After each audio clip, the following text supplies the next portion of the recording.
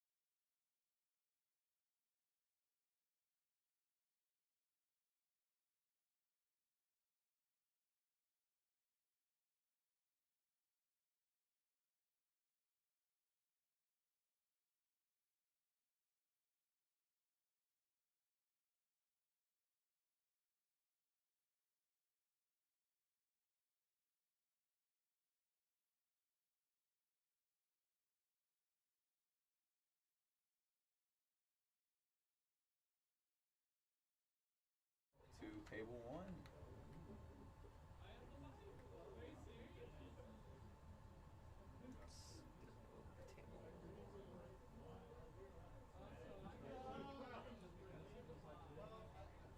Try and get to table one.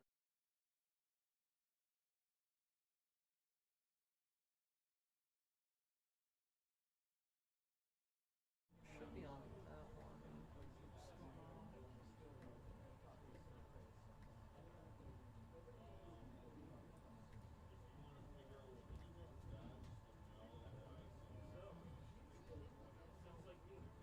Oh. What the heck? Oh no. Looks like we have lost our. I know what happened. I know what happened. It's okay. You know, Arachne slip through the cracks isn't the only thing slipping our feet.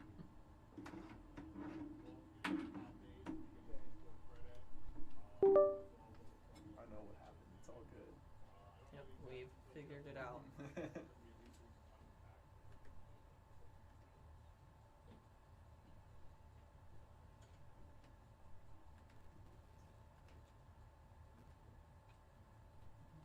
We are professional streamers here, by the way.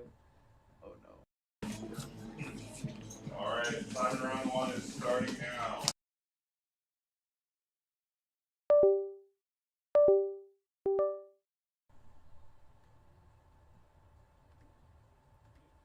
Professional streamers.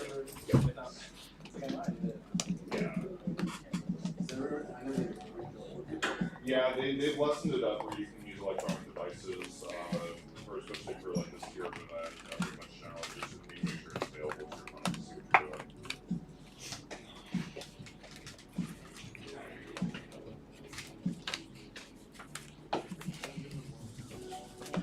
Yo, what's up, yo? What up? Tell Discord to be nice for me when I misplay on stream.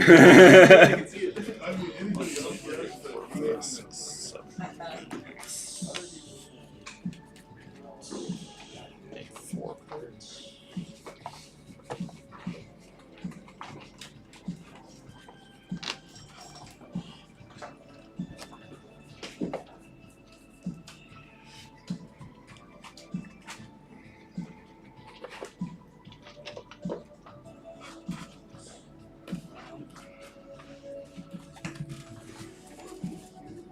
Make sure we got 60.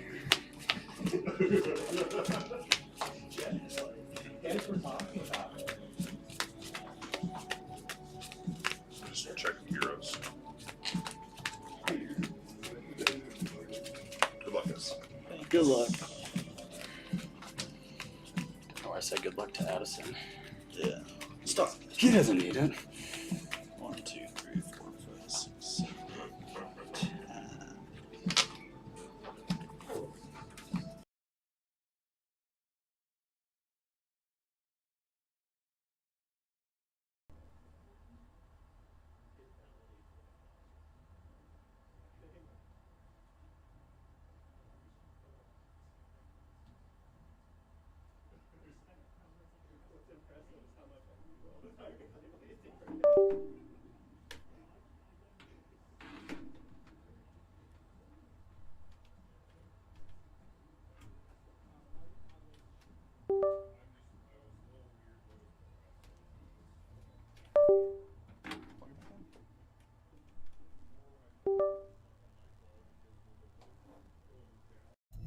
I will go first.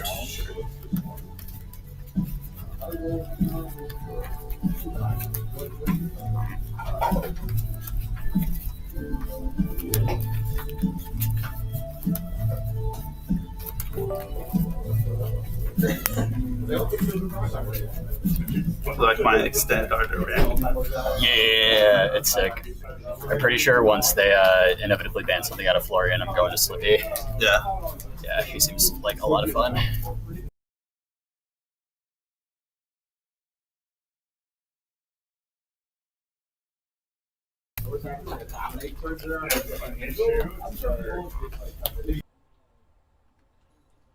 Okay, yeah, So- there we so- go. Sorry for the audio-visual issues here. We figured it out. Okay. Looks like we've got Mr. Andrew on Florian over here versus. Well, I don't recognize the arms on this Arachne slip through the cracks player, Yeah.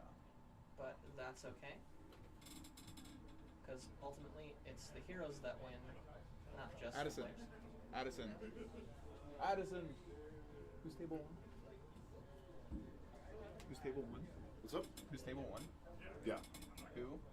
Oh, who is it? Yeah. I know it's Bennett.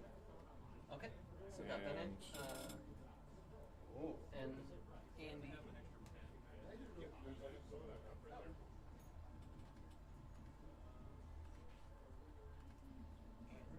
Bennett and Andrew. Okay. Or we call him Andy because he likes to be called Andy. Okay. And there they are. Bennett and Andrew.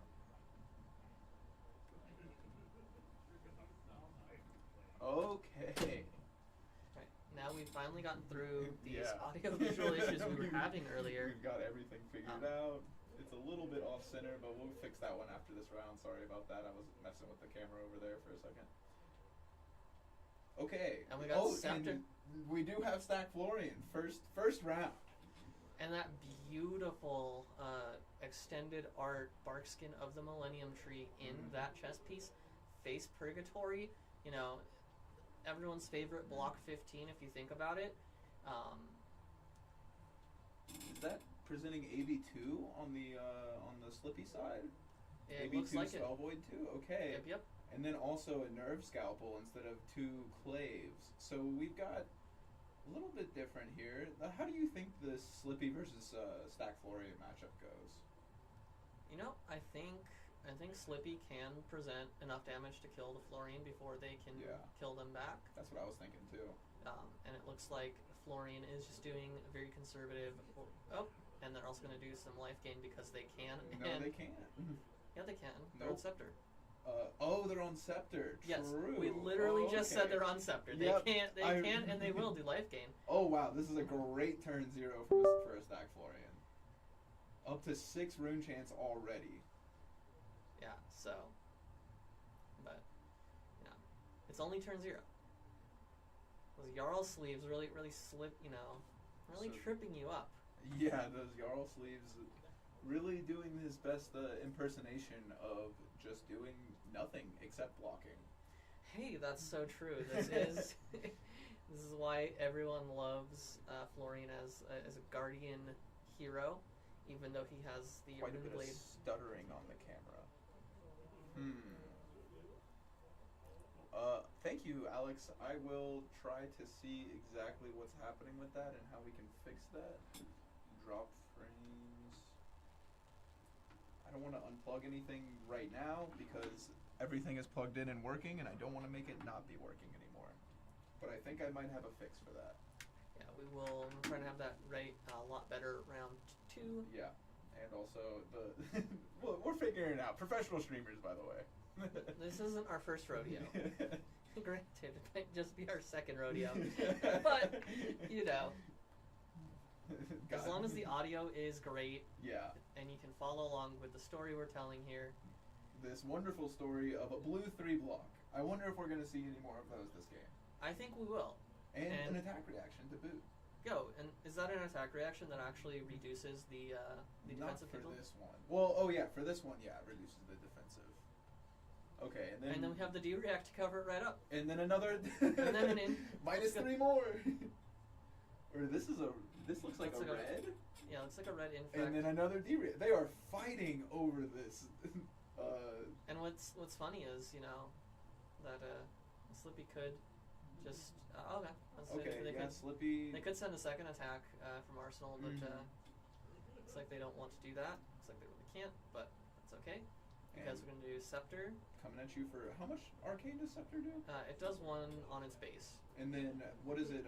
What's and then its it creates a effect? rune chant for each arcane damage dealt through its effect. So Okay. if you have Tree. if you have Tree out, then it sends 4, and then you get 4 rune chants on that. Seems And good. then if Florian's online, you get is Florian +1, or is it a doubling? I can't remember. I believe it's +1. It is +1 because but usually Usually at- it doubles. the Splatoon mat does go hard. Thanks for tuning in, Alexis. Goodness. Okay, we're gonna start off. We're gonna savor some bloodshed here, Yep. baby. Oh, and the Nerve Scalpel coming in hot.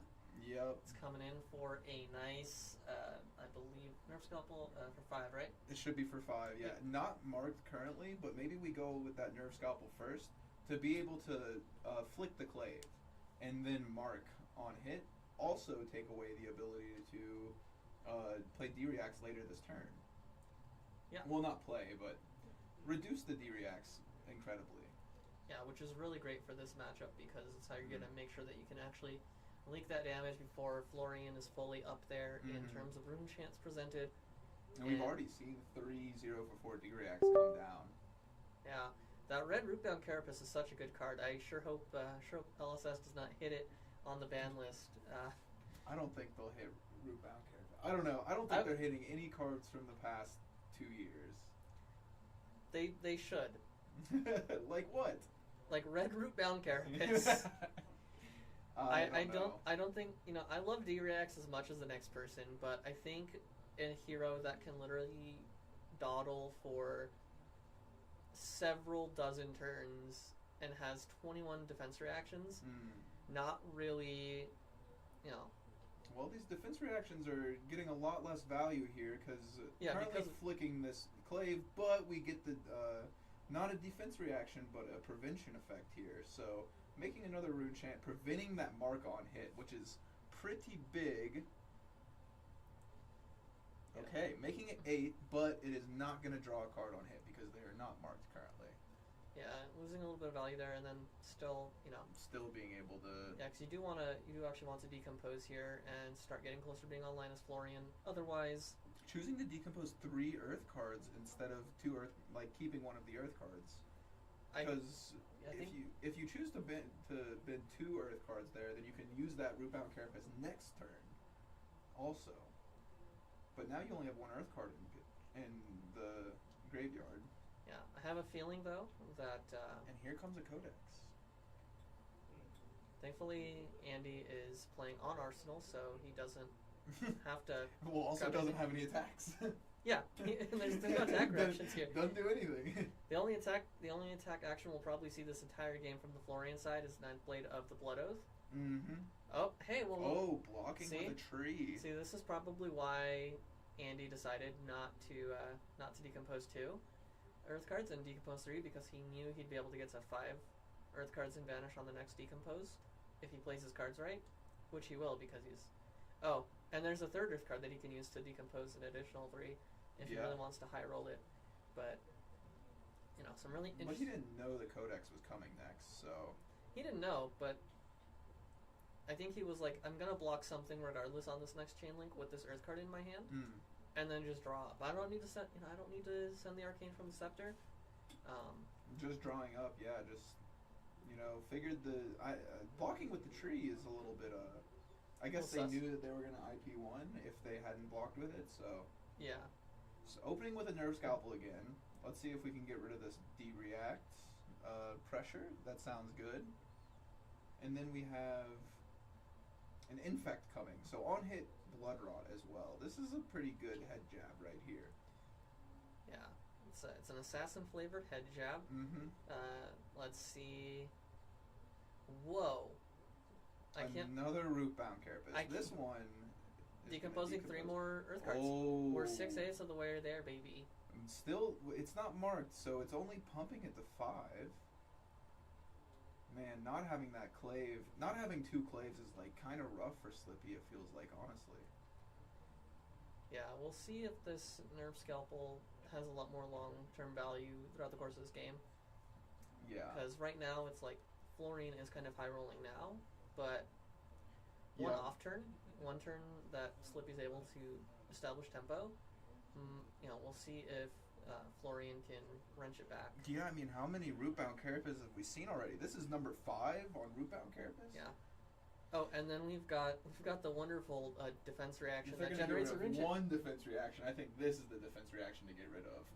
Yeah, it's very funny. We can get rid of defense reactions from both the Earth Talent and the Rune Blade class. That defense reaction's a bit good.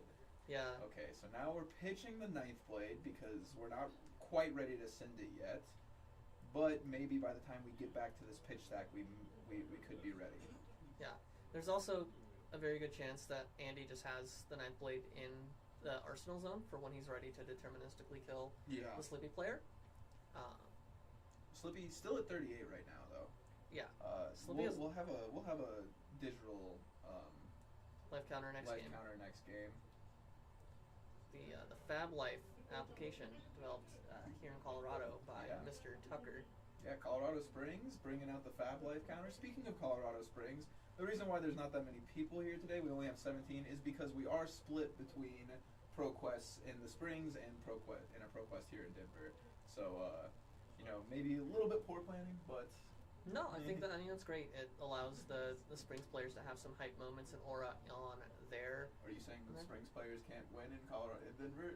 I think they can I think they absolutely crush it here in Denver. I just want, I just think it's great for the stores out there to get some extra business and get some great games played out there, and make sure we're spreading the Fab love all over Colorado. Yeah. Instead of keeping it all in one place this Saturday. Okay, I thought you were talking. No, mad I would shit on never. the I would Springs never real quick. talk smack about our friends down south. Yeah, no, there are definitely some really great players down in the Springs. Yeah, What is Cody, up, let's Cody? flip and go. What's up, Cody? We've got a little bit of Stack Florian meets Slippy coming at you. It's exactly going how you would imagine it to be going. I think the Florian has played, what, 6 D-reacts so far? So They're not even close to halfway through their defense reaction toolkit, so we've got a lot more blocking in store. A lot more blocking in Storian for this Florian. Mm-hmm. And hey there, Maeve, glad to see you in the chat. I don't know if you didn't want us to use your first name, but also I could tell based on your screen name formatting that it is you. I hope you're having a great Saturday and you're enjoying this wonderful assassin gameplay. Ooh, and we got the Clave back off some retrieval. Let's go. Yep. We're so back. Slippy never left, baby. And that puts, that hits, so marked, we have a marked Florian now. Okay, here's the tree. Big turn here. Ooh. We do have the AB, so they're going to make 2 rune chants off of this, unless... It's Nora over here. How you doing, Cody? We've got Nora and Luke here, but we've got a scepter coming at him. So this scepter's for 4.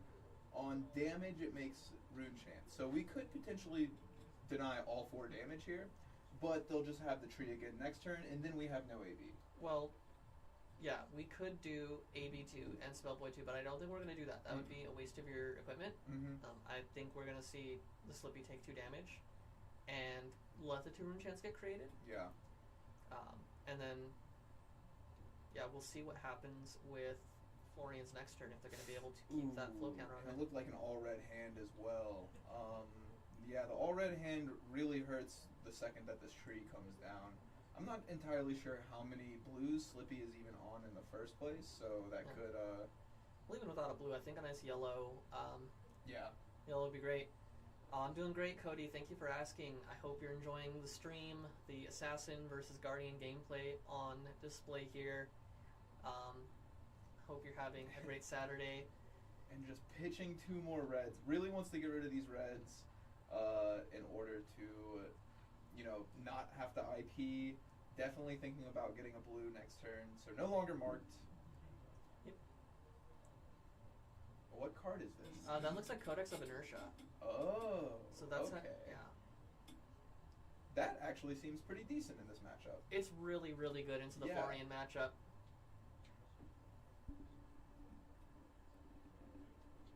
Yeah, so Interesting. So what does Codex of Inertia do? I don't know it this takes it'll take a card from the top of the deck, put it into Arsenal face down, and then create an Inertia token on the opponent's side and a Ponder token on your side. Oh, okay. That seems pretty decent because it doesn't allow this Florian to stack up having 2 trees or having that ninth blade in the arsenal for the whole game. Yeah, unless you just put it in there for them and they're like, thank you for putting that in there for me. Yeah. And then let's go. We see a Sigil of Solace played out there. Oh, and a Sink Below right away. This is the first Sink Below we've seen. So. Ooh, we're getting to the exciting 0-for-4s.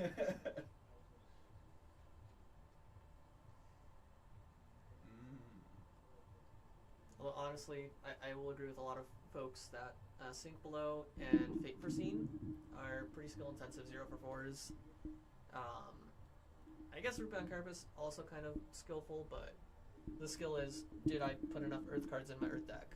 Which isn't as exciting as making the decision of, will I sink this card from hand? Is it worth it? Or is this card on top of my deck really worth keeping there? Or do I set that up for some late game, second cycle shenanigans? And we have the second ninth blade of the Blood Oath coming down into the pitch zone. So that means 2 of them are at the bottom of the deck right now.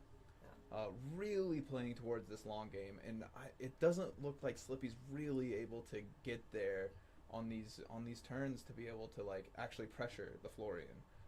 Not entirely sure what the life totals are. I'm pretty sure Florian should be somewhere around the mid-20s, if I've been counting correctly. But definitely, yeah, it looks like 26 is what he just wrote down. Yeah, and at least the tree is dead, so Mm-hmm. you know, Slippy probably not going to be losing too much more life off of that, but looks like they've gone a few turn cycles of taking some damage from the trees. We do know there's one more tree left in deck. Yeah. Oh, and here is a big card. We have a Bonds of Agony coming down. It is really nice for the assassins that they're able to set up like a big Bonds turn like this against a deck like this that's not disrupting you. It's not really doing that much damage. It's just kind of sitting there doing its thing. So you are allowed to like maybe set up a Justin Nick Bonds with a lot of other things going on. So yeah. You've got at least one onboard attack reaction all times with that flick knives, mm-hmm. and then you've got potentially, actually it's only onboard one. Yeah, and then we only have one on board attack react here. That's okay, because that thing in Arsenal, everything in hand could be attack reacts, could not be. Mm-hmm. So. And we have the classic play Bonds, opponent tanks for what 2 minutes. We've got cards down, head in hands, looking at this Bonds, trying to figure out, should I just not block this? Should I block 12? What do I need to do here? You could face per here, but I don't think it's wise. But you could do it. The fact that there's only one onboard attack reaction does make face perg pretty good. It also blocks you'll be blocking for 8 total with the face perg, so. Yeah, so you can get close to, a really. And maybe you can snipe, if there's only one attack react in hand and one in arsenal, maybe you snipe that attack react and just. And get it out for the rest of the game too. Yeah, just stop them from being able to do that. Yeah. Does seem like a pretty reasonable face perg turn, but we're not going to go for that. We're going to go for blocking 5? Yeah. Maybe more. I mean, there's always defense reactions. Yeah. I think, there's probably a couple defense reactions in this hand. Who would have guessed? Yeah. Very, very hard to tell here that Earth players will have defense reactions in their decks if they're playing the Florian build.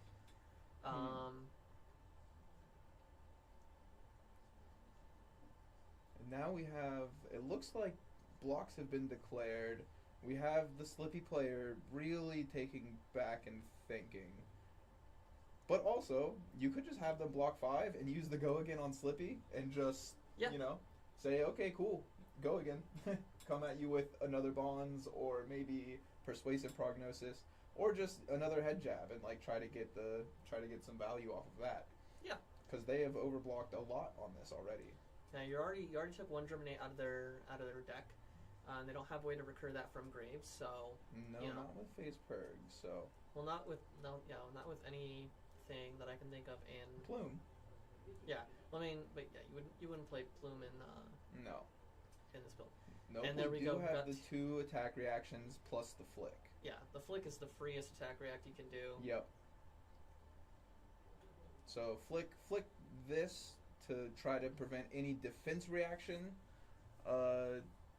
Damage prevention that they can do, but there still is the boots, so that's some straight up damage prevention. Yeah, they could cash in the boots here. Mm-hmm.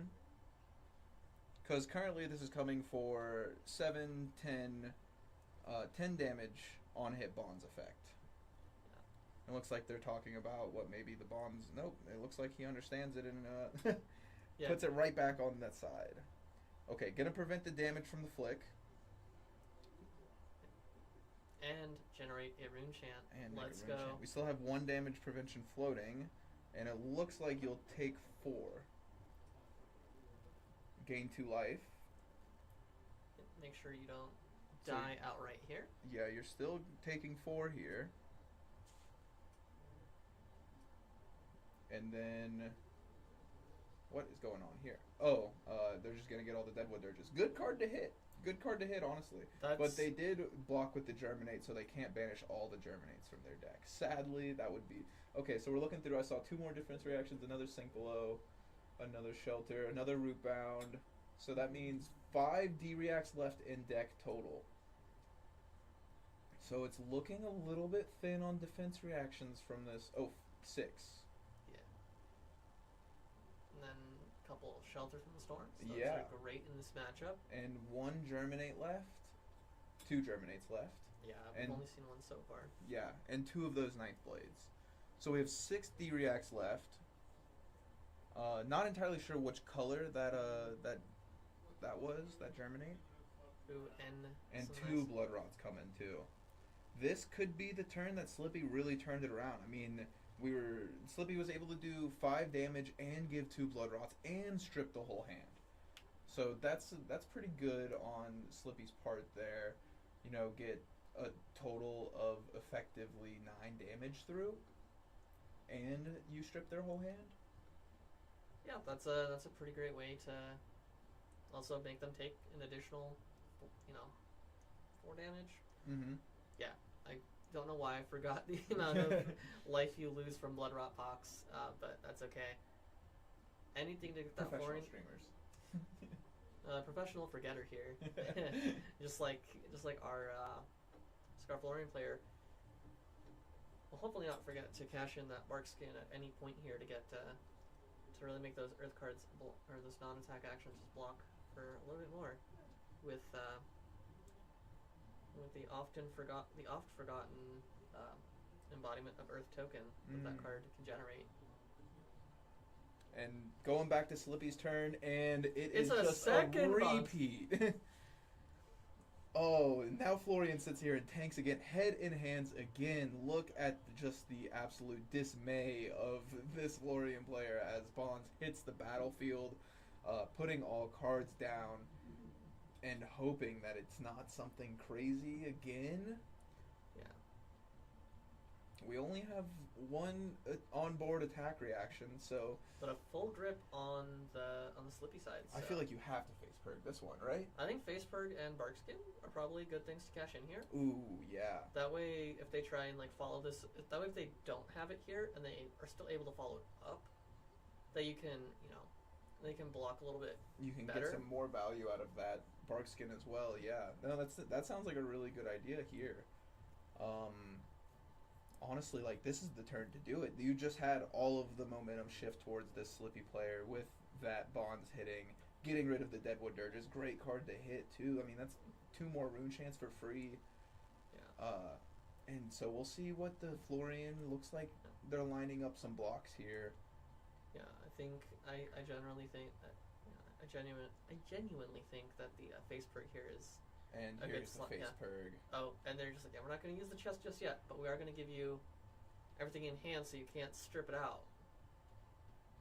Just well played. Yep, but from the Slippy side, the go again is just so good because it's okay, cool. You block 2, 4, 6, 8, block way too 10. much for 1 you damage. block 10 on 1 damage. What are you doing? I'm just gonna hit you for 3 now. Yeah. This is brilliant. And that's exactly what I yep. did. It's here you go. Yep. Nice card draw, Goober. We're going to go ahead and equip with our Orb Weaver Spinneret. Mm-hmm. And then, let's see, do we have the ability to... Yep, we have the card can yep. to try and mark 2. Let's go. Yeah, so now coming in for 4, mark on hit, just going to take it. Yeah. You are marked. And And- then another 1. And then probably just gonna arsenal his last card. If not,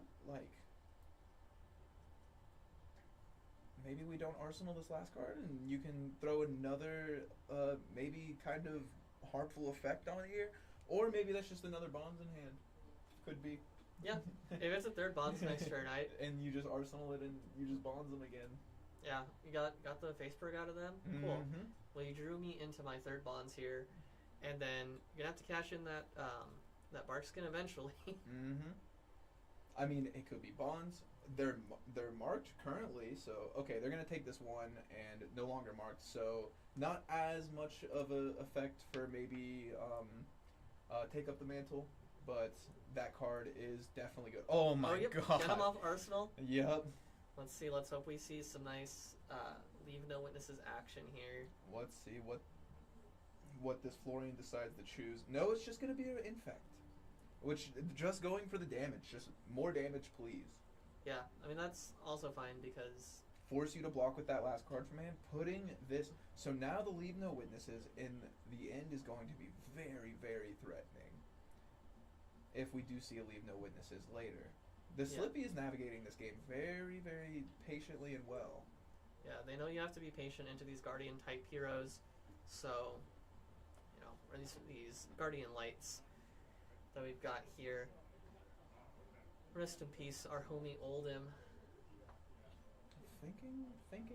What is Slippy thinking about here? I mean, of course you're gonna send this. Oh, we're waiting for Florian to discard a card. Yep.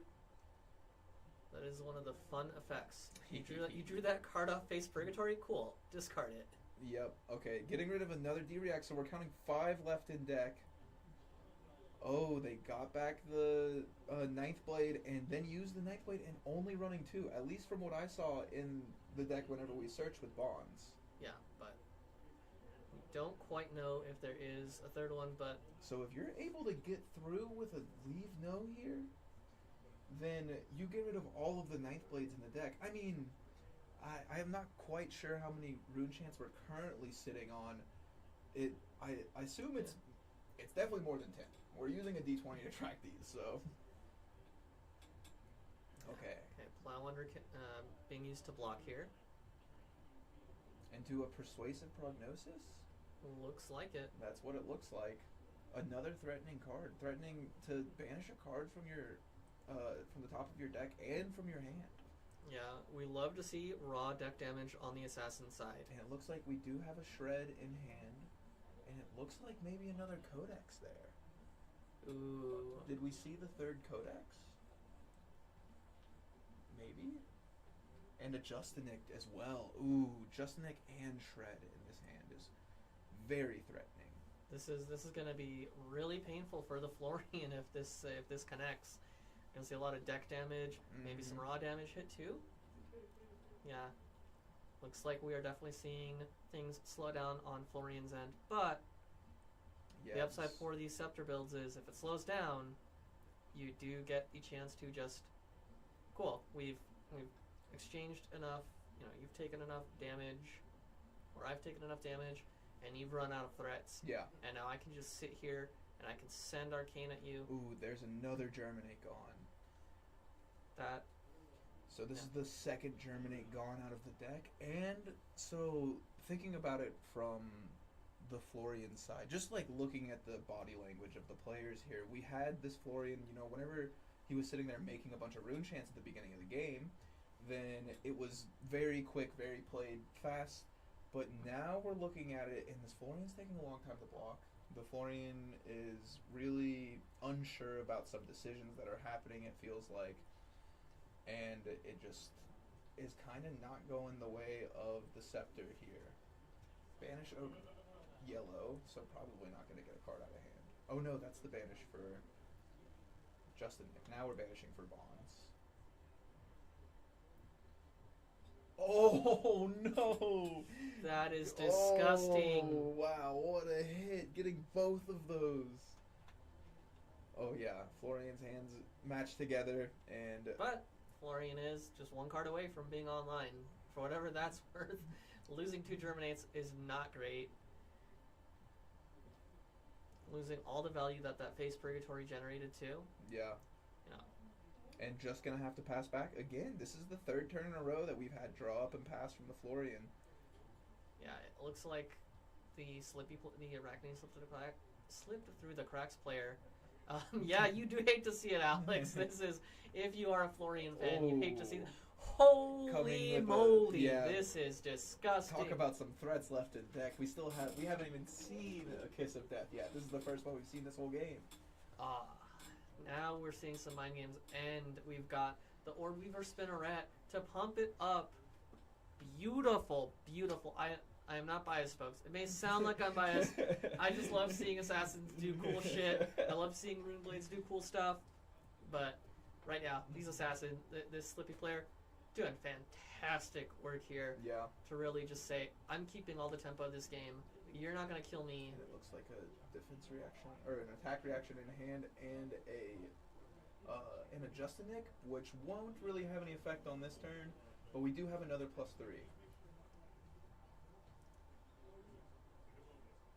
Oh, is it not an attack reaction right there? Maybe not. No, it is not. So, looks like we're gonna pitch the Justinic to the bottom of the deck so that late game. Yeah, Oh. and we flick him with the Kiss of Death to take Yep, 2 damage. Take 2 damage. And then taking 1 off of that and becoming marked again. So now we have another threat of just the Slippy deck just doesn't stop running out of threats. We have They're going to be able to take up the mantle and 2 do some take crazy up the stuff. mantle lefts, yeah. We're going to see some funny stuff, but I do think the Florian is doing their best to just be like, One, we have to make sure that we, we try and take a card out of your hand. make a ring chant. Yeah, and a CNC in hand, so we might Yeah, pitching pitch the the CNC. CNC. But Pitch the CNC is fine because, IP1 from the Florian. I don't know, I like the CNC a lot here because if they're not able to block it out, then you get that last 9th blade. And if you're able to just keep stripping cards from their hand like you've been doing, take cards, then they'll never have the chance to actually pitch. Because the good thing about 9th blade is you don't need to pitch for it. It's just like, it's kind of free. yeah, but I don't think, at least I didn't see, I don't know if you saw what the Slippy player Arsenal, so maybe they have the CNC in Arsenal or leave no witnesses. And so they're just going to go, hey, give me cards from your hand. Yeah, because we've got 3 go again, and let's Yep, see. It's there a we go. leave, It's yep. a leave no witnesses in hand without go again, Beautiful. but that's fine. Oh, and they had the D-React. They had the sink below to beat it out. Okay. That so- is definitely so we did get very, very good for this Florian. We do get to see another Scepter turn. Keeping that Germinate, let's Yep, go. That last Germinate that's left in deck, and is that another CNC in hand and another leave no? So it looks like we might just pitch that CNC again. Yeah. Well, I don't know. I think it'd be fun to maybe I'm a greedy player, but I like to let's see. Well, you don't have a blue in hand. Maybe I True. agree if there's a blue, but if this is an all red hand, then like Then the pitching 2-cost CNC is fine. Yeah. Because you can always just leave no witness free. No, we're gonna pitch the Saber Bloodshed. Saber Bloodshed, yeah. The deck is looking a little thin for this Florian here. Yo. We're just gonna pitch 2 for the CNC. Yeah, Force you to block it. that's very fair. And I imagine, thankfully the Florian does have the 2 cards to get. Florian's definitely got 2-3 blocks. Yeah. So Well, they could have now- been, they could have had, some instance or some defense reactions here. Like, look, they had that. And there's a that- D-React, yeah. So, I was hoping they'd be all defense reactioned up in the hand, because then you get to get rid of that 9th blade, and then And just constantly taking cards out of the hand. Slippy playing with these 3-card hands. What is sitting in the arsenal for so long? This is the 3rd turn in a row that we've had something sitting in the arsenal. I imagine it's gonna be something really disgusting, and I can't wait to see it happen. But also, Pieces. if it never happens, Just playing a head jab, basically. I guess damage can't be forbidden. It is alright, but I think we've already seen all of the prevention effects. We still have Boiled the the feet. boots. Yeah. Flicking the Chelicera makes me think that there's another Chelicera following here. yeah, we might see another Orb Weaver. We're getting so deep in the woods here. We've got the Slippy player over here, just having to reset their life pad. Oh yeah, can you see the life pad there? It looks like 7 or 9. 7 on the Florian side, somewhere around there, maybe 9. Yeah, I can't really make it out. My eyesight's pretty bad. To 15, it looks like, somewhere around there. But Florian Maybe is even 35. finally online. Actually, it might be 35. Yeah, I don't think that much damage is leaking through here, but Okay, blocking 4 on 3. Yep, and picking up another Chelicera. 16 minutes left in the round. that should be plenty of time for the Slippy player to just take it. Or for the Florian player to reach what they need to reach. Yeah.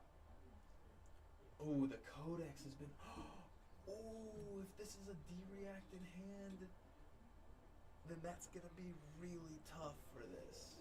So we've got the Codex coming. If only they weren't arsenaled up, then it would be very easy. But of course, the reason why they're picking the Codex is because they're arsenaled up with that last Ninth Blade of the Blood Oath. And forcing a card out of hand too. So not really great for the Florian player if they've got a D-React and nothing else to block with. But they can also... They've not blocked with their chest once this entire game. I'm almost wondering if they want to do that and then cash in their feet. No, they're giving up the Ninth Blade, okay. Just giving it up. Say it's Although, fine. I think they still have some number of Felling of the Crowns in decks, so we'll probably... Yeah, but you have to pitch to that card is the problem. If you only have one card left... Oh no, there is another Ninth Blade, okay. Okay, so now we just have to hope that... Now you just have to get back to your pitch stack? Seems a little unreasonable if you're at what? 11 life, also keeping 15 it out minutes of left? keeping it out of Arsenal is dangerous because we haven't seen all three bonds, have we?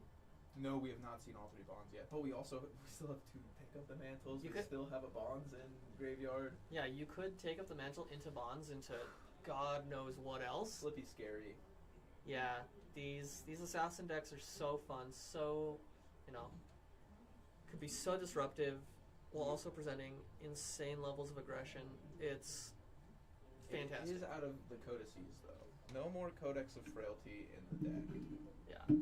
And then maybe save your last Codex of Inertia if you're carefully monitoring your opponent's pitching habits.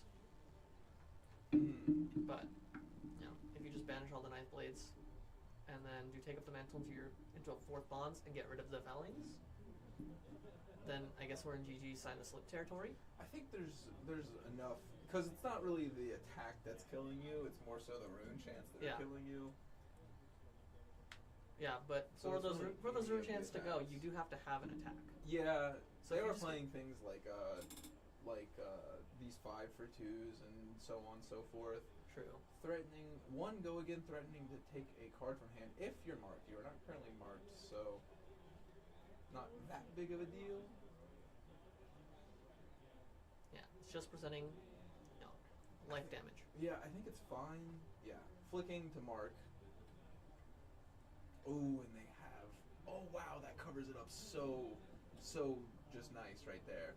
Blocks the one from the flicks, make a rune chant, and then blocks the one from that as well. Could you imagine if Wizards got a block in the same set that was as good as this block? Oh. They did get a block in the set, but it's... I thought it was as good. Is it not as good? I do not think it is as good, but... You don't like making ponder tokens? I think Ponder Tokens is fine, but like... Making a rune chant? I think a rune chant token is a lot more... I don't know. painful. I don't know. I think a ponder token's pretty good. That's like 4 value right there. Rune chant's just 1.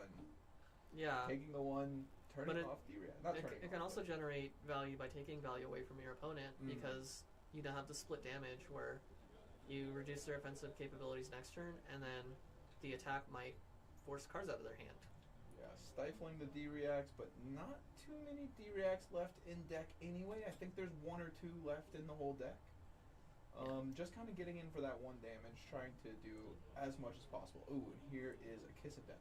Sadly, it's the last thing on the chain link. Oh, you've already used Flick Knives this turn, so it doesn't really matter. Yeah. Kind of missing out on some value here.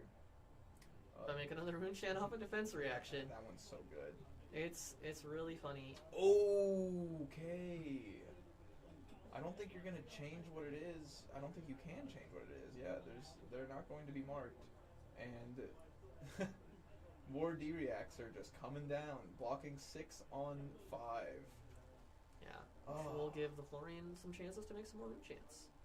Missing out on a lot of value there. Okay, gaining a life and making 3 more rune chants. 4 more rune chants. That is fantastic for Florian. Yep. We are now above 20 rune chance, and we have a Slippy at 35 life. So still not quite there on the OTK. Let's see if I think that says 4 left on the Florian side. That's about what it looks like. Yeah, but still got the bloodied has oval. A whole Got the mini fridge. yeah, Got the mini fridge on the field here. It's pretty big, honestly. Yeah, I mean, well, they got rid. Oh, and then another D-react. Make another rune chant. Another one. DJ Khaled, please don't sue us for that one. And then just gonna move to Arsenal. Arsenal adjust the Nick. I don't know how much I would like the Arsenal out over the T-Toxin. At least T-Toxin you can play on anything, right? Yeah. Just the Nick, you kind of gotta get a little lucky.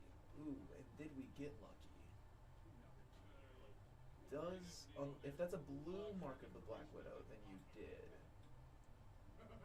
Let's see what goes on the Florian side. Interesting.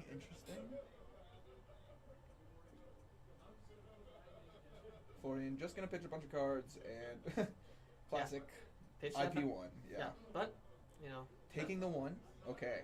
So Slippy says this is the turn. I'm going to try to kill you right here.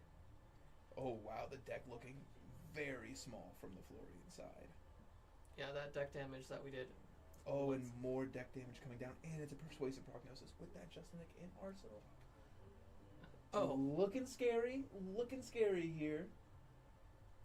Let's see if Slippy can eat through everything that's left on this Florian side. Yeah, Florian looking a little nervous here, taking a look at the graveyard of the Slippy player, thinking, what could this possibly be? They have, counting the Justinics, counting the take up the mantles probably. Because if you come here and you flick the clave and you threaten that, yeah, counting the deck, looks like about 6-7 cards left in deck. Not good.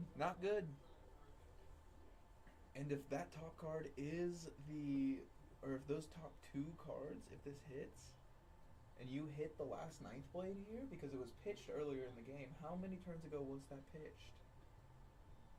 I don't remember myself. I don't know how to pitch stack. I'm trying to learn how to pitch stack.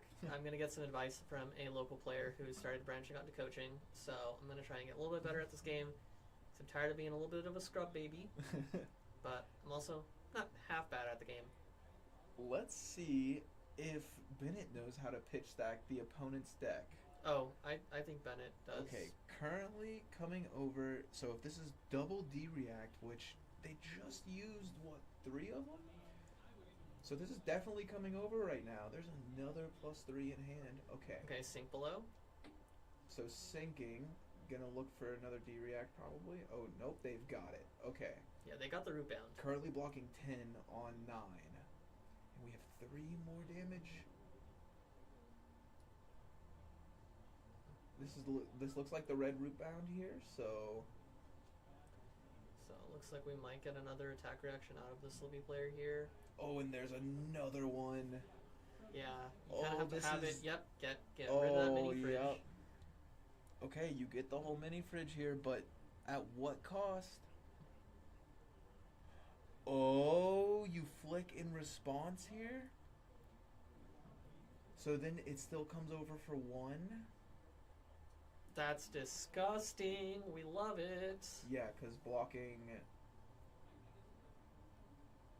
So this will be for 12, and we're currently blocking 10 with 2 prevention. So if you flick, you get rid of one of them, and it'll come over for 1, and they have to have that last one. 1 prevented. Currently blocking 11 on 12. Do you have 1 more D-react for you? No, they do not. They take let's 1. see what. Justinic banishes a card. A Ooh, it's another D-react. D-react, and now Persuasive Prognosis banishes a card. It is a blue, so we look at the hand and we can take a blue. At least I believe that was a blue. Yeah, it looks like.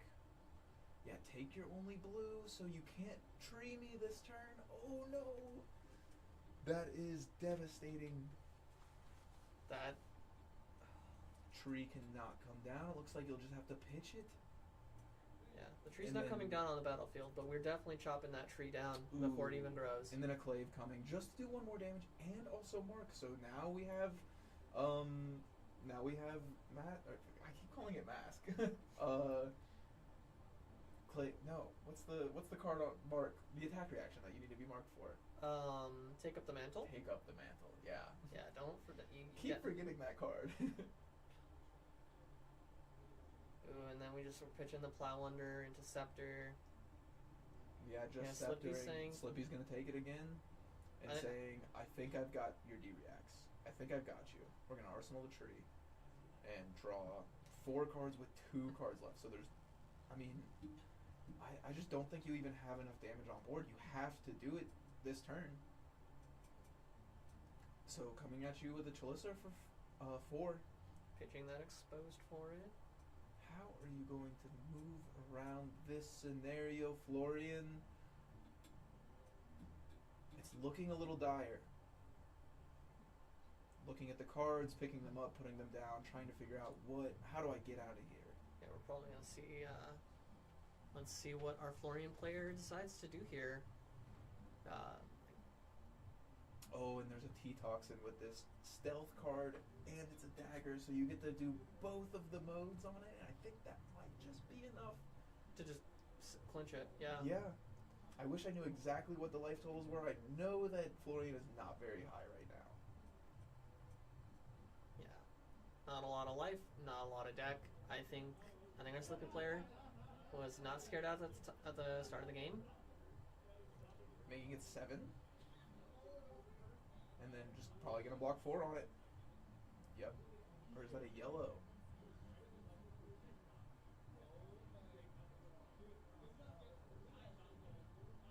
We should not have too much time left in the round, but Yeah.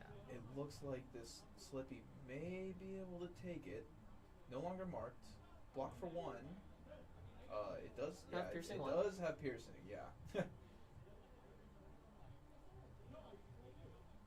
I always hate, it's just like, oh, I'll throw like my 1 block boots in front of it or something. It's Yeah. like piercing. It's Look, like, oh. As a You're Valiant right. Dynamo enjoyer, I'm Yeah. Valiant Dynamo's #1 fan, and I'm like, piercing 1, great mechanic, really not friendly to Oh, me I hate at our piercing. armory, but you know, that's just how the game goes. Definitely hate some piercing on my side of things. Not gonna lie to you. Yeah. Although as an assassin player, you gotta love it. Yeah, gotta give up a card from hand here. Just massive flick to do the 1 damage. Oh.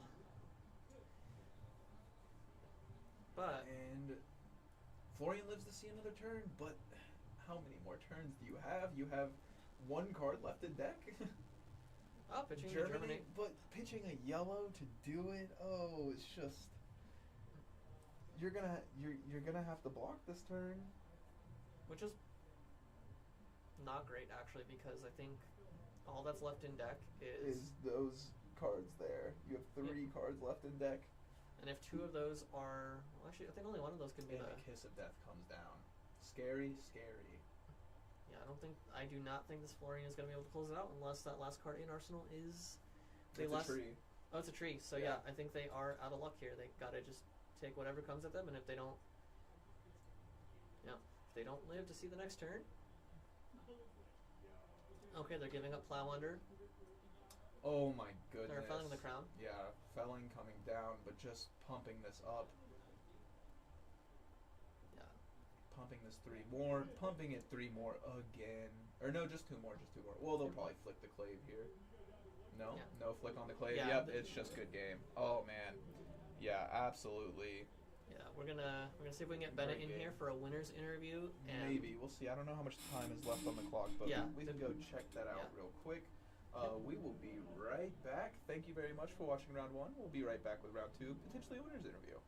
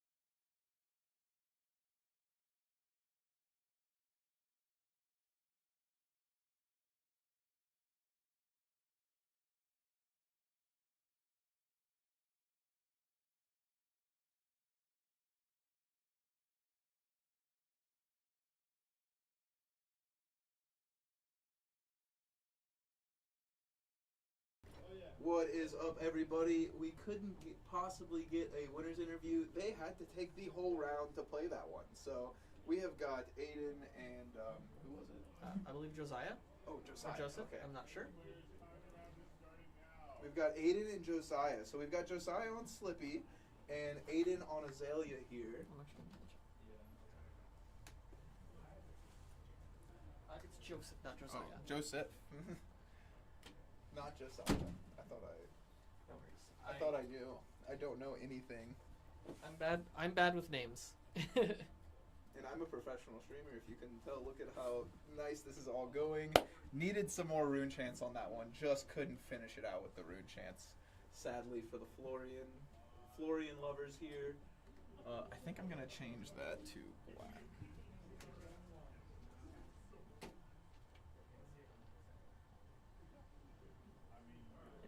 We're just gonna try some potential visual troubleshooting here,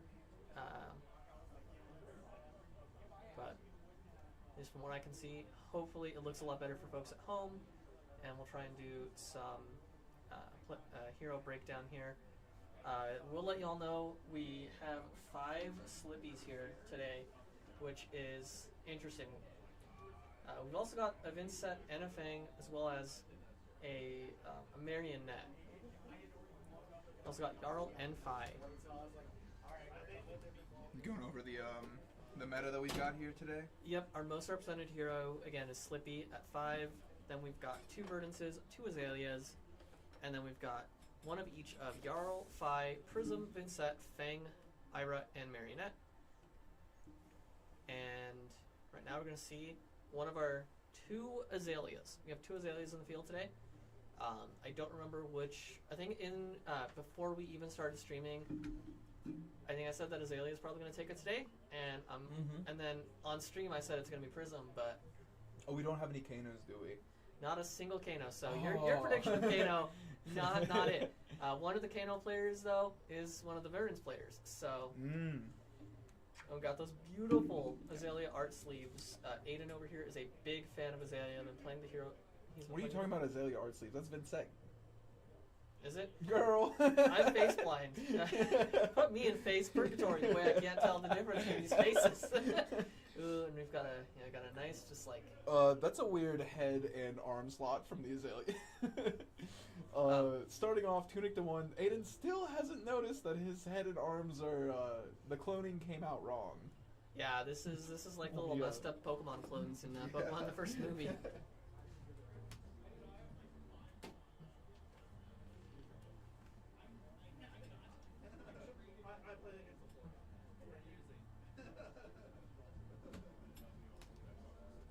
Is that better? Oh no, it's still. Oh, okay.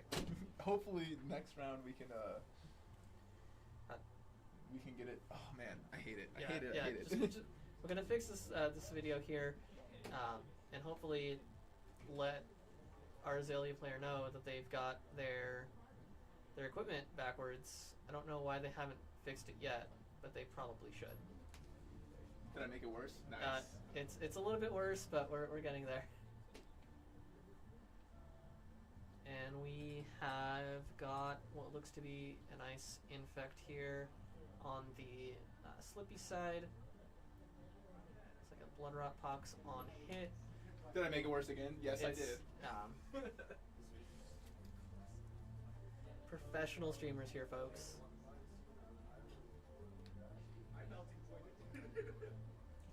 And, okay, looks like our Aelia player has caught that their armor is backwards. And then, I overheard somebody say they have a resolved melting point against an Ira on one of the lower tables. While we wait for...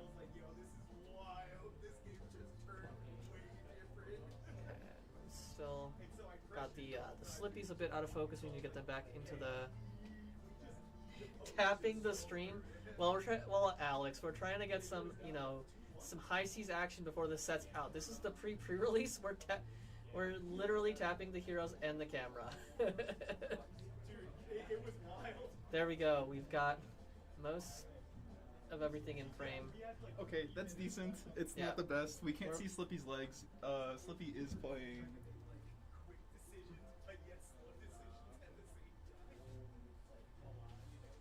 it looks like the Aelia player just took that infect, got 2 Okay. blood rots due to an attack reaction that we missed because we were distracted by. I've never been distracted before. Slippy's playing Black Tech Whisperers for the for his legs.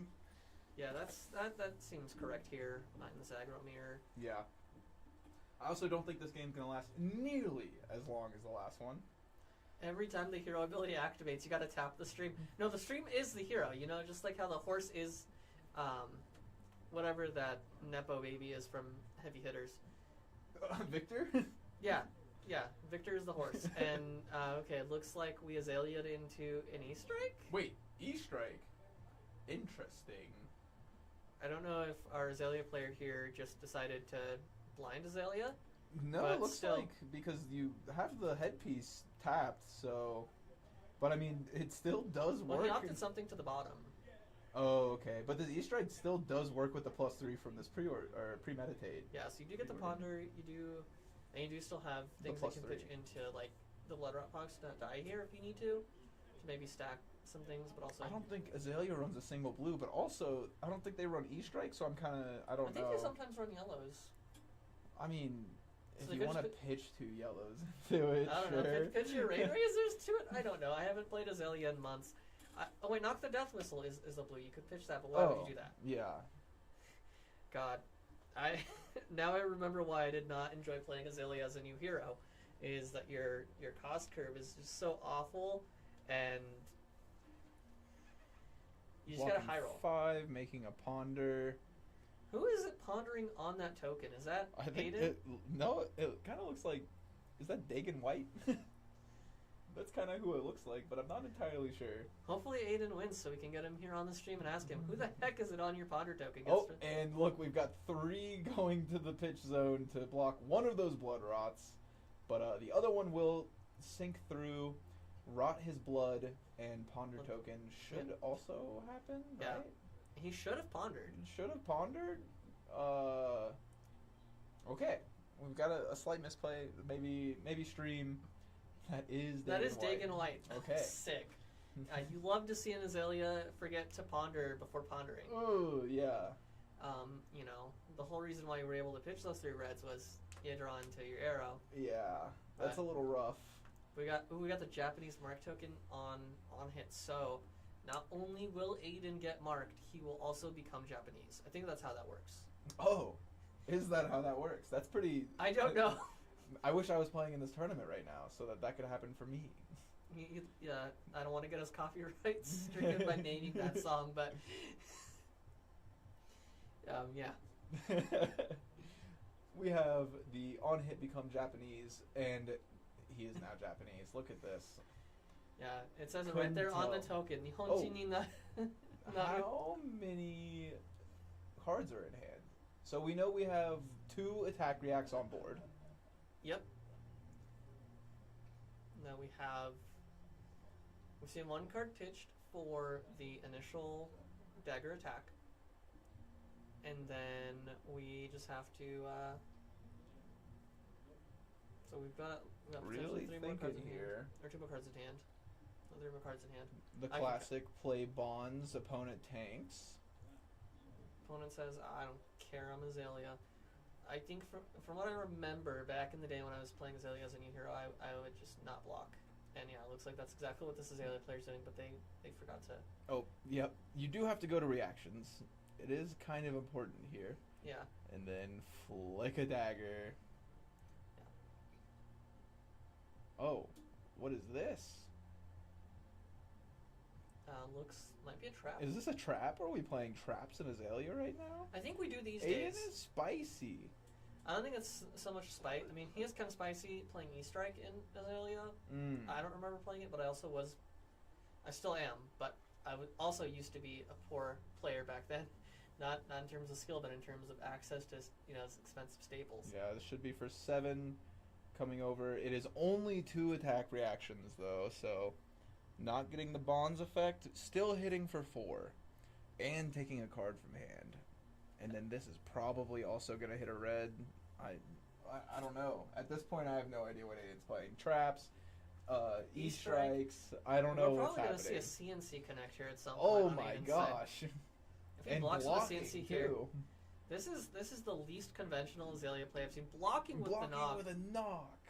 I think that was probably a very big misplay from this Aelia player.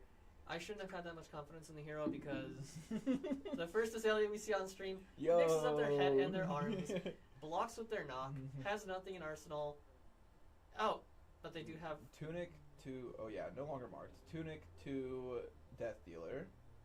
Okay, so I guess they could have done that, but also What is this card? Is that Murkmire Grapnel? Oh no, it's opting to whenever it it's goes. Spire Sniping. Spire Sniping. An Aelia Armory Bang, deck bang. classic, and also I think an Outsiders classic. Oh, Drill Shot. Okay, so Drill Shot for what? 4, 7, 10 dominate. Seems reasonable. Yeah, and I think on hit it's what? Give -1 Give to a minus piece of equipment? 1 to a piece of equipment. Yeah, so you can put that on the Crown of Providence, make it basically useless. Or you Yeah. give it a Tunic for late game. I mean, You could give it to either the tunic or the arm piece for. they're never Lincoln. gonna block with the arm piece. I mean, depending on how dire the streets get, they could block with it, but And once they have to, they have to. But I would Yeah. probably put it on the tunic is a safe one, or the crown. I would put it on the Crown, yeah, But- because they want actively to block with the Crown. They don't want to block with the Tunic or the arms.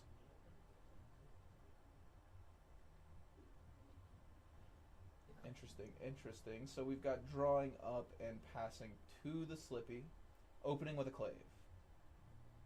We've got one go again, on hit become Japanese. Yeah, looks like we're gonna have a lot of that this round. Yep.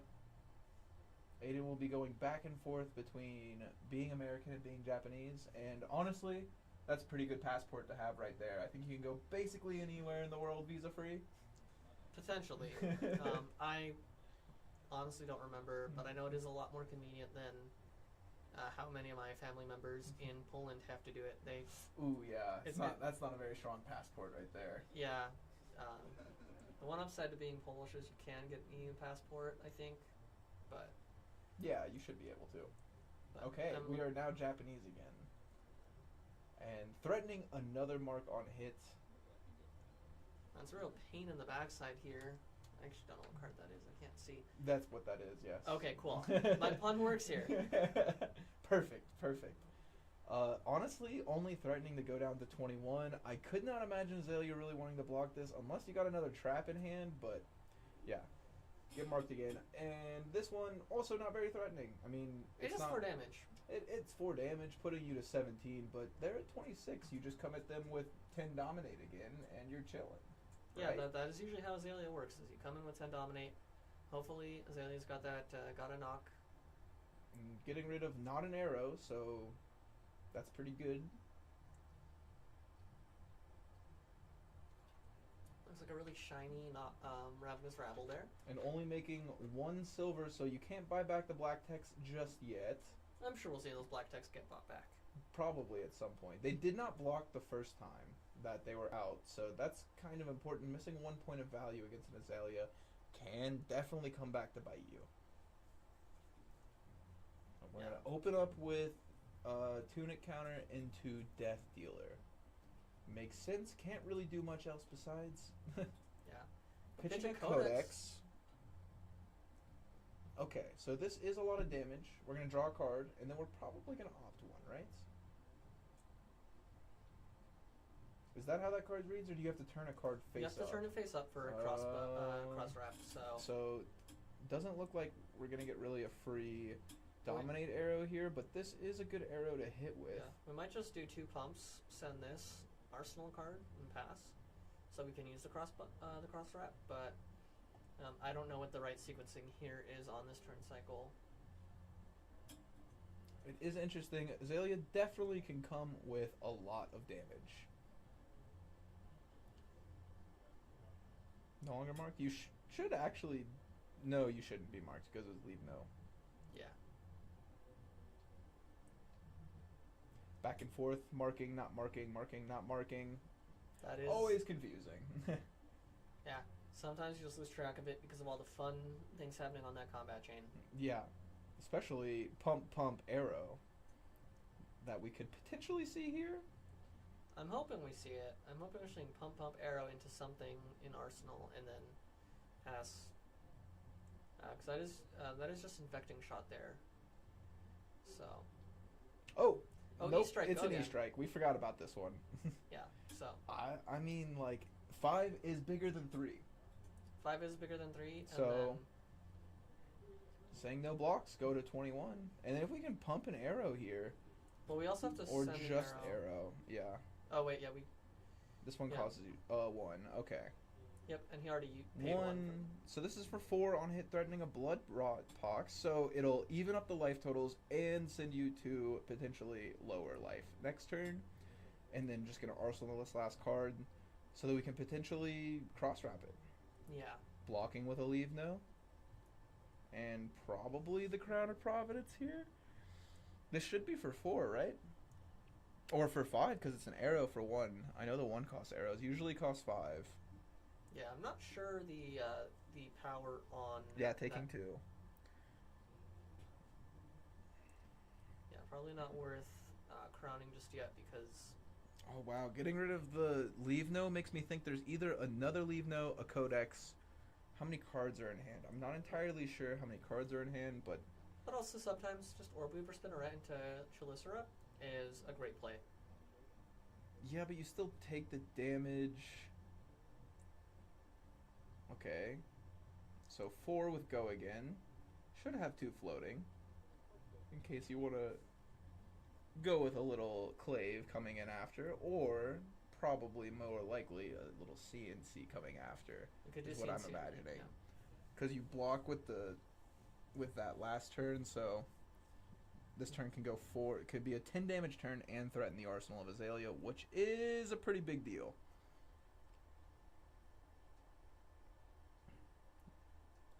So I'm imagining this Aelia takes a peek at his hand and decides to say the words "no blocks," like I have heard many Azaleas in my day say.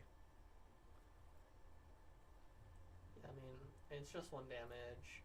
You know that whatever's coming next is probably going to be some arsenal destruction. Mm-hmm.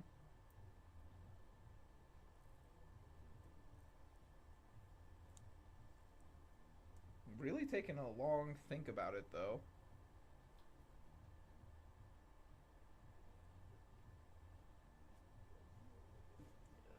Because maybe you do. Maybe there's a dud card in there. Maybe you block with your arms. I wouldn't. Well, the arms don't block for anything, right? Well, maybe they don't. I don't think so. It's been forever since I've read an Aelia card. Again, professional streamers here. Pro streamer. Yeah, I don't think the arms block for anything. Neither do snappies, and then the other 2 just block for 1. Your equipment as ranger sucks.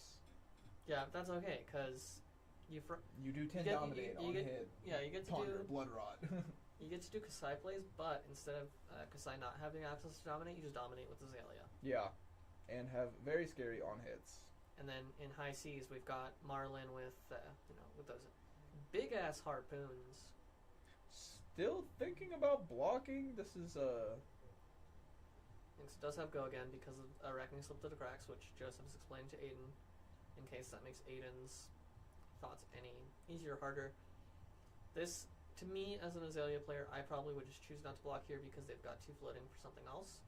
And whatever then something else is probably more disgusting than what yeah. this is.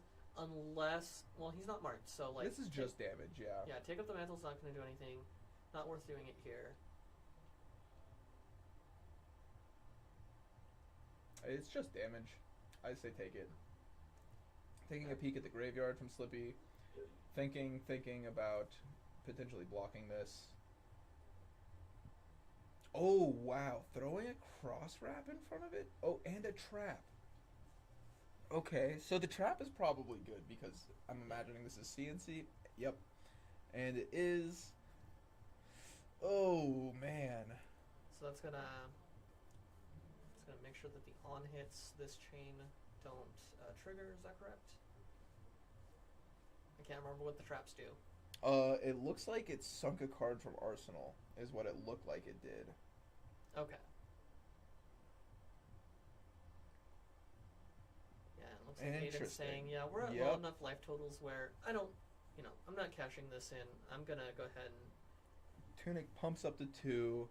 And we are at 11 plays 17. Aelia beginning the turn with what looks like is going to be a Death Dealer. I think Death Dealer might be the play here. Kind of rough that you can't. Missing out on the cross wrap really hinders the Aelia's ability to play the rest of this game.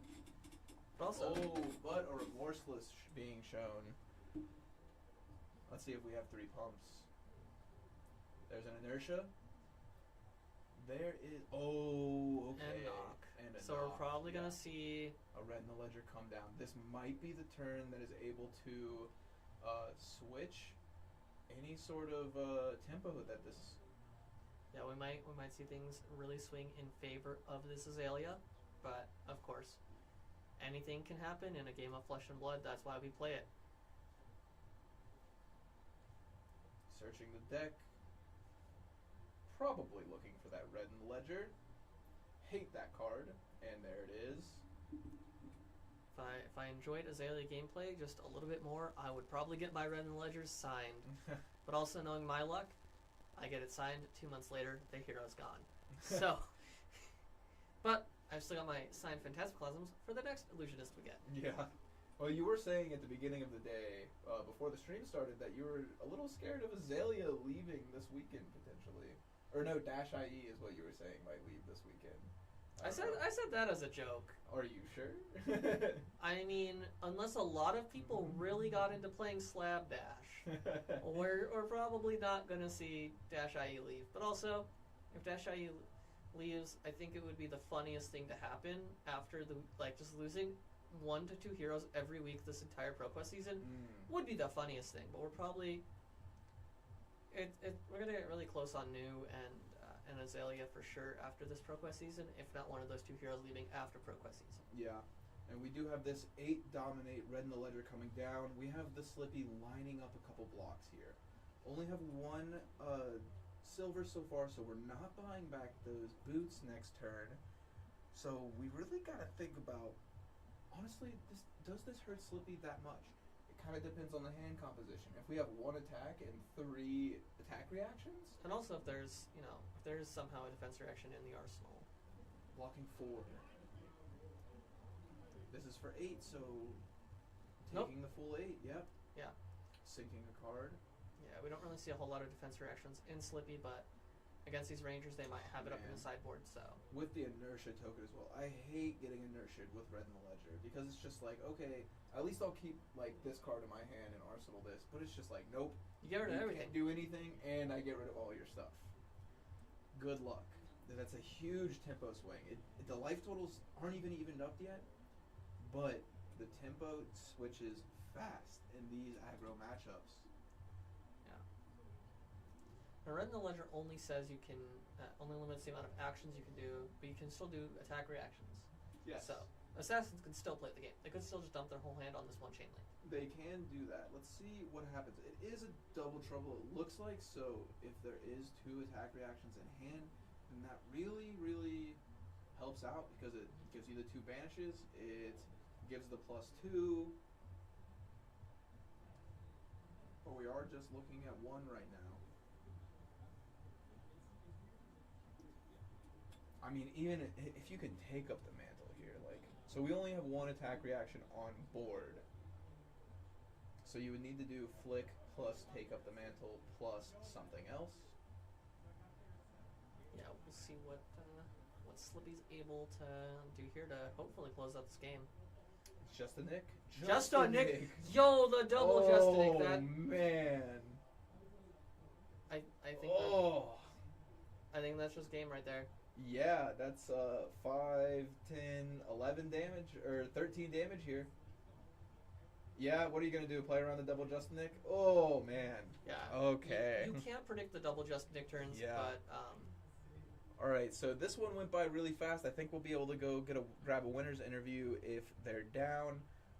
So let's go see into that if they would like to talk about Slippy and the meta today. Yeah, be right back here with potentially Joseph or just Luke and I. Yeah, depends. Riffing about some random crap. Yeah. See y'all soon. Yep.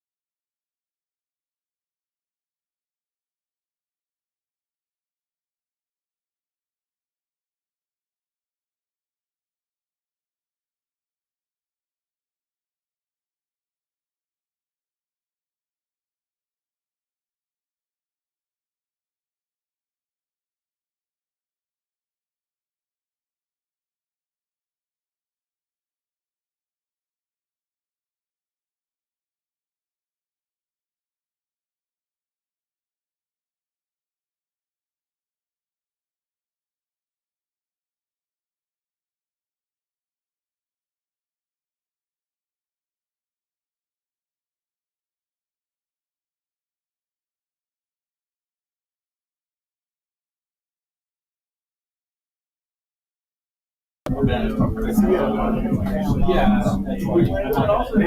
like, I didn't realize that you were actually, you did that. Oh, there we go. Okay, yo, what's up? So, we have got Joseph here in the booth with us Hello. talking about the little Slippy matchup versus Aelia. Ugh, that was a disgusting matchup. Yeah, so what happened there with that sink below at the end of the game? So the Crown of Providence. So Crown. yeah. So I got hit with red in the ledger. Yeah. So I only have one action point.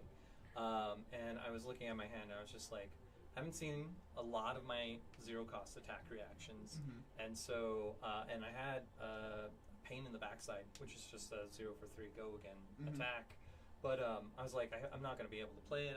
I can maybe pitch it for my dagger. Mhm. So, but again, I read in the ledger that turns that off. So I can't even do that. So I was just like, anything I could draw Yeah. would just be better than a card that does nothing. Yeah. So I was just like, we'll roll the dice and see. Because and then I got another just in it. Because if I didn't draw any attack reactions, my plan was then the double trouble with the one just in it in hand, Mhm. and then flick one of the knives. Then that would bring it to 8, and then he would take 1. So that would do 9 total damage, put him at 2. I feel pretty confident that I can sneak one more damage in somewhere. Yeah. Or I didn't see any of my Kiss of Death, so Yeah. if I get a Kiss of Death into anything, I could flick that at Yeah. the end game. So I felt pretty comfortable with just like anything that I draw off here will be pretty good. Arsenal can Mhm. use later, whatever. So, but yeah, that was lucky. Like I was not expecting that. I was just like, when that came up, I was like, uh-oh. Yeah. That is nasty. So. That's what we were saying over here in the booth. We were like, this could really screw over Slippy, but at the same time, maybe if you just have like one card and 2 attack reactions, Mhm. what are you gonna like? Cool, I'm just gonna play one thing and then attack react. Yeah. And I mean, the double Justinic at 11 life is just Yeah, it's very Yeah. disgusting. So, Yeah, very because I disgusting. think even if he blocked one, I would still be planning to throw a dagger. Yeah. So if he even just put down like a 3 block, that's still 11 damage That's right still there. 11, yeah. So, but I mean, I wasn't expecting a Justinic. I was just like, come on, anything 0 for 3. That's Yeah. what I want. So. Yeah. But I feel like that matchup is heavily favored in Slippy. You There's- do? Yeah, Okay. there's just so much disruption, Yeah. and disruption, Arsenal disruption. There's just a lot going on in that deck that it doesn't, like, even if I get hit with red in a ledger, Mhm. like, I feel, okay, I only have one action, but Yeah. my one action is going to be this huge stealth attack. Yeah. So, but, No, that turn where you went pitch the blue for the make the graphene Chelicera, Mhm. attack for 4, Mhm. and right before then you blocked with the leave no. So it's like, oh wow, okay. Yeah, kinda- You have 3 cards. You're gonna attack for 4, and there's 2 floating, 1 card Uh-huh. left. Yeah, I yeah. wonder what that could be. Yeah. Yeah. So I try to make it like it could be a Codex of Frelly, it could be a lot Yeah. of different things. I had a Death Touch in my graveyard already. Okay. I believe I did, at least. That was another target where I can just spin 1 and send 6. Yeah. So, because inertia tokens I think are actually Very really good. good into Aelia Yeah. too. Yeah. So I just, unfortunately, I think that Slippy is just really favored into that Mhm. matchup. So, how are you feeling about the other matchup that you probably will be facing at some point? So you're 2-0 now, Yeah. and we're looking at 5 Slippies. That's Yep. making up about, 30% of the meta is Slippy? So how do Yeah. you feel about the mirror? So I feel like it's like any other aggro matchup, you Yeah. know? Like, it kind of comes down to who's going second, who's going to Mhm. be seeing, like, their power cards, like bonds and stuff Mhm. first. And playing against Slippy players, they will know what the Slippy deck can present Yeah. as well. So I feel like it's going to really come down to who's going, like, second, I believe. I think that's going to be That's the the important part, preference. yeah. And then also who's going to see, like, their bonds line up, because I don't think there's enough time to pitch stack anything. Mhm. So it's kind of just like who's going to see a bonds with their power cards Yeah. and kind of say, hey, you've got With to some block good this. attack reactions, yeah. So Out of these decks, which ones are you most scared of seeing? I think I'm still afraid of seeing Florian. So Okay. But I don't know if. Well, there's only one and it was stacked. Yeah. So So- and I think the previous match was a Slippy beating that. Yes, so yeah. I feel a little bit better So about if you that. if you but just go watch the replay, That's real what I'm quick, gonna you'll be like, do. this is how I beat it. Okay. But some of the aggro decks like Fi and Prism, those are a bit scary too. Yeah.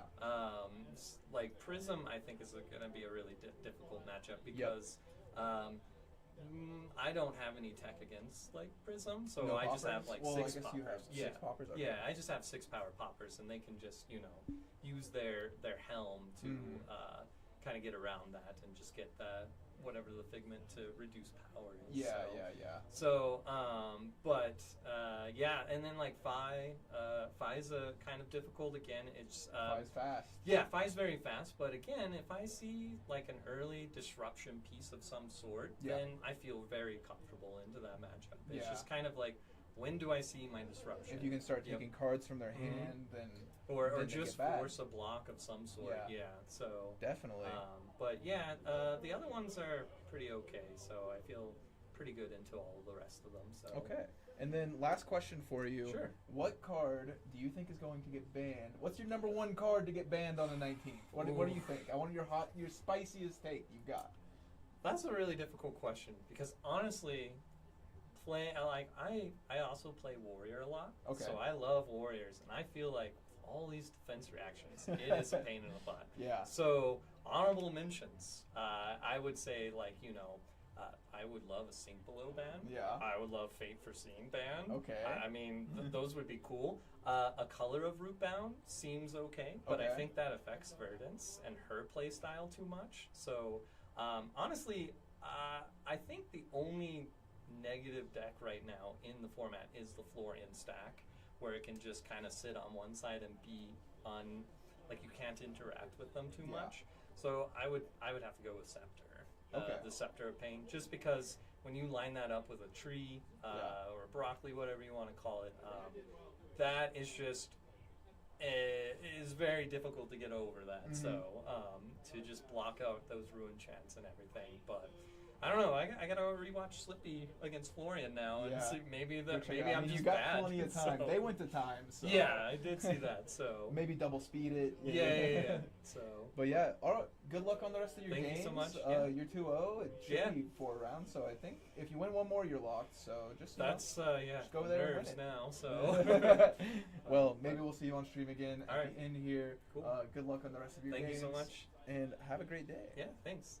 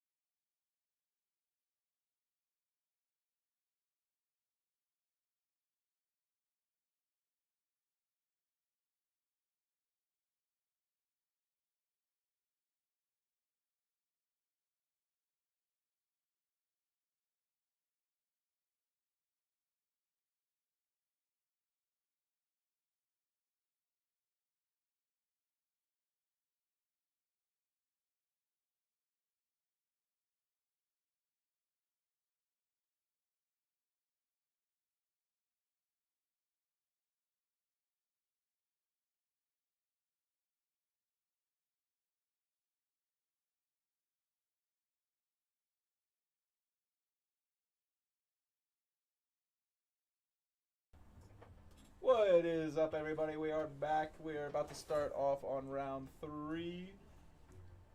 Hopefully pretty soon here. Hopefully we see some exciting matchups here. Probably going to be a Slippy. Lots of Slippies around. Slippies are still going hard in the paint. Yeah, when you've got 5 of your 16 heroes being Slippy, you're probably going to see a Slippy slip through the top tables. Oh my god. Oh my god, my casting partner. I gotta make these jokes. My casting partner makes me want to die. Please, Wow. someone. Please. Wow. Okay. Someone save me. It's hot in here. All right. Well, you'll be Cody ready for your next casting partner, I guess. Okay, let's see who we've got. I don't exactly recognize the blonde hair that I just saw. Might be Nigel. Oh, could be Nigel. Oh, here's another Slippy mat. So does that make it the same Slippy we just saw? I'm gonna go get confirmation of It who we've looks got like at the top Nigel. tables. Just that hand movement right there, I was like, that's Nigel. That is nice. That Yeah. does seem Nigelish. Yeah.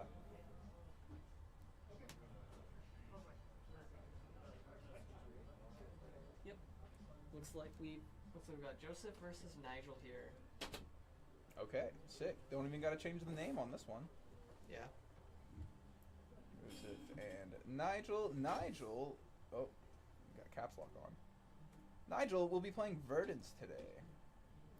That's right. He's on Verdance today Yeah. instead of Instead his of usual, Florian, yeah. which I think is, well, it's definitely doing really well for him. And 2-0.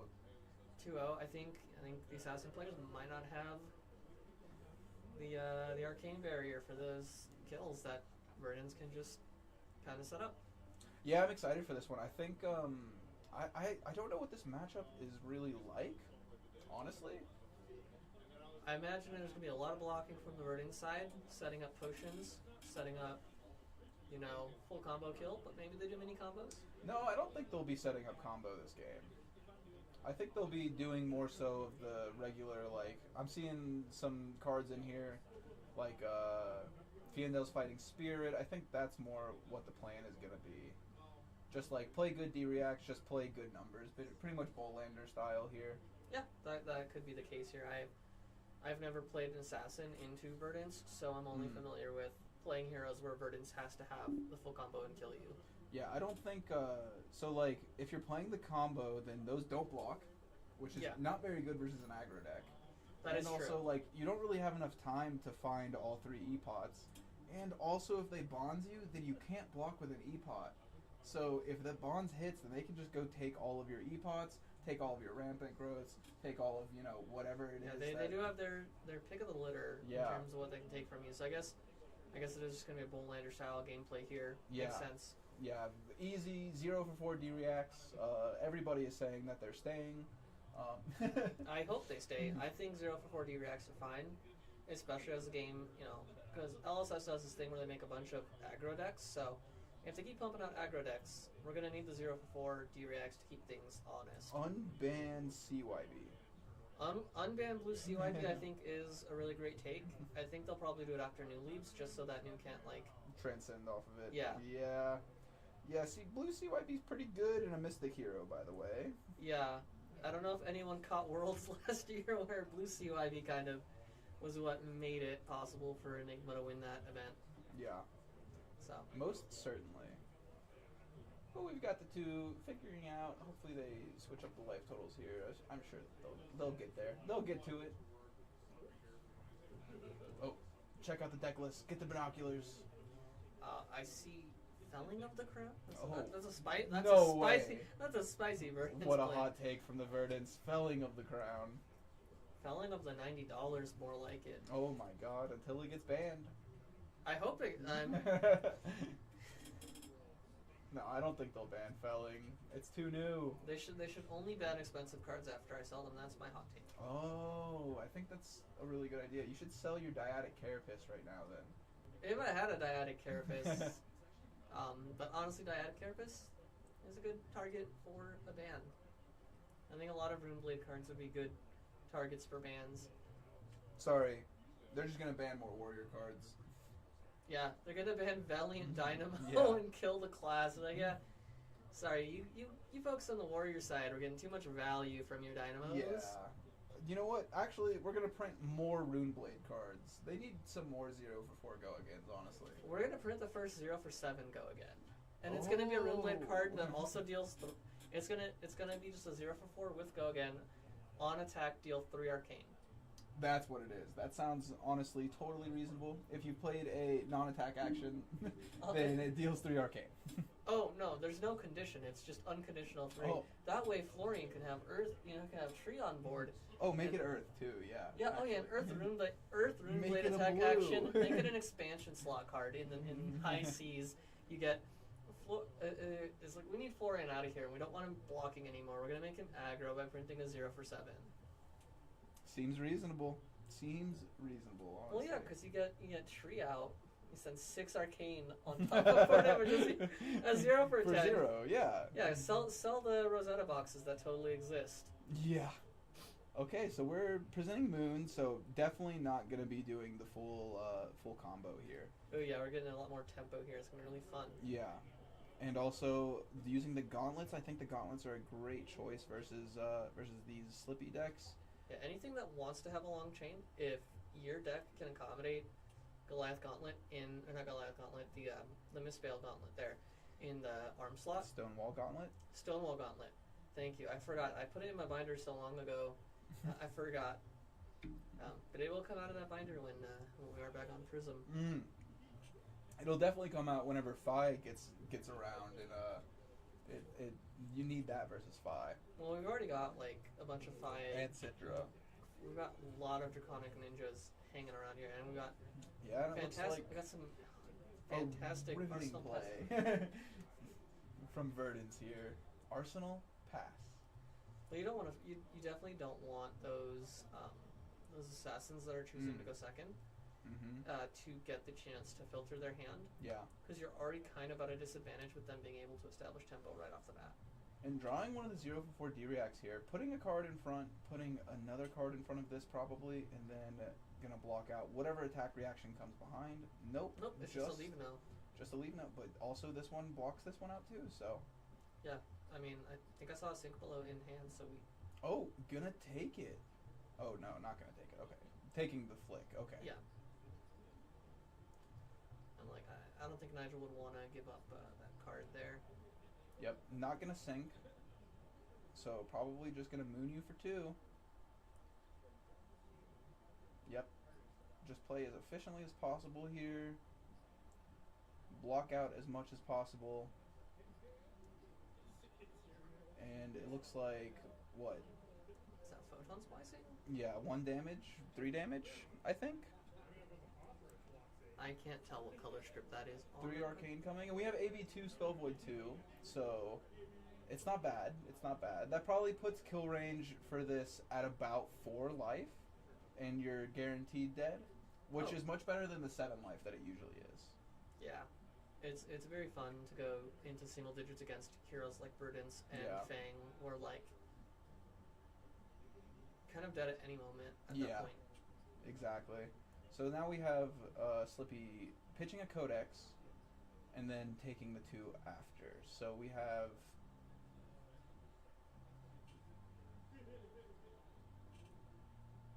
opening up with Clave. Snap, take the 1. Does not care about being marked. Become Japanese. Yeah, is that going to be the bit for the day? I mean, as long as we've got the... Yeah, as long as we've got those Japanese markers, I guess you're right. Into a infiltrate, threatening to take the top card of the deck, but Nigel, if I know Nigel, he gonna be blocking all day. I think blocking is great, especially when you kind of don't have a lot of those Earth cards engraved just yet. But block 3 on 3, and gonna put a attack react on top of it. We got that shelter. And be able to cover it up with the shelter, so... Shelter from that storm. Yep. And now we've probably got a 0 for 3, or a 0... Let's see what we've got here. Nope, a Ring of Roses, okay. And now let's see how much value this card actually gets in this game. I've heard many times people complaining that Ring of Roses isn't actually that good, but you know this is turn 2, going into the turn 2 for Slippy here. The floor is really bad on it, but you know the longer the game goes, the more value you get out of it. Is definitely good, yeah. Yeah. So, but let's see how much value this Ring of Roses actually gets here. Looks like we have a blue block 3, and 2 arcane damage spells. So that's what we're looking at with this. What is this? A bonds? that coming does look out? like a bonds. Yeah. So really depends on how much this bonds would disrupt the tempo turn that they're going to take next turn. But no, we're going to block 2, get some Earth card into that grave. So getting closer. Kind of scary that our Verdance player hasn't seen a lot of Earth cards just yet, but you know, it's an Earth hero. We're gonna see. Oh, Yeah, my it's totally goodness. fine. So here's the bonds dealing 1 damage, marking. Licking the clay. Yeah. So currently for 4, 7, 10, blocking 6 on 10, but does not have the 0 for 4 D-React to help cover the rest of this up. So gonna take one of these cards from hand and look through the deck and find the other one. I don't think it really matters. I think these cards are basically the same exact card. Yeah. It's just different flavors of Zap. Yeah. Gotta love Rose Zapda, my favorite wizard set, where you give wizards a bunch of zaps and then some good cards, and then Haunted make one of the wizards have a really fun and unique part of their toolkit with that Ring of Roses, which I initially was not a big fan of when it was revealed because I only looked at it on the surface, but a card that presents like variable value throughout a game is a lot more interesting than I give it credit for. Yeah, but it's just kind of sad that you can only have one of them. So like if you don't find it on like turn 1, 2, or 3, then it's just like not really. It's gonna be like a 0 for 3 card in the total in the whole game, which I mean, you know. I mean, there's also It is how points, much do you but- value going online, because you can also use it as a decomposed target if you need to block with Definitely, yeah. it later in the mid game, right? Yeah. So it never has. I think the fact that its floor is not does literally nothing makes it a really interesting. Makes it okay. Makes it at least an interesting part of the toolkit. I think it would have been totally fine if you could have 3 of them, but only 1 on the field at a time. But maybe that would be too good, because where would it go? Banish or Graveyard? Because then it's just Yeah, you another just block with the other 2 decompose, and decompose with those. Yeah. And then you get a line faster, and then you have like a pseudo Kano problem where you just kind of like, okay, cool. Eventually, this is just gonna happen, and I'm gonna die to getting pinged all this life gain. And coming with a zap. Holy zap! Yep. Thinking about blocking this, looks like they're gonna put a card to the pitch zone to stop this damage from coming through.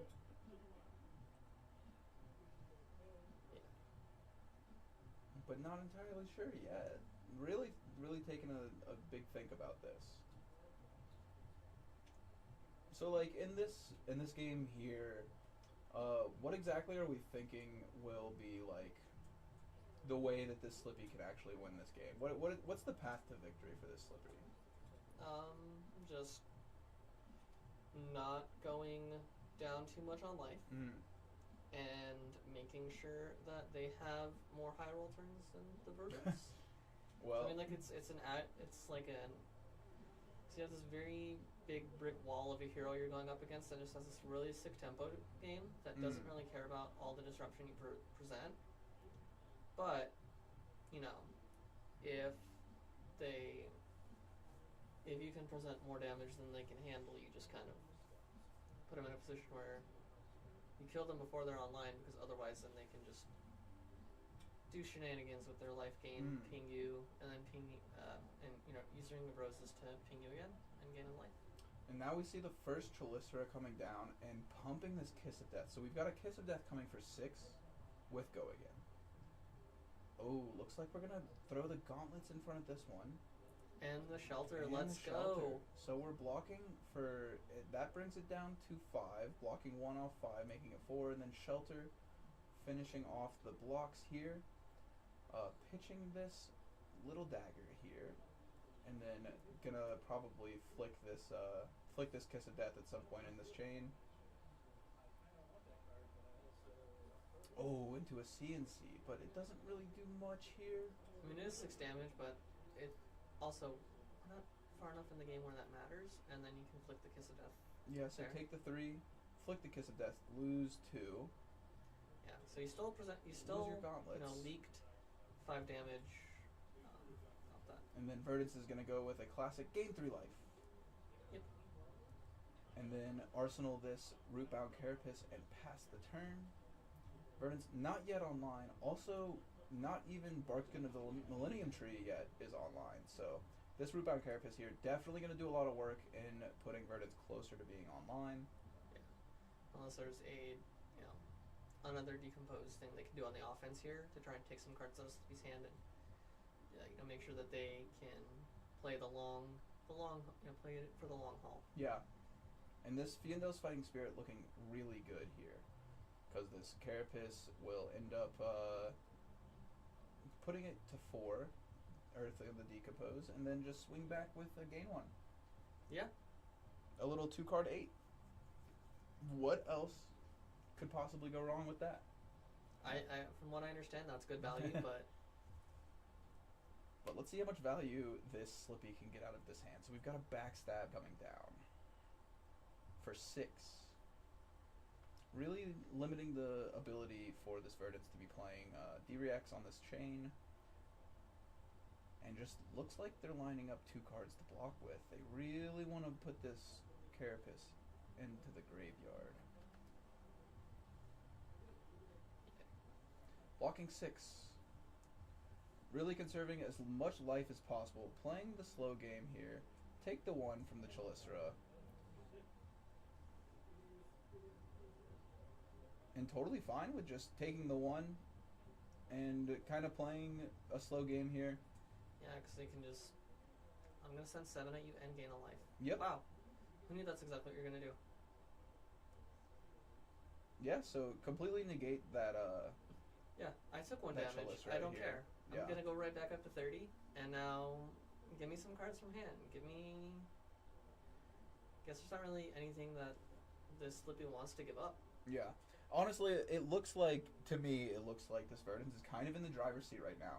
It may not, look like it with the life totals, but the fact that Verdance is still at 30 life this long into the game, through 2 Kiss of Death turns already, and Yeah. the Bonds. So we've seen 3 of, the power cards for Slippy come down already. And do nothing. Yeah, and not really doing much. And then we see another one being blocked with here. We have a Take Up the Mantle being blocked with. Yeah. Taking cards out of hand Mm-hmm. and playing that long tempo game Yep. that I think is the more interesting way to play a Wizard. But also, Playing still not a big fan of the Codex Earth of talent. Blood Rots. Ooh.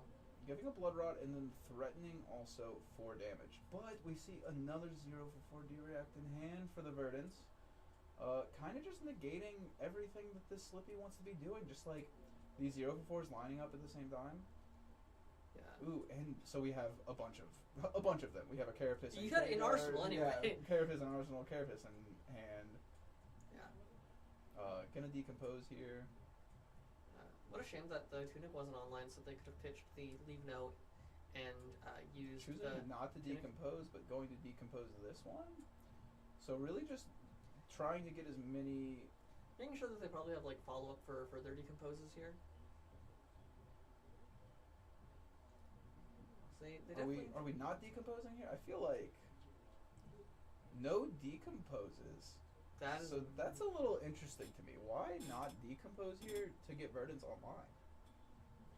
Yeah, not sure why Nigel. Okay, I guess he's because he wants to do it off the plow under. Okay, yeah, that's smart. You still had enough to do. Oh no, you didn't. Interesting. Okay. Didn't have enough Earth cards in the graveyard to decompose. and do a little bit of arsenal disruption. So Does make this plow under 6. you do have one floating as well, so you might be able to also pay for this blood rot. Also, maybe you don't want to. Maybe they block for 3 here, take 3, go to 29, then you take 2, go to 28, and still have It sounds like a Fandol's Fighting Spirit. yeah, still or have something. like fighting spirit available to you. We've got quite an interesting game coming here. Yeah, just some. If you peer back a little bit, it just kind of feels Yep. like some classic Bullander action. Yep, and just like you said, take that damage there, go down in Yeah, life. Slippy should take 3 here.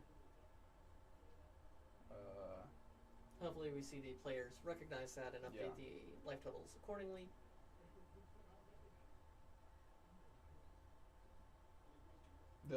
I'm sure they'll see it. They'll be like, wait a second. Hopefully. I really hope they do, Yeah. because I realize that's going to drastically change how this game shakes up. Yeah. And I'm not sure what to do as a commentator in this situation. Do I tell a judge? Do I just let the players play what they're supposed to do? I don't know. If anybody in chat knows what is supposed to happen, then let me know, because I don't.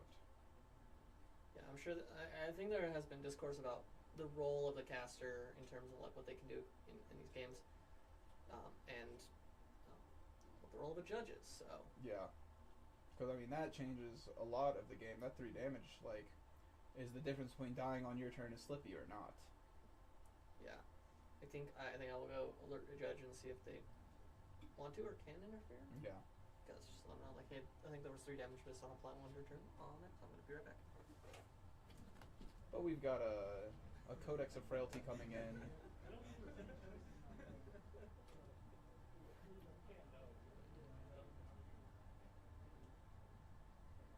Oh, okay.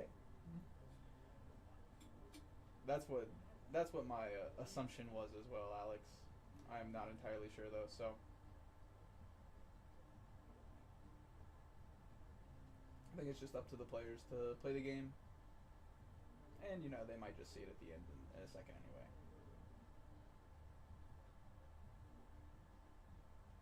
But we've got this Codex of Frailty coming down. I believe they're only keeping track digitally right now. Okay, Codex of Frailty coming down, but choosing to keep the D-React in hand, so probably just lining up. Yep, lining up block here.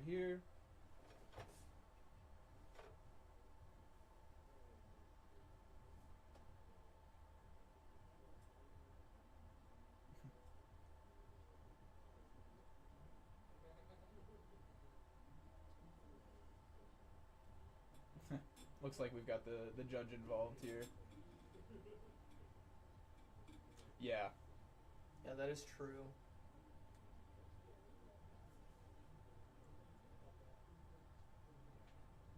Is that considered that? I have no idea. I think it looks like they're just playing. Yeah. Probably just. Yeah. Yeah. Okay. I mean, it's at least a good thing to remind them to make sure they're on top of Yeah. the damage that happens, even if they have to play. And You then know, we've got. keep playing, yeah. That's what I assumed. Yeah. And then we've got Yeah. We've got a Fandel's Fighting Spirit into the Arsenal, and just passing. IPing 1 from Nigel, opening with a Chelicera here. Pitching a Bonds, so there's the second Bonds gone. We have this kind of... What do you think this means from the Slippy side? It could mean anything. It could even mean a pain in the backside? Yeah, that's a little painful. No, I think it means that there's another Bonds in hand, potentially.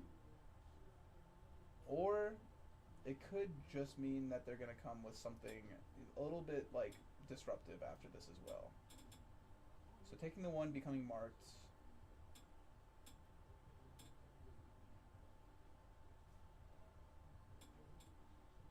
Just closing the combat chain here. Going for a Codex of Blood Rots. And then, what is the final act that we have here? Oh. It looks like a leave no coming. Okay. Yeah, seems like the common play with all the codices is just arsenal Let's disruption, see. except putting something in there. Let's see what what Verdance decides to do here. Nigel, I know, yeah, has that root bound, but there's a shred on the side of Slippy.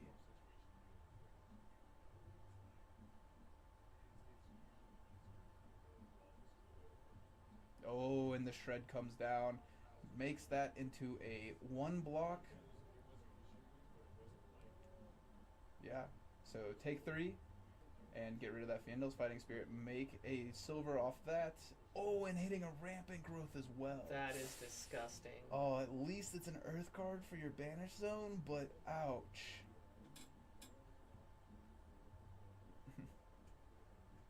Your left ear likes this. Is it only in the left side right now? Is that what's happening? I think that might be the case. I don't Yeah. know. Okay, gain a life, gain a life, gain a life.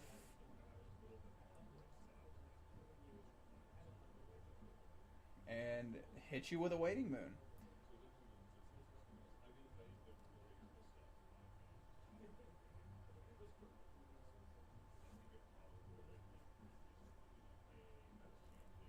So we've got Waning Moon coming down and Slippy thinking about it. No longer marked, keeping the game state fair that way. But let's see, we've got this Waning Moon coming and really lining up a pitch to stop this 2 arcane damage from coming down. Or 3 arcane. You've played a non-attack action. Yep. Too bad Verdance is not quite online. That would be very good if all of these gain a lives were also pinging. Yeah, But that'd make a much more difficult decision on the Slippy side, but still, it is damage, yeah. and With only AB2, this Waning Moon's definitely going to hit, and whenever it hits, it's also going to make 1 more life off of the a Ring of Roses. Ring of Roses here. Yeah, so we'll see if. Let's see. So this is a 4 value Waning Moon right here. That's not bad. Yeah. Yep. Too bad you couldn't also And have Verdance turned on. That's okay. We'll have Verdance online soon enough. Yeah. Let's see. We have got And even then, we'll. no ways to decompose here yet again. But that is a 1 for 4 that can also gain you a life. That seems pretty reasonable. And looks like a backstab coming down. So no D-reacts here. And just pumping it up to 6. Taking 6 and giving a Blood Rot. I hate these kinds of gifts. What, you don't like the gift of disease from your opponents? That's, they carefully construct. Oh my goodness. Oh, into a CNC. I mean, this isn't that threatening, but it just hurts. You know? Okay, but we block 6 on it. Yeah. Love a 1-card block 6.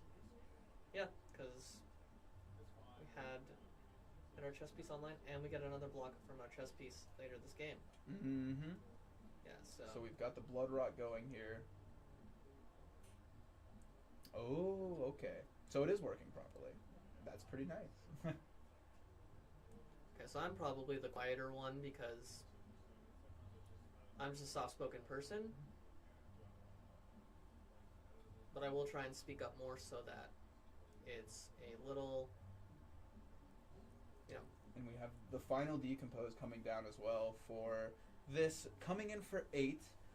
It is a little scary. So now we only have 18 life left to work with.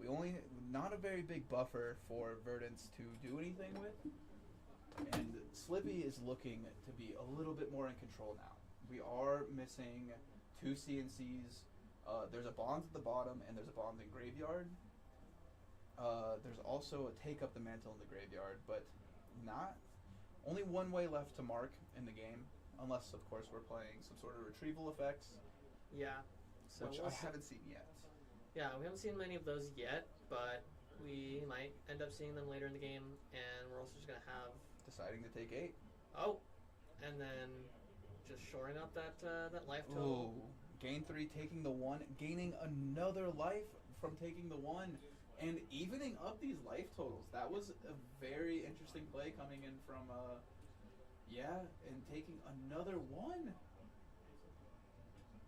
Wow. And then just losing 2 to the And then Blood taking Rot. 2. Oh, that was a crazy life swing. That there. was that was a roller coaster ride of some life gain, Yeah. life lost.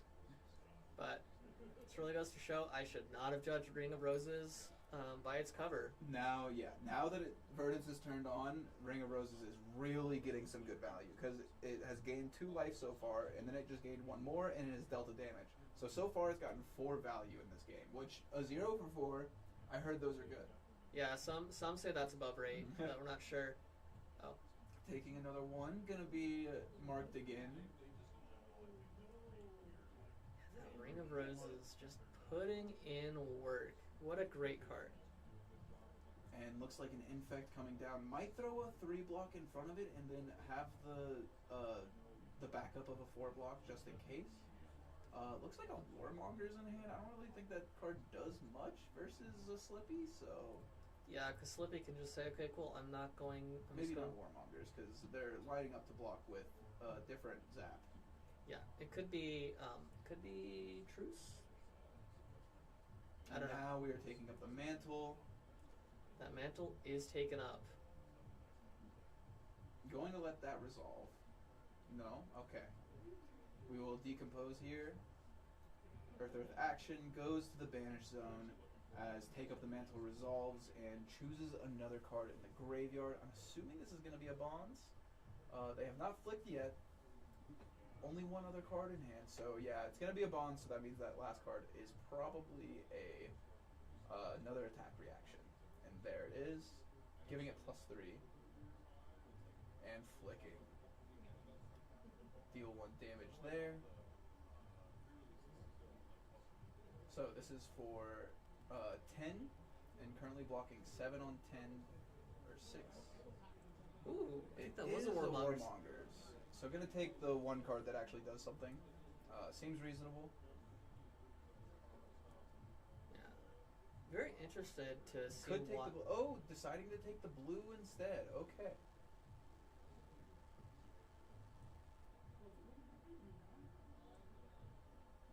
Interesting idea. Putting Verdance down to 13 to 21. 13 life total is not too much of a buffer. A little bit scary for the Verdance, honestly. I'm really curious what Warmongers should be able to do in this See, matchup. 1, 2, 3, 4. Like, is it just a blue block 3? Looks like 4 0 for 4 D-Reacts left in deck. Yeah, it looks like just a blue block 3, but I think Joseph wanted to take the blue out of the hand. Yeah, because that does just prevent them from being able to do anything shenanigans. Yeah. So just completely negates the turn, and ends up drawing.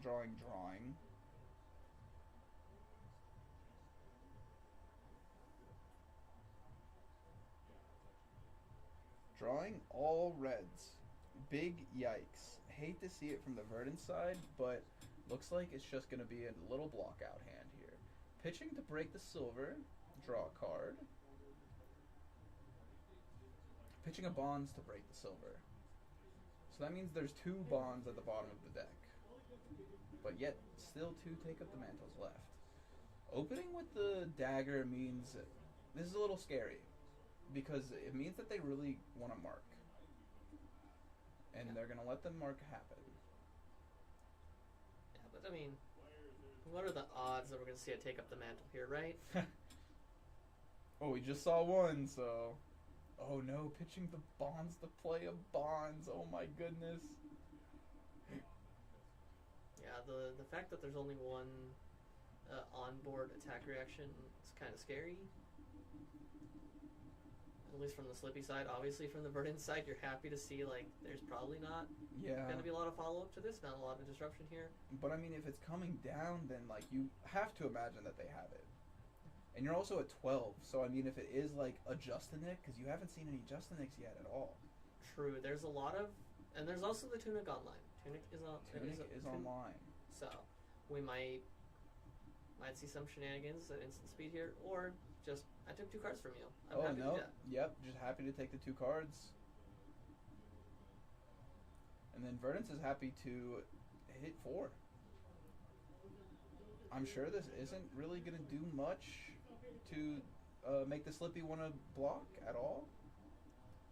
Yeah, I mean, regardless, they're gonna take something from 4 arcane coming at them, right?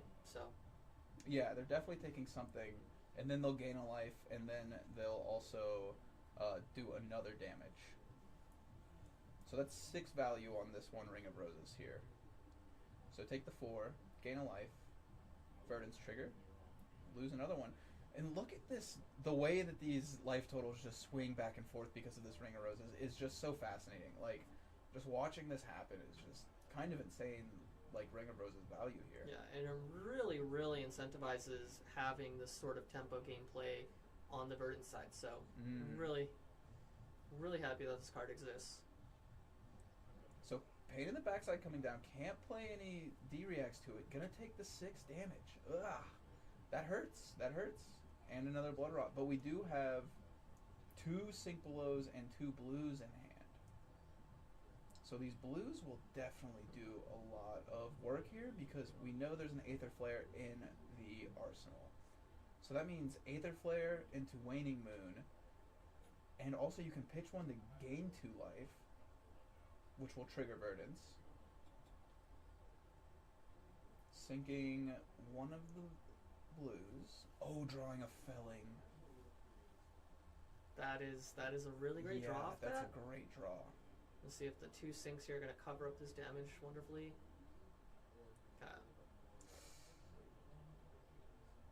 Take 1. That's not great, but maybe. I'm really scared for putting this Verdance another player. Blood Rot onto the battlefield is a little tough, not gonna lie. Yeah, I don't know how the Verdance player here is going to be able to do a kill, but I think they're going to have to. No, it's honestly pretty close because you go. Yeah. Because you do this, you decompose it. They lose a card from hand. They don't have a card from arsenal, so it's only a 3-card hand coming at you, which is kind of a big deal here. Yeah, it's not the best thing for the Slippy to be on. And if you take more cards out because they're going to block it, great. Yeah. If they don't block it, Well, then they're at 8 and then they're dead. From the Slippy perspective, you have to throw a card in front of this at least. Yeah. Going to 8, I mean, you do have the. Yeah. Oh, they're cashing in Tunic. Yeah. Yeah. I mean, this game's not going 3 more turns, so. No, it absolutely is not. Oh, going to 2. Oh, that hurts so bad. That makes you so susceptible to anything. a flick. Yeah. Literally 1 point of damage coming through and a flick. Oh, but this is fine. Because you can just block this out. You can even. Looks like there's a Sigil of Solace in hand. Oh no, it looks like a Fyendal's Fighting Spirit and another Aether Flare. So yeah, definitely going with wanting to do the damage, because if you can manage to put them down to about 5 life here, then you win through AB2 and Spell Void 2. Yeah, so let's see. Oh, yep, makes sense there. Yep, throwing let's 6 in front of it. I take those cards. Yep. Let them draw up, and just Fyendal's Fighting Spirit. Beautiful. Gain a life. Trigger Verdance. Wow, this Verdance play is really, like, bringing out so much value out of this Ring of Roses here.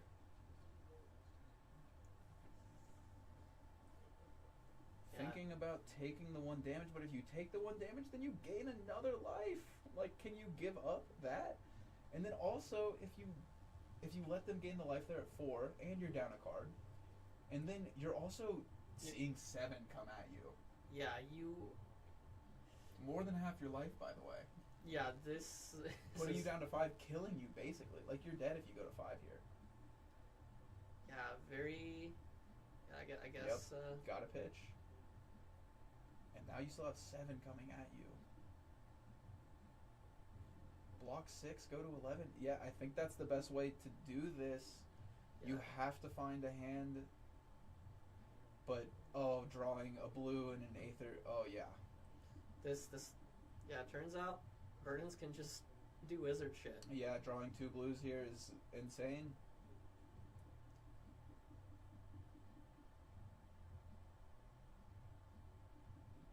they are at 11, but they just have to drop and pass. Ugh, that's really not what you want to see at all. Because this means that they're coming for 4, guaranteed damage, gaining a life, doing another one. And also, what are you going to do? Unless you want to pop And they can AB2, pop the spell void, and then you're dead anyway. Like, yeah, and then they can just pop the hat and get do 2 art. There's no rampant growth in the graveyard currently. Well, oh, you're right. They need action points. I'm silly. I forgot how these cards are written. But I mean, you could just go get a felling. Like, yeah, you could get like a lot of great stuff out of the grave. Yeah. So. Opting not to gain the life. Oh no, that is just playing the life side, right?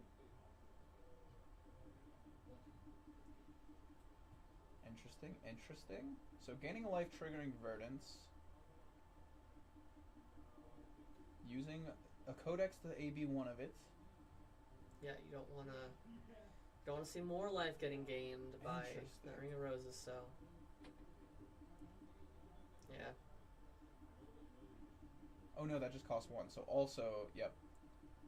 Taking 2 and then Moon you for 3 as well. Yep, so 1 damage coming over, which is gonna... and then gain 2 more life. Trigger Verdance. Ooh.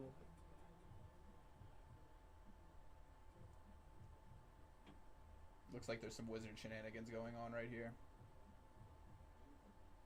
But yeah, triggering Verdance, pinging for 1 again.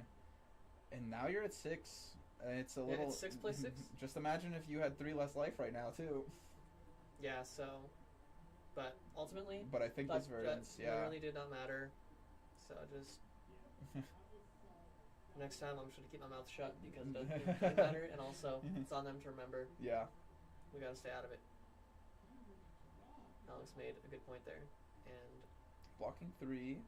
Still has gain 3 life in hand, just in case you need it. But you would prefer to do that on your turn. Oh, okay. It's a T-Toxin on, or no, is that what? That's the -3. Yeah. And also +3. And then it's like, okay, I'm gonna gain But 3 life anyway and go down to 3 or taking 4. 7 here. Yeah.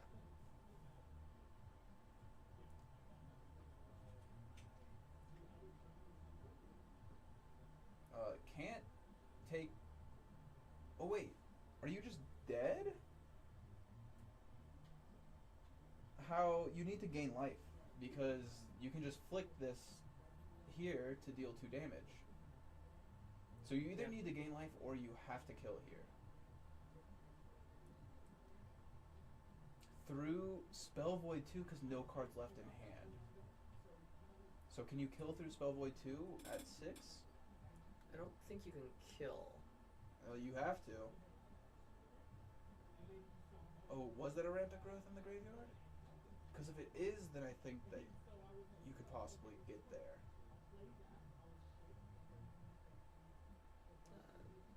I think it's forgetting about the piercing 1 there on... Or does that dagger have piercing 1? That dagger does have piercing 1. Yeah, and then I guess his opponent just reminded him, hey, you don't want to block with that. Yeah.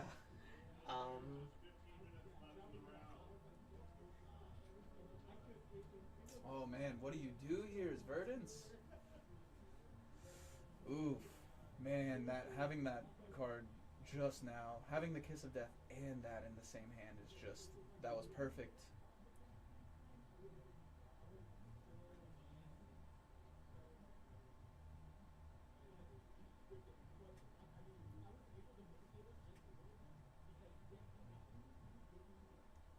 We'll see what Verdance is able to sculpt out of what they've got in hand in Arsenal. Yeah, Nigel definitely cooking something up right now. I'm pretty sure it's an Aether Flare in Arsenal, so... Oh man. Not a Rampant Growth life in the... But you could get that card and gain a life. Yeah, if you get Pulsing Aether Life and then resolve the life. Yeah, you would have to play the life. and then come back next turn on one and use.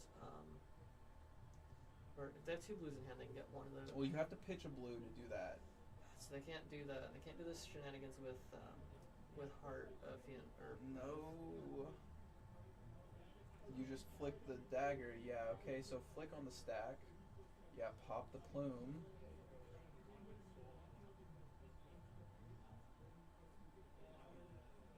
Oh, go gain 2 life. Okay. Take 2, go to 2. And then your turn is pass. With no... Oh, an Emeritus Scolding. An Emeritus Scolding might be able to get there. yeah, we gotta Let's see, we've got do the Emeritus. 2 blues. Yeah, Emeritus Scolding into Waning Moon, and then you have it. Yeah, because what is Emeritus? It's 3. And then I think if you do it on your opponent's turn, but you have to make sure you actually have a hand. I forgot about that fun detail. You have to make sure you have a hand to play it out. You have to make sure you have a hand. Blocking with a blue here. Quite interesting, quite interesting. Ooh, and then just to nick there, I think that's game. You got to go for the kill, right? No, you can take 1. Yeah, but if they're able, if they get a blue and they take the Emeritus out of your hand, because this still has go again. Oh no, covers it up fully. Yeah. Okay, yeah, because that's 7 on 6 or on 5. Yep, and then just kind of showing how dangerous it is to give assassins go again. Yeah, blocking 3, not having the next attack reaction, just get an arsenal and pass. Wow, okay. Oh so no, just doing Aether Flare to prevent 3 some damage. coming at you. Right, 3? Aether Flare? I think Aether Flare might be a 3. Yep, and then they do still have 2 floating to do Waning Moon on top of it. After, yeah. So, we can get them closer to a kill range here. One of these is going to hit. So you'll gain another life and be at 3. Still very dangerous because everything is +3 basically. Yeah, there's always that extra chain link. Take 1, Verdance, gain a life, Verdance trigger. Take 1. And then... Oh, man. I mean, at this point all you have to do is, like, draw any arcane spell with a blue. Yeah, we're getting to those lethal ranges. This is where the real fun begins. This is where we start seeing some real pod racing. Yeah, because now... Slippy has to attack with a card. Oh, there's a blue, and there's an arcane spell. Huge. There's an Emeritus Scolding as well. Yeah, I think Verdance can just... You block here, Yep. and make them use the last card from their hand. That way they have to pop their Spell Void. Yeah. And then they just die anyway. Yep. Gain 2 life. Wow, really methodically playing this. This is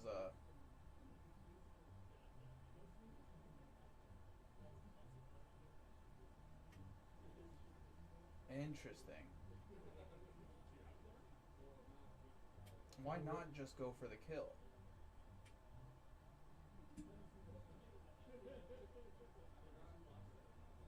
Taking 2, getting a Blood Rot. Oh my goodness. Yep, and Codex. As an instant, pop the boots. Pop the boots, Emeritus Scolding. You have no cards in hand. Yep. Yeah, just Spell Void to it. Oh man.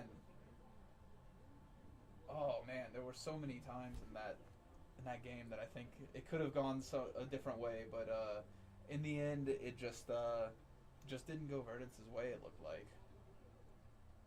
But we'll try to maybe get Joseph on another winner's interview, maybe get somebody else in here since he's already been in here. But we will see you in just 1 second.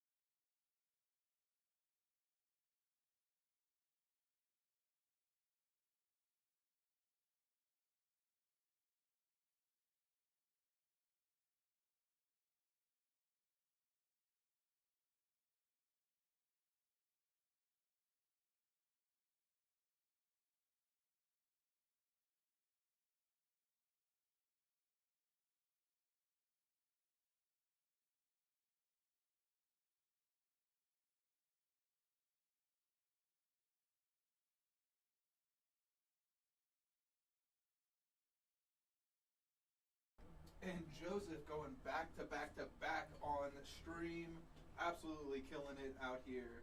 And we have also got Nick Bova. This is the Phi who I played against in the finals of my Proquest. So I am excited to see him move along. 3-0, both of these players locked. You could say he's trotting along.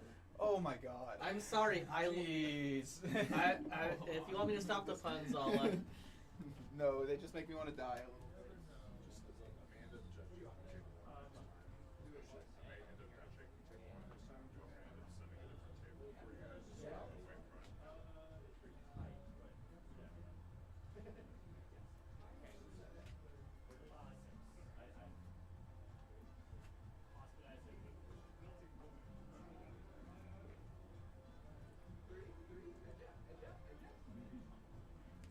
Did I make it better or worse? I made it worse. Every time.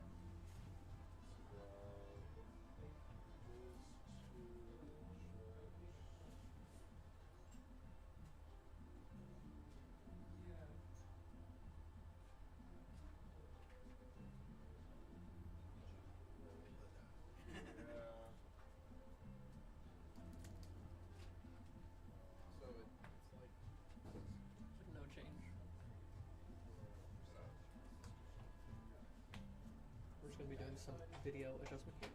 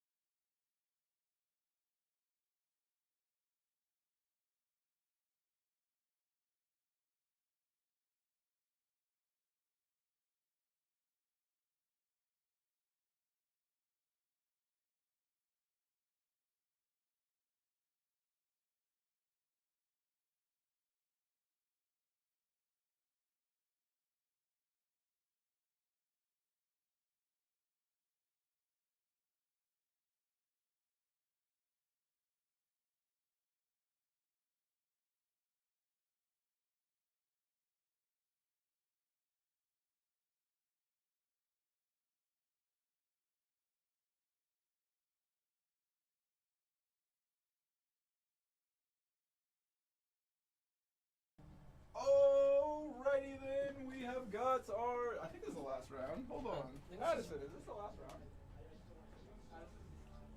I believe there are 2 more rounds of Swiss. We got one more round. Alrighty, then we've got 2 more rounds after this. This is the penultimate Swiss round, and then we've got top 8. Yep, we have got our 2 3-0s here. We've got Joseph just sitting on camera all day long. Loves to be on camera. Well, if everything goes fine for Phi here, we're gonna probably see Nick back on stream. Well, we'll see who we get to see on stream next. One more round after this one. Thank you, Tyler, for reminding us how many rounds we have left. I don't know what's going on, so thank you so much, Tyler. Oh, we gotta have the Yes, Phoenix the Flame mat. Phoenix Flame mat. Perfect. And I do say that I think this setup on camera is looking pretty beautiful right now. Yeah, I don't know who's doing that, but whoever got that camera looking like this, it gets they're a messed up every professional time. streamer. Pro streamer. It looks like we're going with an uneven roll here. I don't know who won. Probably we'll find out here when the plays are actually made. Yeah, definitely want to go second in this matchup.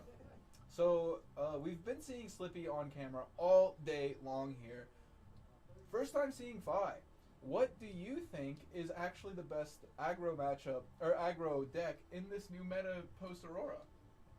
Post Aurora, it's looking like Slippy is shaping up to be the best aggro deck. But you know, Phi has been making a bit of a name for himself. I think you'll be surprised about how fast this Phi can go. I know Bova very well, and he is a great player. You'll be surprised. I think Phi goes quick. Phi definitely goes quick, and so does Slippy. So this is gonna be a really fast one. But you know, there's a lot of risk of disruption here. But Phi also kind of doesn't care. He's pretty efficient at converting like a low-sized hand. So yeah, he can convert pretty small hands pretty well. You know, if you just take one card from it, it's like, okay, I'll still technically play a 4-card hand with this Phoenix Flame.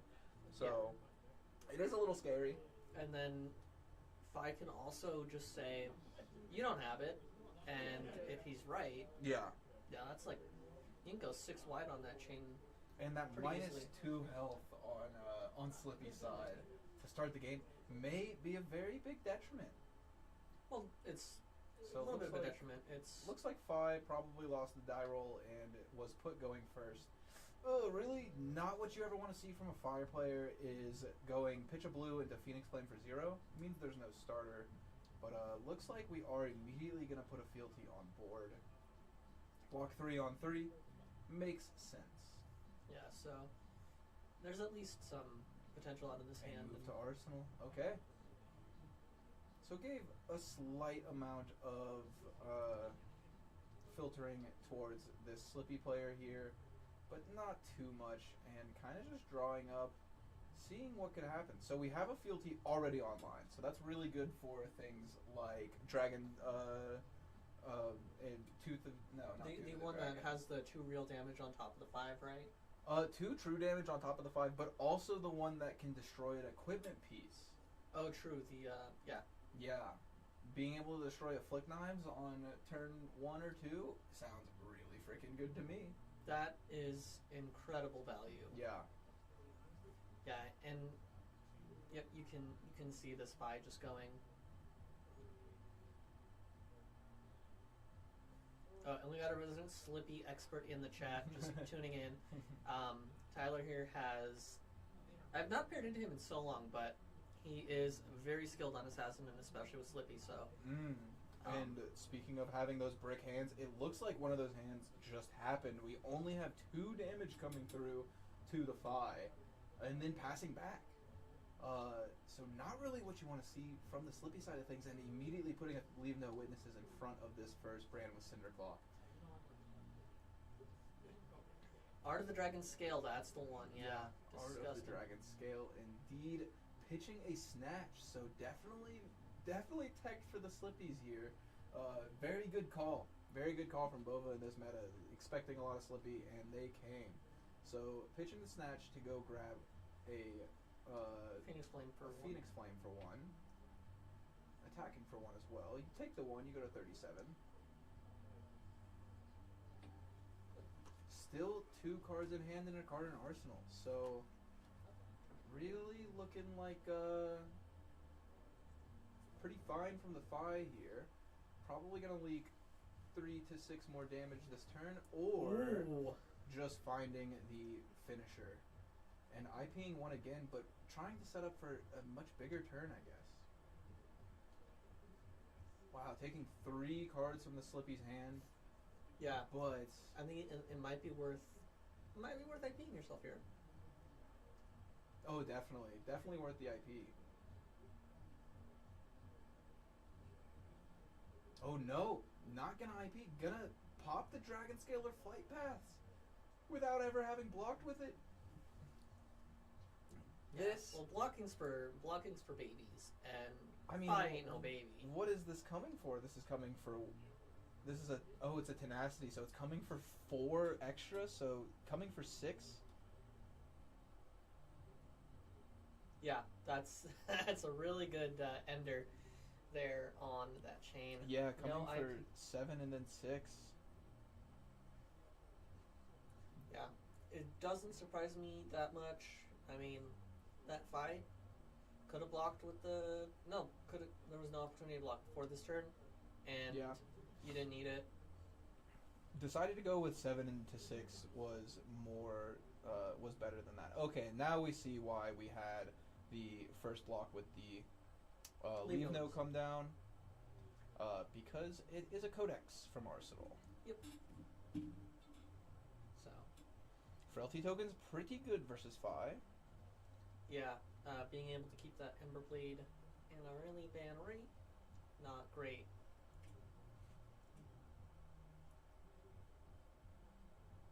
Oh wow, just playing a D-React from the Arsenal. Yeah. Okay. Yeah, not losing any value there because it didn't really matter that much. And opening up with a 0 for 4 with Go Again.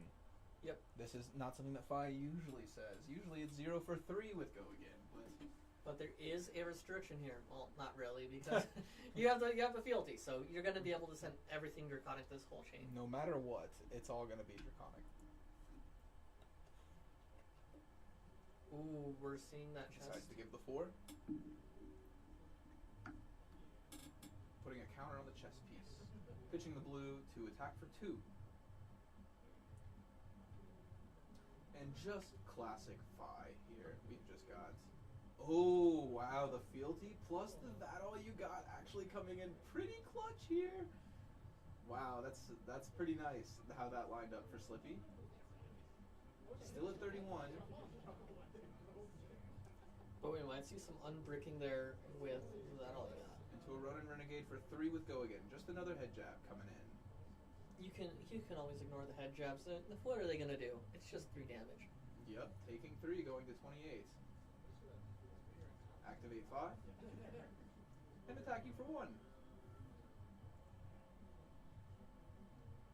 And now, on this hit, you can pop your pouncing links and go grab an Art of the Dragon Scale, if it's in the list. Yeah. And maybe it's not Looks like... the turn where he wants to do that, but Yeah. it's a turn... No. There's always the fear, it's like Halo of Illumination in Prism, where you just have all these, if it's on board, it's always starting like, they'll get it. Yeah.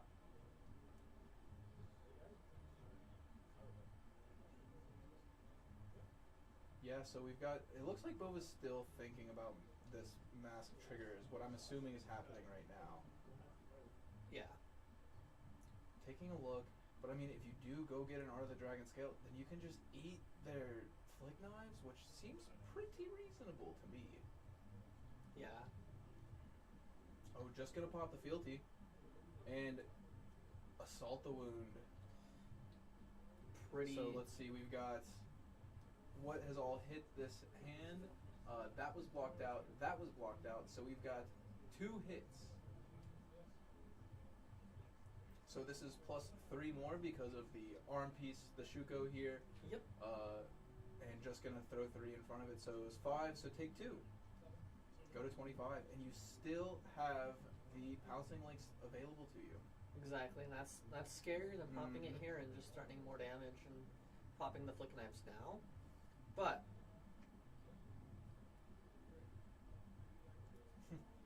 thank you very much, Rasmus. Glad you watched the video, and I'm glad that there's another Dio player out there. So hope you love some Dio. Sadly, there's no Dios in this tournament today, but we do have a very big aggro matchup coming at you right now. yeah, and Dio is still a really strong aggro deck in Yeah. the current meta, as I'm sure Luke here has said on his channel many times. But these still really fascinating games we've got here in these very technical aggro matchups. Like this one right here is, of course, no blocks from Bova from Phi, and coming down with the Infiltrate. Infiltrate is very good here. I mean, if you just grab a 0 for 3 go again, like, that's kind of huge. That's another 3 damage. So this is going to be 3 damage, or 6 damage, and on hit a Blood Rot. Yeah, and Nick is just like, Yep. send me the bill. Yep, I'll take it all. It don't matter to me. Oh, and it's a 0 for 2 with go again? It's the Ignite. It makes your next Draconic one less, right? Not your next weapon attack Yeah. one? Okay, good. That would be pretty good. Yeah, this does not provide any value for the Slippy, But I mean, it's besides one 2 that- damage, yeah. it's one less Ignite that the Phi player has access to, which is might be a factor late Yeah. game, but And look at that niceness from the Slippy player, putting it in their graveyard under the Phoenix Flame. Love Yeah. to see it. But yeah, no, Phi continuing the no block streak. They're at 25, and you still have the pouncing links up. So we shall see what exactly this means. Ooh, a Spreading Flames turn comes down. this is really sick. Yeah. Too bad there's no card in Arsenal here, but it's still coming at you for 3, and then making the sword 4, and making everything else bigger as well as it keeps coming and coming and coming. This might be the turn that the pouncing links is popped. This could definitely be it, and we're gonna see, just like the name of the card, there's gonna be a lot of fire hitting this chain link. This chain. It's gonna be fun for everyone. These flames will be spread tonight. Things are, we're gonna see some ashes rising up. I'm gonna stop with the uprising puns. That's too much. Yeah, too bad he's not actually playing Uprising. That card's sick. Yeah, can you remind me what the text on that card is, by the way? It gives your next 4 Draconic attacks +1. That is pretty sick. Yeah. It's not very good, though. Yeah, it's so funny. It was like, Ooh, it was one of okay. those draft chaff cards It that was was definitely. that was both a Dromite and Phi specialization. Mm-hmm. And I definitely have like 800 copies of it in my bulk, but I barely read the cards I put in my deck. So I got 3 copies in my binder, I think. I don't know. Yeah, Mech will definitely get some stuff in the next one. Yeah, Spreading Flames into an Engulfing Flame Wave. So if this Engulfing Flame Wave had hit, then you could put another card banished into the Banish Zone, and it would cost 1 less. And so this is threatening 2 here. Blocking out, just Slippy deciding that my life total is worth as much as I can possibly have for it this turn. But if Phi decides to go grab a Tenacity, if this last card can hit and you go grab a Tenacity, then it'll be plus 4 already. Yeah, things are not looking too great for Slippy, but we'll... Does not look like we'll be able to do that this turn. So keeping the pouncing link still, being at 21 with pouncing link still up, every single turn that this pouncing links is up, it just gets scarier and scarier the lower you are, because it will just end the game. Yep, and I've had it happen to me before. Mm-hmm. Well, that and my own poor decision of like remembering, oh, they don't have poppers like that. But anyway, I'm not gonna reminisce on my prism problems, So we've got a 3 for 0 threatening a hit from a dagger and a mark. Already marked, so it doesn't really matter that much. But it is just a 0 for 4 with go again, basically. Love those, and so does Fi. I do not imagine Fi is going to block this. We will bring it to life parity at 21, but Fi just has a button that whenever he pushes it, deals 6 more damage. So, Yeah, and turns out, as an aggro deck, pushing 6 damage, I hear that's pretty good. yeah. But I'll have to call in my guy who knows a thing or two about value. Yeah, and I'm interested in like how Bova exactly is playing these games out because another Spreading Flames turn. Instead of stacking something in Arsenal, we know that Arsenal can be not a very safe spot against assassins. Yeah, they So have instead of putting things in Arsenal, Fi is just deciding to go, I'm going to play my 4 cards out and deal as much damage as possible. Okay, 4 comes down, going to 18.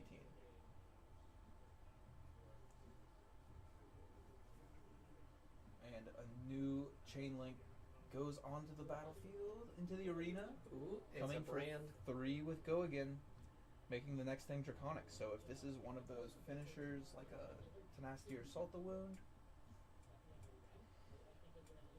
blocking for 4 here, Oh, yeah, we're going to activate our Phi ability here. going with Great the Phi time. activation. Yeah. You gotta always be like, are you going to block poorly here?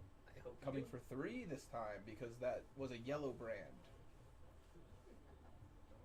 So now this is coming for 3, and if it hits, you get to push the button, and you get to say 6 more. 7 more, actually, because of the Spreading Flames. Yeah, and looks like the Does not Slippy let it player's hit. not going to let that happen. So if this is a 0 for 3 here, and it is, oh my god, and it can make it Draconic. Taking 4, going to 14, what do you decide to do? Oh, we're And popping there links, it is, baby! There it is, yes. It's exactly what I wanted to see happen as well. So what, we've got 4 cards blocking on this combat chain. Ooh, this is going to be So, disgusting. yep, you can grab a Lava Burst, and it'll be 7 more damage. Just shipping it, sending the bill. Yep, and we're going to see if Slippy can crawl back from here. This is a really... Maybe he's not as... Oh no, it'll be 6 more damage because the Shuko already popped. But still, Yeah. 6 more damage. Putting you to 8, and you have 1 card in hand. So I'm assuming this card is a Codex. I hope so. Either a Codex or a Leave No, but Leave No isn't very good here. Because this Phi is playing very well without arsenaling. Yeah, it could be a Codex and Leave No type of turn. But it's just threatening 4 damage. Yeah. No, just arsenaling and passing. Oof. Not where you want to be at 8 life. No, but it might be what he has to do to try and establish some tempo back. But, But here comes the 0 for 4 with Go Again. well, on the bright side, it's not a third Spreading Flames turn. That is true, yeah. 3rd Spreading Flames turn in a row would be kind of gross here. Blocking for 3, taking 1, going to 7. So really just like 3 cards away from death here, and Yeah, and that was a take up the mantle, so like things are getting really dire when you're yeah, blocking with those. especially while they're already marked. And making a second fealty token just in case. Ooh, and we see And the Justin Glove. Nick. Oh my. Maybe they don't have any attacks. Oh no, they do have. They have a persuasive prognosis, but they just know that they're gonna have to block their whole hand anyway. Oh man, just ripping all of these It's- cards over and over again. And then in a Phoenix Flame, Yep, for 1. it's just Phoenix Flame for 1. How bad could it be? Yep. So since they took this, I feel like you should send the last attack. Okay, but Bova decides not to. Decides to arsenal and figures that if you can't disrupt my arsenal this turn, then I'm just going to win. And there's the arsenal disruption that I was talking about. That's why I would have said the last card, but I think he'll have 2/2 blocks and the chess piece to throw in front of this. Yeah. Or honestly, you could just take 6 and just keep doing 5-card hands or 4-card hands. Like it's working right now. Maybe if you don't have any blues, then you might block it.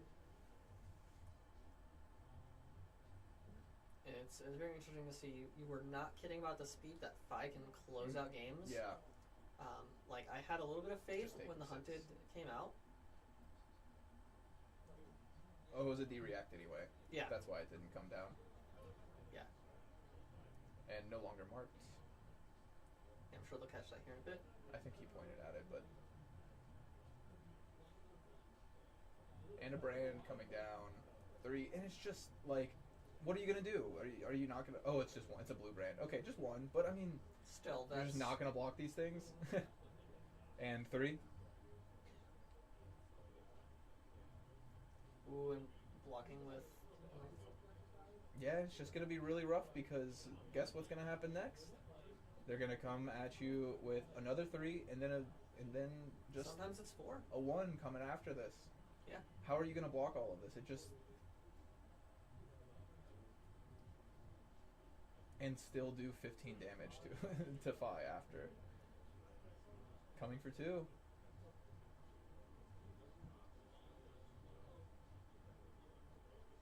And then 3 again, and just take that last card. Or not the last card, but Second to last card, and just, you know, Yeah, probably take have another Slippy card. go Arsenal. yeah. The writing is on the wall. There's... You are stuck in the lock right now. You are at 2 life, like, you have 2 more turns basically, because what are you going to do? You're going to block 1 on the Phoenix Flame? Sure. Whatever. You're not going to do 15 off of 2 cards here.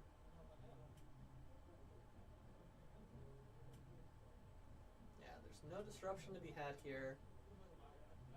Slippy kind of making it a little bit interesting, but I think this will be the final turn. There's going to be Phoenix Flames. There's going to probably be a 4 attack. Like, it's just going to be so tough to block everything here. Yeah, this is where Phi is just gonna take it. There's no way. And you have the blue as well. Like, just got it all. Just got it all. Yeah, but we'll see. Blocking Third- 3. If this was a Fang player, this would be a bad time to have the 3rd fealty, but it's And fine. then- You don't really care about the fealty. Coming at you for 1. Uh, Blocking with... Or coming for 2. And then 6. Yep. Nothing you can do about that one. Oh, even had that, but... Yeah, that's a tough one for the Slippy. yeah, that would... But I'll try to get Bova in here to talk about this Phi game. Yeah, and just like Phi in general, because yeah. like a lot of us we wrote Phi off, and then the Hunted, and even at the start of the Hunted, we're like, oh, none of this is gonna help Phi, and it's like, it kind of did actually, in a great way. Yeah, more 0 for 3 head jabs. Turns out the 0 for 3 head jab deck needed more head jabs, but we'll be right back. Yep.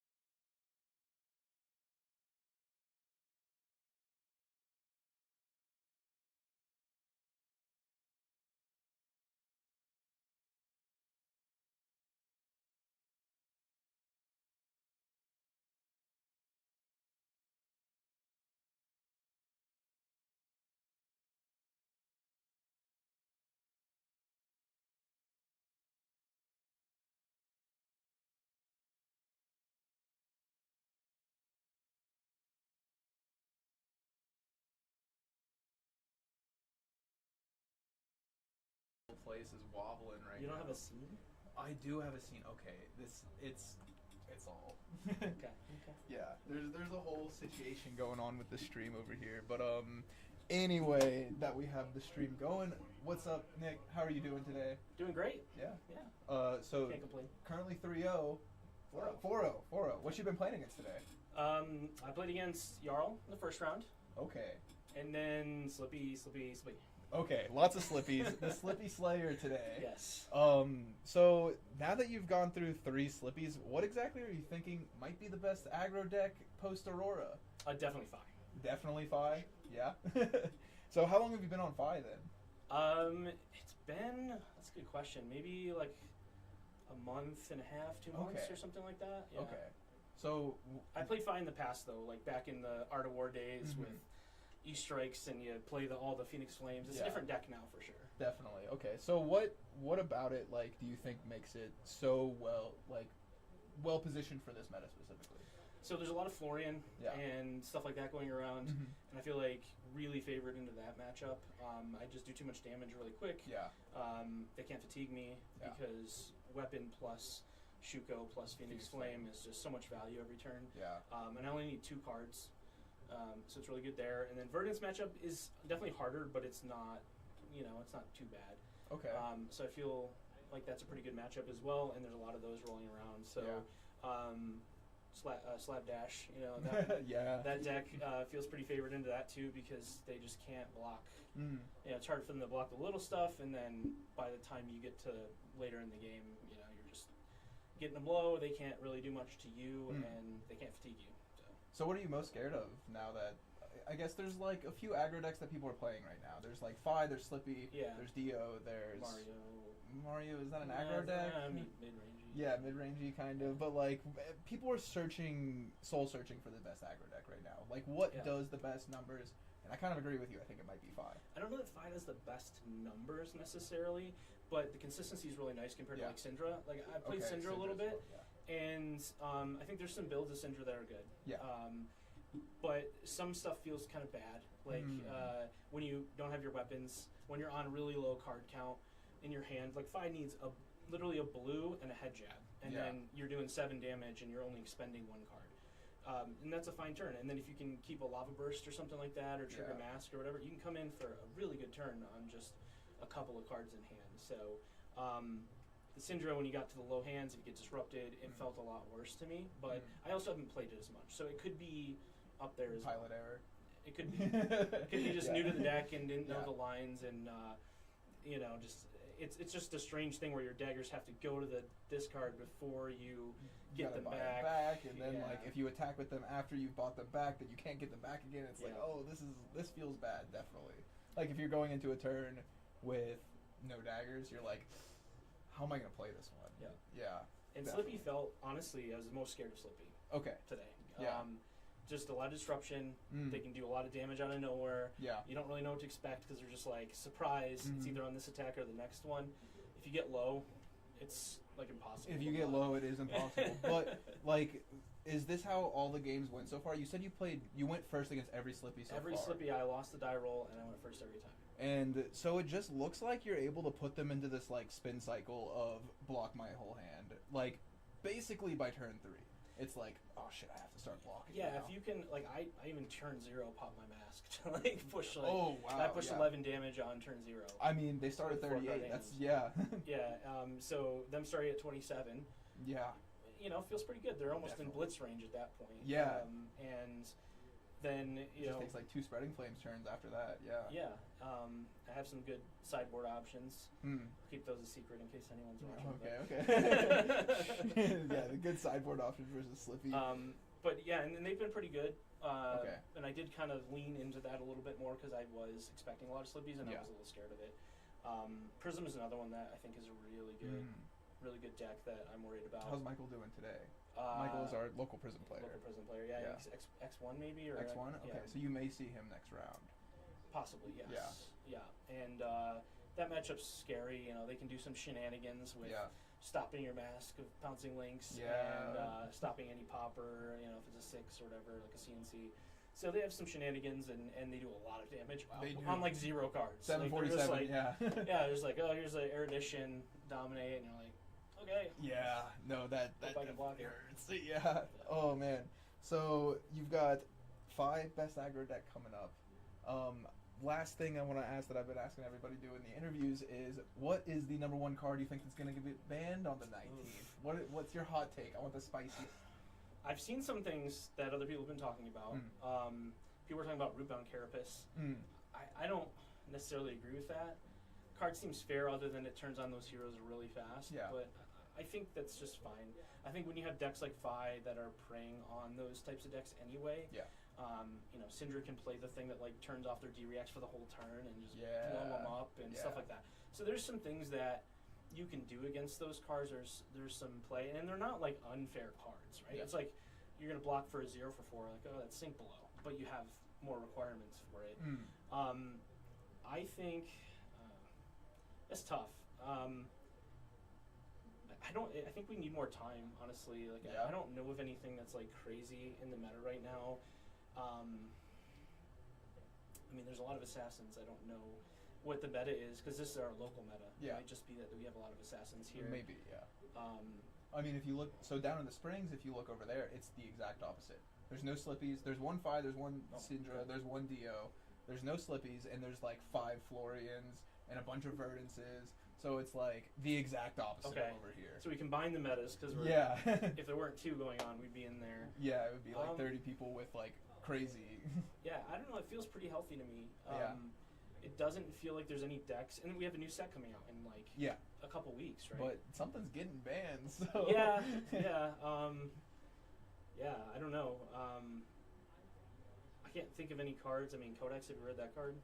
I've heard of that card. That's pretty. That card 0 for 12. Yeah, 0 for 8 million. Yeah. And, yeah, I mean that's obviously the hardest card to play against, especially when they get to leave no witnesses, and you're just like. That was one thing that I did notice back. that you were doing, is you weren't playing Arsenal at all. Like, you never held an Arsenal. Is that on purpose, or are you just thinking like, oh, this just makes sense to play all 4 of these cards? So I'll put like a D-react in the Arsenal. Yeah. I think it's the only thing you ever Arsenaled that game. Because then you don't get the negative. Yeah. For frailty, it doesn't do anything against you, right? If you have like a D-react or something in there. So I think that's a fine target, and then that's kind of where what you want to sit on anyway. Yeah. Because those scary turns of the bonds and the persuasive, like I didn't see. You didn't see that, yeah. And that makes the matchup a lot harder. Yeah, you made them block with it, actually. Yeah. Yeah. Because like I saw them block with like a persuasive a couple times. Block with I keep forgetting the mask card. Oh my god, the yellow that like makes anything. Oh take up the mantle. Take up the mantle, yeah. Yeah, that card's scary too, because then they just attack for like. I've gotten blown out by that card so many times. They just attack with like a vanilla damage or something like it has a non-hit, but you don't care as much. You're like, oh, 1 damage, kiss of death, whatever. They're probably just gonna flick it at me next attack or whatever. Nope, it's a bonds. No, it's a bonds of agony, and then you're like, okay. But yeah, I feel like it's a pretty healthy meta. It's hard to tell this early. I mean, we have multiple heroes leave. 3 heroes leave recently. Yeah. And I am a big fan of letting a meta play out. Breathe a little bit. At least a little bit, and then they can make an emergency ban. Yeah. If they have to. Like, I'd rather them say, like, hey, we have the ability to just call a ban at any point in time versus just banning something now. Unless there's something. My guess is there's going to be something coming out in the next set. The reason they moved it up was not for this meta, because I think this meta's fine. They're going to ban something like something to do with the graveyard or something. Yeah. Because they have the new heroes coming out and they have to be proactive, kind of like the Zephyr Needle ban. I think it'll be a proactive ban, which I'm cool with that. Like, hey, these old cards, we have to get rid of it so that we can open up this design space of this brand new type of hero. You don't think they're going to hit anything from Kano even? Kano was rough. I don't. Yeah, that's true. Kano's a tough deck. Maybe they'll hit a Kano card. Gaze the Ages? No. Because I think if you ban Wildfire, then like you just ban the deck. So like, what's the point of like just let him LL at that point? But like Gaze the Ages is super strong. Open the Floodgates Open the Floodgates is the draw cards, right? Yeah. That card's insane. Yeah. They play Rainbow with that. Yeah. Because it's so good. And you know, for me as Phi, I can't really do much about it. Because I have AB1, so they pump it twice and I'm just done, right? Yeah. So I think if they can, that might be a good one. Yeah. That card, because the deck's probably still playable. Mm. They take that out, and then it just kind of takes away one of their extenders. And then they have to set up. They have to play a little bit more block and get set up, put some potions out, and not just be able to kill you on turn 2. I got killed on turn 2. Yeah, and all I'm the just time. like, okay. Yeah. Well, a lot of people are complaining about like the stack Florian deck, but honestly, the stack Florian deck not only is not really that good, it's also really targetable. So if it was good, then you could just play Kano or Verdance or Rhinar, and you could just kill them like before or five. or Five's even really five, good yeah. into it because they can't set up. Yeah. Right? Like, you're doing so much damage. They can't set up, and then, if they do get set up, they don't have enough rune chance because they haven't been able to keep a bunch of cards, they're like, or they're dead. 20 rune chance max, Yeah. and then it's just like, it's exactly what happened, and we had stack Florian on round 1 stream against Slippy, and it was the same thing. It was like, they had to go that turn, and they only had like 22 rune chance, and it's like, that's not enough damage. He's at 35. At that point, you're just going Yeah. so that you don't like end the game with him at 40. Yeah. You're So just like, okay. I don't think that deck needs to have any bans out of it. People don't like it, but that's because some people will be playing Guardians, and yeah, it destroys Guardians, but that's fine. Like, it's okay. Yeah, I think proactive ban would be great, and then we see what happens with the new set. Are you going to Nats? Are you going to be playing? I'm not. Okay. I'm You're not going to be playing. My daughter's Nats? birthday is the 6th, so. Okay. Yeah. So, Whatever. Yeah. Daughter and whatever. Yeah. No, it's okay. Understandable. But yeah, I mean, I wish you were going to Nats so I could see the 5 pop off, because you've been killing it like recently. You've been the top 8 like what, the past 3 ProQuests you've been to. So, yeah. Fi has really been popping off. Fi's been doing great. And yeah, it's been great to watch. So good shit. Yeah. Well, good luck to you on the rest of this top 8, and I'll see you again probably on stream next round. Yeah, but, probably. Shout out to everybody out here. Chris Brummett saying Boba throwing the head jabs, good win. Yes. Everything's a head jab. Yep. Head jab's not deck for sure. All right, we will see you in the next round pretty soon. Thank you very much for watching. See y'all in a little bit.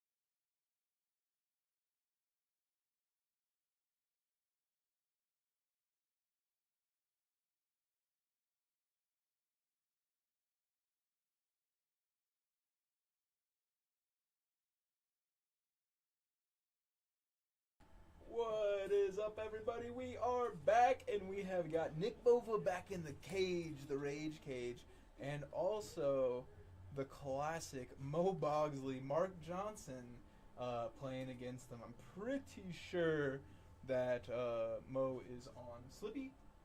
Probably. There Yeah. are 5 in the room, so...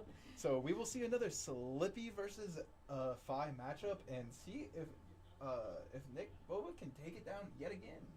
I think if he spreads those flames like he did last time, I think he's going to be in a good spot. But anything can happen here in this 5th and I believe final round of Swiss before we cut to the top 8. Yeah. So yeah, this is our last round that we'll be seeing anybody. Hold on 1 second. I don't have my water bottle with me right now. Oh no.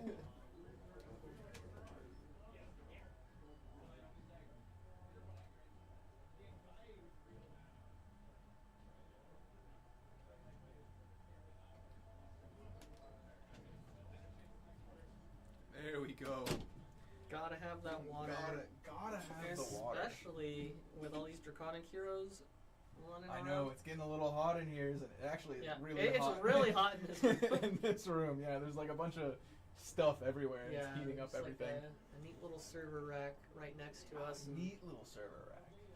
Well, I've seen way worse handled server racks in some workplaces I've been in, so... Yeah, they're kind of killing. I would expect the nerds to know how to do some cable management. Yo, what up, Addison? So they're not going to play table 1. Do you guys want me to force another table over? Oh, they don't want to play. Yeah, over. I think they're just going to, because they're teammates, so Yeah, they're just going to do the thing. Yeah, sure. I'll slide table 3 over. Yeah, Okay. yeah. All right, looks like we got a different... Not Mo Bogsley and Nick Bova on the stream. We will be having. yeah, they're feeling a little camera shy. Yeah, a little camera shy today.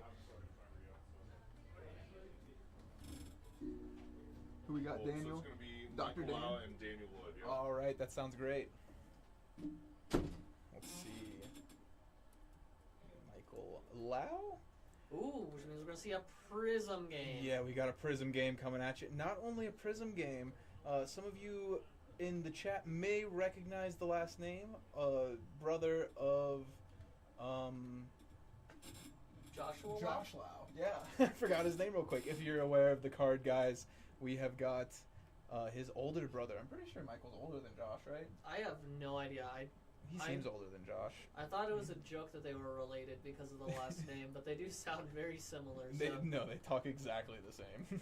It's Yeah. kind of funny. so All right, but we do have Michael Lau, and esteemed Prism player, very famous in Colorado for his Prism play. And we've got Dr. Daniel Wood here playing Slippy. So we've got, Slippy's Guess Who. Who would have thought we'd have more Slippy? yeah, but this is, this is a pretty good and fun matchup. I think it might. Yeah. I think it might be slightly Slippy favored Mm.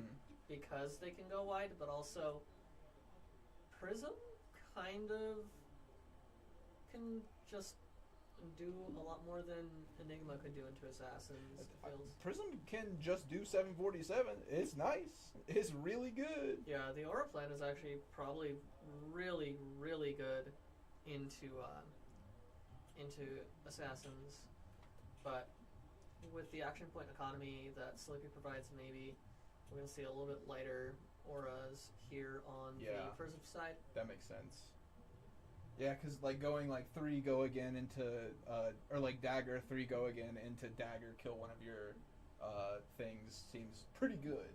Yeah, which makes the value proposition of dropping auras every turn kind of rough. Yeah.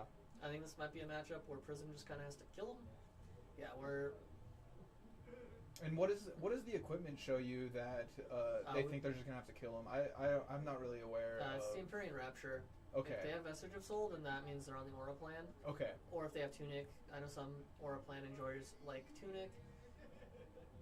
But yeah, we see. Oh, let me switch out their life counter. Oh, sorry, my bad. We're just gonna go ahead and get a little bit more legible of a life counter there for the digital tracking on stream, so that you all can see without the weird contrast of the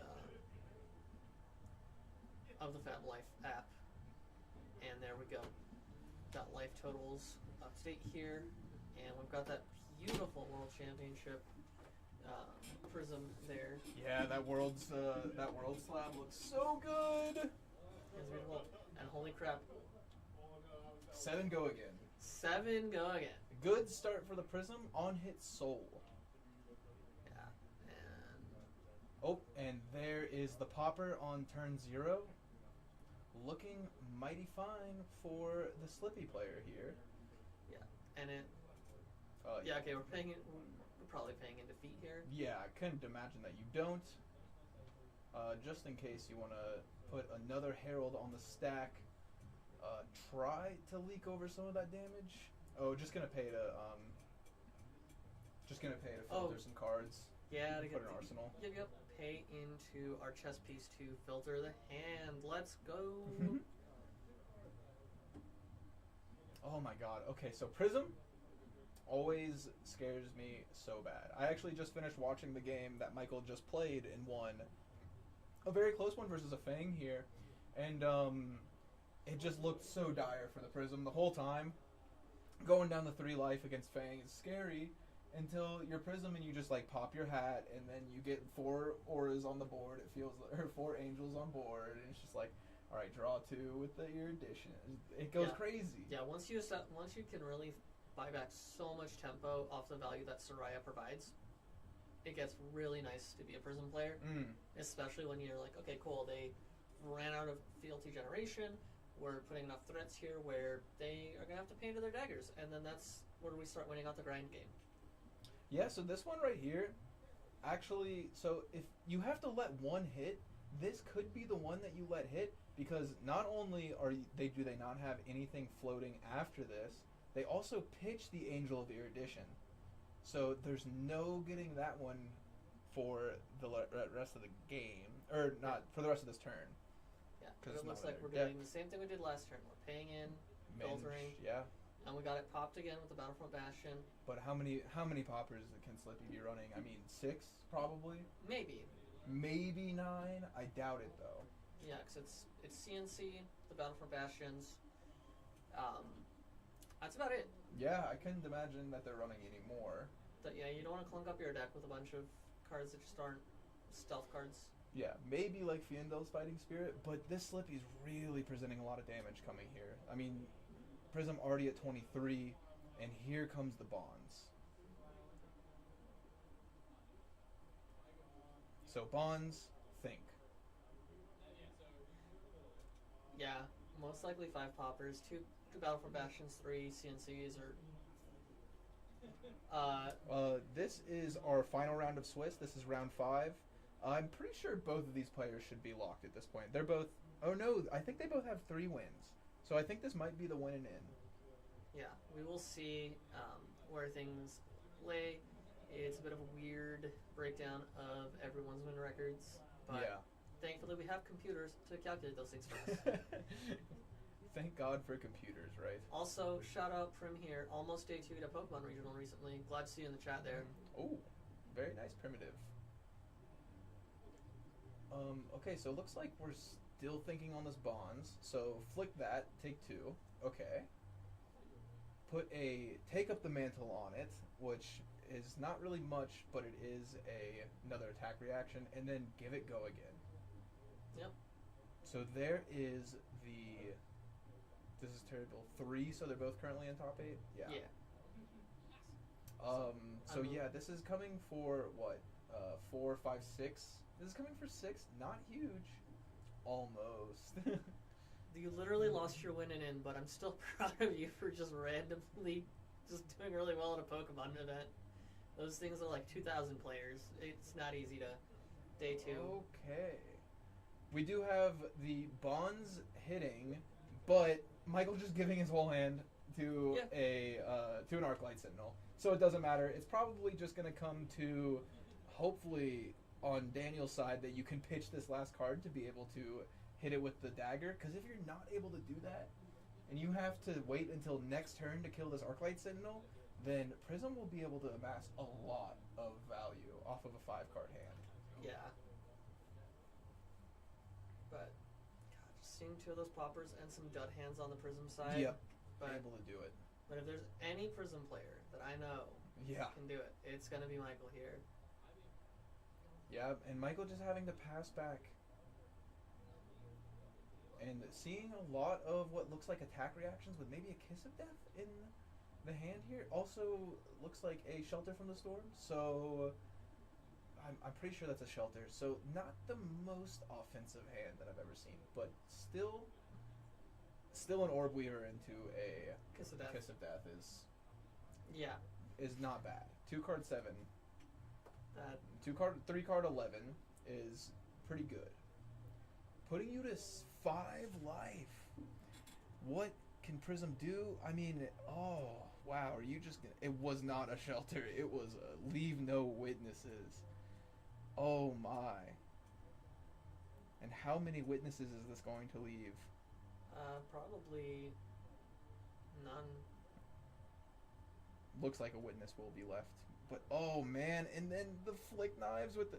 It looks like this game is going to go pretty fast. But It's Prism. You if there's never know. any way...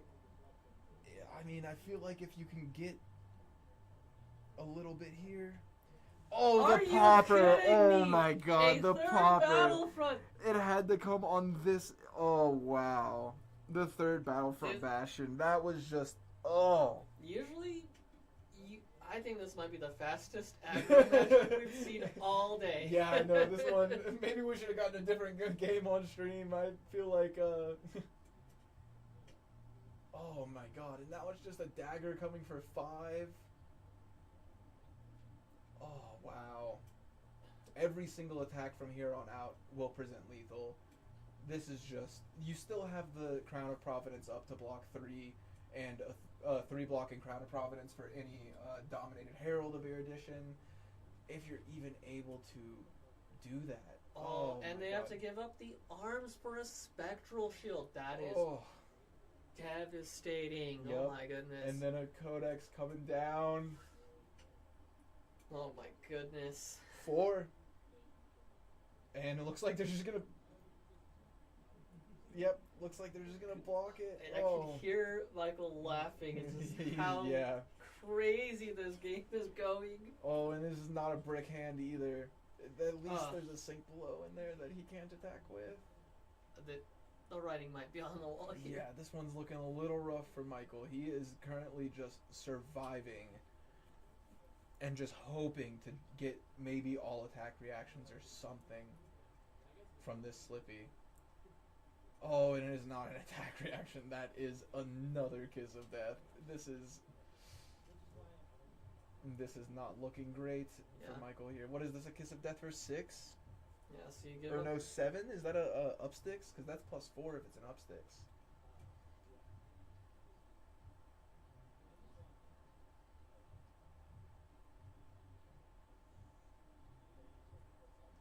Okay, we're popping Oh, the hat. popping the hat, putting that, drawing a card, and going to get the -1 Herald. Oh my goodness, though, this is just insanity. Yeah, I mean, And making it 7 also means that you can't like pay the 1 to put the boots in front of it, because then it'll minus down to 6, and it still pops the boots. This is just... yeah. This is just Dr. Daniel Wood pulling up poppers as soon Yeah. as they come up and just having them. He's got that surgical precision here on those poppers. Yeah. And I'm not going to jinx it by making a reference to another card with surgical in the name. Oh, and having to block with the Herald of Erudition just hurts so bad. Yeah, flick that one, take 2, go to 1, And then push this one over. Yup. and I think that It'll give it +2 on there, and then +3. Or no, +2. So +2/+2.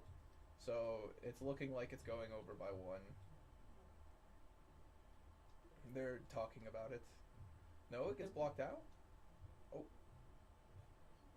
Oh, because it was -1 from the Yep, yep. from that. Okay.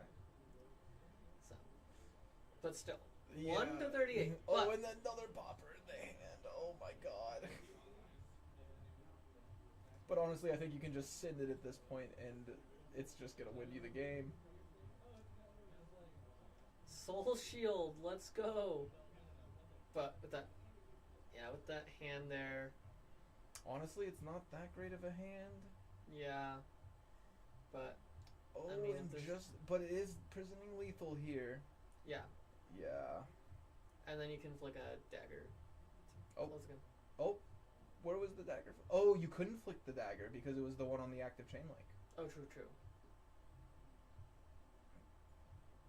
Michael just having to draw up and pass again, but I mean, like, if there's one hero that can turn this around. If he blocks really well here and lets all those starts not hit, but No, then here's a bonds, this has got to be. and just not having the soul shield here either. I mean, you gotta hope and pray. Yeah, but I don't think the light of soul is gonna really bless Prism today. And just passing it, letting him block 6 on 1. Oh my god, Slippy's so hard to play against because they can just do that.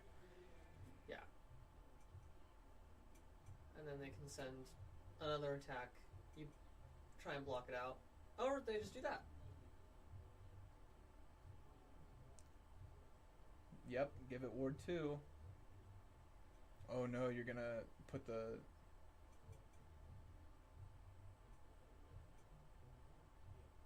And then 6. And that should do the trick. Yeah, flick you. Good game. Jeez Oh my Louise, goodness. that was... Okay, might have to go talk to Dr. Dan about this one because I want to see what he thinks about drawing those beautiful, beautiful poppers. Yeah, geez Louise, 3 bound from Bastions, but what can you do? Yeah. We'll be right back. Yep.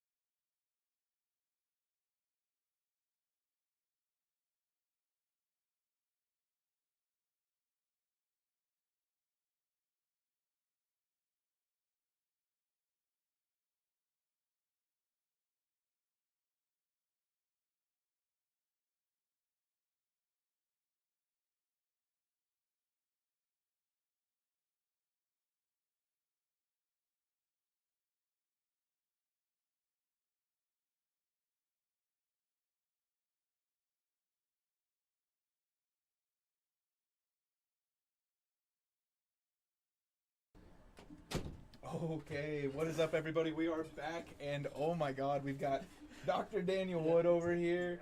How do you feel about that game? How do you think that went for you? About as good as it could go. I don't think you could high roll any harder. I don't, that was just unfair. Yeah, because it was like turn 0 you have the popper. Yep. Turn 1 you have the popper. Mm-hmm. And then you send a bunch of damage with bonds, make Michael play out the Arclight Sentinel. Yeah. And then you can kill the Arclight Sentinel. Yep. Because I'd go again. Yeah, and then the next turn you do a bunch of damage, and then he takes it, and then you have the popper again. Yeah. Yeah. It was just perfectly timed every single time. Yeah, no, it was. I don't think if I like stacked my deck, I don't think I could have done a better job. Like that was just like that was incredible. Like I don't even know what to do with that. I was just like the hands played themselves, and I just kind of ran. Yeah, we picked the wrong one to put on stream because they're gonna be waiting for a while for top 8 to come. I know. It was funny. My first hand was actually quite bad because it was Battlefront Bastion and 3 attack reactions. Yeah. So, like, I had a decision point in that turn was whether I like filter more. So I thought about blocking with Spike with Blood Rot, which may have been correct. Because I ended up pitching it just for a dagger. So because my turn was like dagger into like leave no, I think on turn 1. It wasn't that great. So I got the Arsenal and attack reaction, and then just bonds and just. Yeah, and then Bonds came, and it was just like, oh, this Bonds looks really good right here. And then it's like, oh no, they have.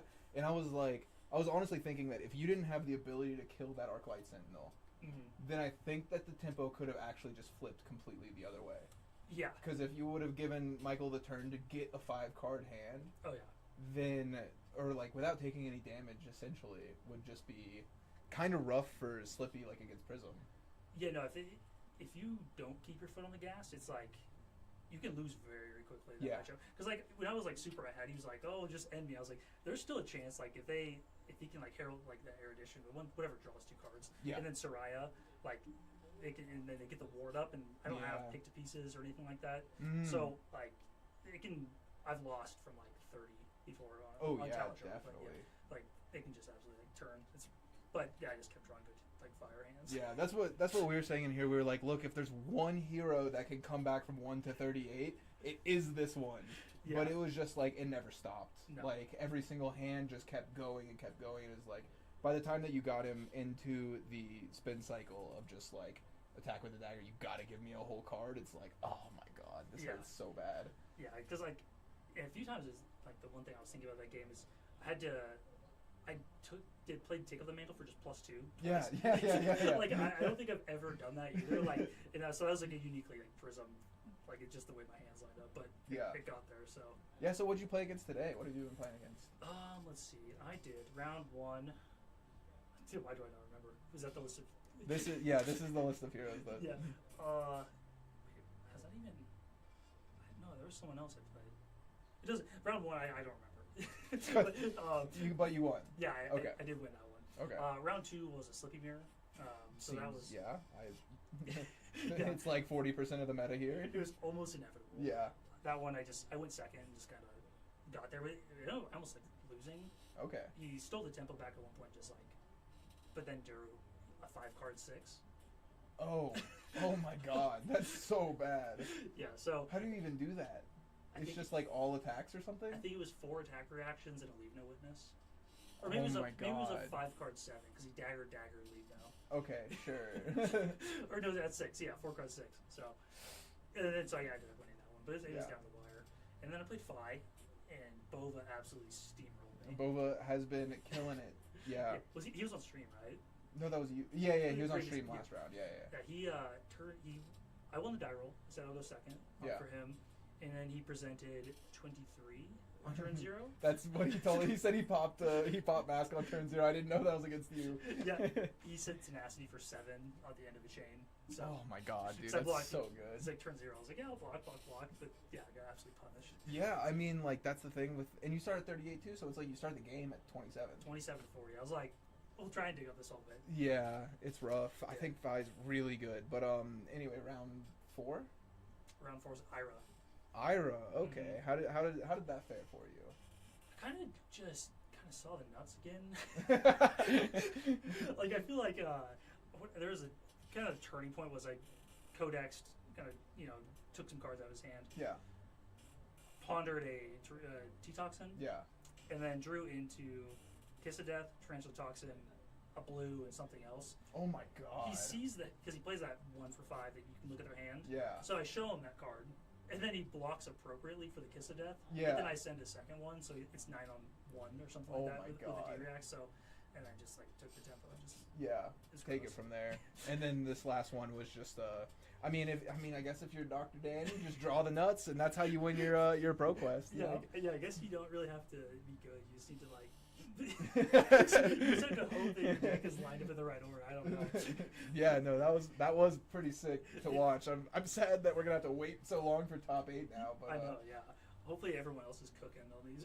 yeah, hopefully, and then we'll have like a little break. But I think Cody Reddy's actually gonna come in, and hopefully we can do like a little mini live podcast going on or something. Okay. But nice. no, I want to hear about what you think is the best aggro deck now that Aurora's gone. Are you a Slippy believer, or now that you've seen Fi do 23 damage to you on turn 0?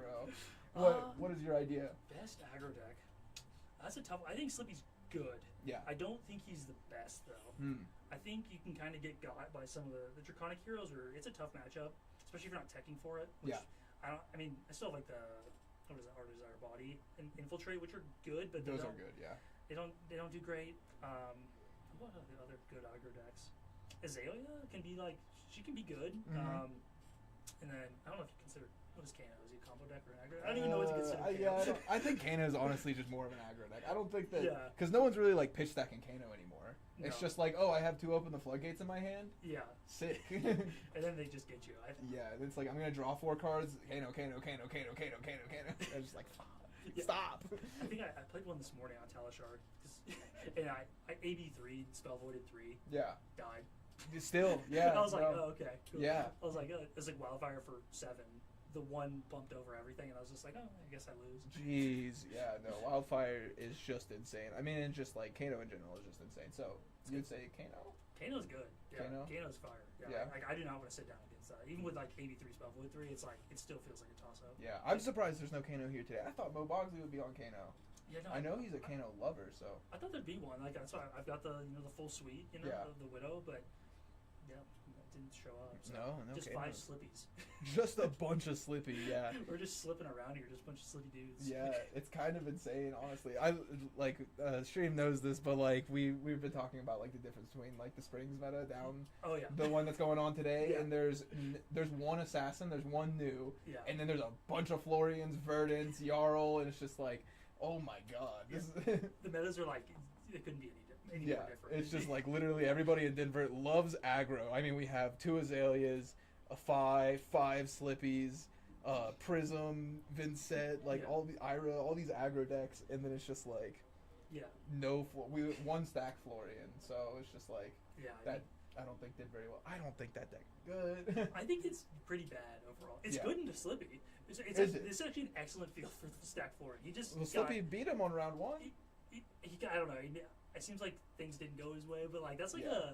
I don't know, like 70-30 matchup. I I'd say. don't know. It's pretty from bad. what it looked like, I've never seen the matchup Yeah. before. This was the first time I ever watched it. From Yeah. what it looked like, it honestly looked like that's just kind of how it goes. Like Florian's not able to stack up enough in time that Yeah. Slippy just kills you, and it's just like Yeah, if you can keep the gas up, then they have a hard time. There's Yeah. like a few times if you draw like a 1 or 2 clunkers and they just make like Yeah. 10 rune chance, it can be really bad. I mean, he absolutely just fatigued him. Like almost like he had 2 cards left in deck. Yeah, they have to be like pretty smart with like the blocks and just like Yeah. they can't give cards for daggers. You Yeah. feel like you're trying to like just go wide or something to Yeah. present more chains. So, but yeah, it does feel bad like when you're sitting across from like 45 rune chance though. You're Well, like, I yeah, can't but do by the anything. time that he was having the block with his whole hand, he was at like 23 rune chance, and Oh. you're at 35. Like, Yeah. okay. Yeah, that's when they try. Like, hopefully you can keep like 1 card. Just send Yeah. like 9th blade for a 0 card 30. Yeah, I mean that's but like pretty 0 good, card but, like, or 1 card. Yeah, that's pretty good, but like it doesn't kill him, and then after that, what do you have? yeah, You have 2 cards left, and they attack for 5. yeah. It's not very good. Yeah. So yeah, I mean, there's definitely game into it. Like, Mm. I don't know even what my plan would be into it. I was considering like AB3, just like Yeah, I deny the tried it. chance Yeah. for the tree. Because Yeah. if they see the tree, like I think he turn was 1 running and 2 AB2. Yeah. Was what he was running. I don't think his deck has 3. It has 3. Yeah. Yeah, I just got Probably this would be one. running AB3. Just because Kano's a menace. Like, Yeah. Aelia wasn't here, but yeah, Kano's just that make AB2 is like not enough because if they No. amp their wildfire, it's just like because if you can block out their wildfire with like AB3 spell void 3 like 6, like you're looking good. Yeah. But I don't know. It's probably kind of Definitely. dependent. So, what do you think? This is what I've been asking everybody. What do you think? What's your number one ban for the 19th? What do you think's gonna happen on the 19th? Oh gosh. That's everybody's response. Everyone's like, I have no clue. I feel like everyone wants to talk about it all the time, but Yeah, I genuinely have no idea. I think I want your spiciest take. my spiciest take. What would I ban? What card do I hate? Codex of Frailty. that would be so sad because I just bought mine. Yeah. So please don't do that. But what would be like? I don't know. I think it's gonna be like. It's not like this isn't even spicy, but like I think the Scepter's gonna go just because it's an unfun play pattern, not because it's particularly good. Though. Yeah. And maybe something like Kano, or maybe they just like give Kano all those things and just like let him. Yeah, go. So it's let Kano have the books back for like 3 weeks. Yeah. And then just let him get the hell out of here because we can't design around this wizard anymore. No, because he's just like sometimes he just does a thing and you're just like, Yeah. There's like literally nothing you could do. No, absolutely not. Yeah. I mean, like Michael could do nothing in that game though too, so I can't really complain. I mean, but that was It's a like little you different, literally but- like drew the nuts, like perfect timing, everything. So Yeah. that was Oh. that's not like Kano does that like I don't know, probably like once every 2 games, just like oh I just like there's nothing you can do, I win. Yeah. No. Yeah. I don't know. Like, what do you think is bad? I actually like haven't dove into it. Well, everybody knows what my take is. I have the hottest take ever. What is They're that? gonna ban every single generic from Welcome to Wraith to Crew. I don't think so. But that would change things a lot. They said it's gonna be sweeping. They said it's gonna change a lot. Honestly, because that gets rid of Sink Below, Snatch, Ravenous Rabble, Tunic. Like, Yeah. it changes a lot. If they're like really banning Yeah. on power level, then I think Tunic should go. I think Codex should go. I think Grasp of the Arknight should go. I think I do Spark also. of Genius should go. Oh, that's a good card. Yeah. Aether Wildfire. Yeah. Like, all of these cards are just really, really powerful. Knock the Death Whistle. I don't think they should have. Yeah, that card. I hate that card. Yeah. That'd be a good ban. Because it only hit Aelia, doesn't affect Moreland, Yeah. and like the non-games of you play against Aelia like would be more reasonable. Yeah, but I mean, they're not going to do that. I think they'll just Right. ban like Sync and Fate, and I mean, the thing is, if you ban Sync and Fate, you have to ban Shelter Yeah, because otherwise it's like because $100, it's $200 like card. it's like legit like $200, and it's just like that's not I don't- okay for a Majestic to But be like they that keep much. printing like the like the promos for Sink Below, and it's like Yeah. I just don't see them banning those things. But So, maybe I'm wrong. so like the argument behind like banning Sync is the fact that now that Living Legend's becoming a real format, Hmm. they want to differentiate Living Legend from CC. Okay, yeah, Yeah. see that. So like have like this is where you can play your Art of Wars, your E Strikes, your Sync Belows, all of this stuff. Yeah, But CC is going to be something completely different. The reason why I say like WTR to Crew is because I think that they want to take Fab 1.0 and just be like all of this stuff. It was designed at a different time. We're Yeah. no longer designing with this philosophy behind what we designed with these cards. yeah, And like we're just gonna be like we're changing our philosophy just like they did with the book bannings. They're like we're no longer like allowing you to get card advantage kind of. But you know, we'll see. yeah. I don't know. Because like even LL's kind of a tough format. Like I don't like it won't even change LL. Like they're just gonna continue doing that. No, I think they'll ban Starvo as well. That's just like Chain's like a problem too. It's Chain is definitely a problem, but at least like you can tech against Chain, True. ban Starvo and Cole, and then I think you can check tech against Chain. That's fair. Yeah. Because then I can play Zen. Yeah, because like Zen oh my Chain god, matchup is actually okay. I've ran that a few times. it is actually Starvo just- pretty fine for Zen. It's just Starvo, like Starvo absolutely gatekeeps. he just warps the entire format around him. They'll be like, look, Starvo is a living legend among living legends. He's out of here. One day we'll have another legacy format Yeah. with everything ever. You Yeah. can play your Dusk Blades and everything, but Just double L. yeah. Double Living Legend. double LL. I mean, doesn't he have the most points too, like 1,500 or something? Yeah, he almost lapped. He was halfway to lapping. I think- He was legal for 6 months. He kind of deserved it. Yeah. Or they just have to gut everything. So Yeah, I mean, if you look at the ban list for LL, it's like 90% pointed directly at Starvo. yeah, he's a problem. Yeah. I mean, 3 talents isn't good. Yeah. Good hero powers. Yeah, exactly. But yeah, I don't know. I'm looking forward to. I'm curious what the bands will be. Like I really, Yeah. I'm hoping it's like makes it spicy.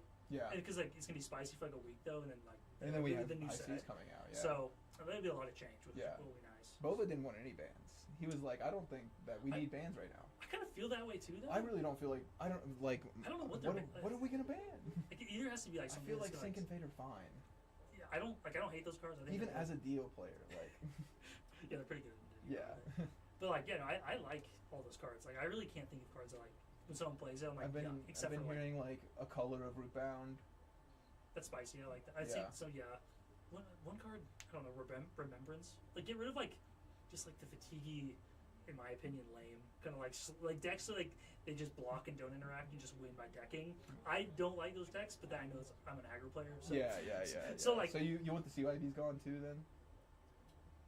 with how they're out now, I actually think they're fine. Yeah. The 6, but like with 9 plus like Remembrance and all these other things, and just like Well, with 9 plus if you're new, or you can transcend off the blue one, and it's just Yeah. like yeah. So I mean, like I don't mind those that much because like they're also no blocks and on hits matter more. Yeah. Like to some degree. So like I don't hate the healing. It's just I don't like the decks where like Verdance is fine. Like she doesn't like, just block or something Yeah. like that. It's just like the stacked Florian. Verdance is very interesting. Yeah. No, she's like super interesting. So like I don't care about healing and things like that or like slower decks. I just decks where you just like are inevitable. Yeah. I don't like those ones. Mm. And I never played like with Oldham, so I don't know if that's like. Yeah. So Oldham was definitely a hero at the time. Because like I Yeah, you never played against Crown of Seeds only when they unbanned that in and Blitz. Blitz. Yeah. Yeah, no, I think I jammed like 50 games of Talishar on Blaze, and I was like, that card's crazy. Yeah, I, that was like, card's insane. I was like, I have to like play so differently to like not let them get value from that every single turn. Like, Yeah. So It just is a value machine. Crown of Seeds, definitely. And then like with Starvo, you could like Tunic to Crown of Seeds and have a 5-card hand. oh, Yeah. how gross. Yeah. That just makes me sick. Yeah. They should unban NLL. It just sends. Wait, what? Crown of Seeds? No, it's not banned. It's not. No. You can do that. Yeah, you can do that. Oh, I've never seen it. Okay. I haven't done enough LL, I guess. Yeah, I don't really play too much LL either. Yeah. But I skirmish season's coming around, so. When is that? I actually have no idea. I think it's, I don't know, like 2 months away or something. It's after Nats. Okay. Yeah. Hopefully, because I'm moving, unfortunately. So I know. I have to set up I'm trying to get a local scene back down there. So I'm in the Discord. Oh well, yeah. Where are you going to? Where can we see this new local scene popping up? Huh? Yeah, Southern Oregon. It's Southern like Oregon. Medford, Oregon. So, Okay. Yeah. So hopefully there's like some people in the Discord channel that Anybody out there around Medford, maybe Northern California, Southern Oregon? We got this man's trying to set up the fab scene. Yeah, there's a few of us interested. So and because like the closest thing is like 2.5 hours to like an armory To or an like, armory? or like Man. any events. So like it'd be a good middle ground for like other places. So Okay. yeah. Yeah. Well, I mean, anybody out there in Southern Oregon, make sure to hit up Dr. Dan. Yeah, we're he'll doing it. he'll set up your fab scene and then also do your physical or something. Yeah, I can. Yeah, I'll do your physical. And, Yeah. Yeah, I'll give you some cards too. Oh, some cards. Yeah, like if you're trying to get into the game, I'm not gonna be handing out like all. Does kinds of- insurance pay Flesh and Blood cards? Oh, you know what? I'd take that instead of a copay. Yeah. If they let me. I'd be like, yeah, sure. Just give me like a codex or something. I'll do your Ooh, physical. shit, that's a pretty good price. That's a pretty good price. Yeah, I gotta see physical, okay? We're gonna keep the lights on. But yeah, no, I'm looking forward to it. So it'll be good. Okay, that's great. Yeah. Well, we will miss you dearly out here. I know. Hopefully we'll be able to see you again. I know that Portland's getting a battle hardened or a calling or something. Seattle? Wait, was it Seattle? I think is December. I'm not sure of the exact, but I definitely will try and make it because Yeah. it's close enough. So Yeah, it's like right there. yeah. Yeah. So But, I'm looking forward to it. Yeah, good luck in the top 8. Yeah. I will see you later on stream probably. Hopefully and so. Yeah, have a great rest of your day. Yeah, you do. It is hot in here. It's so hot in here, I Let it be know. Thanks.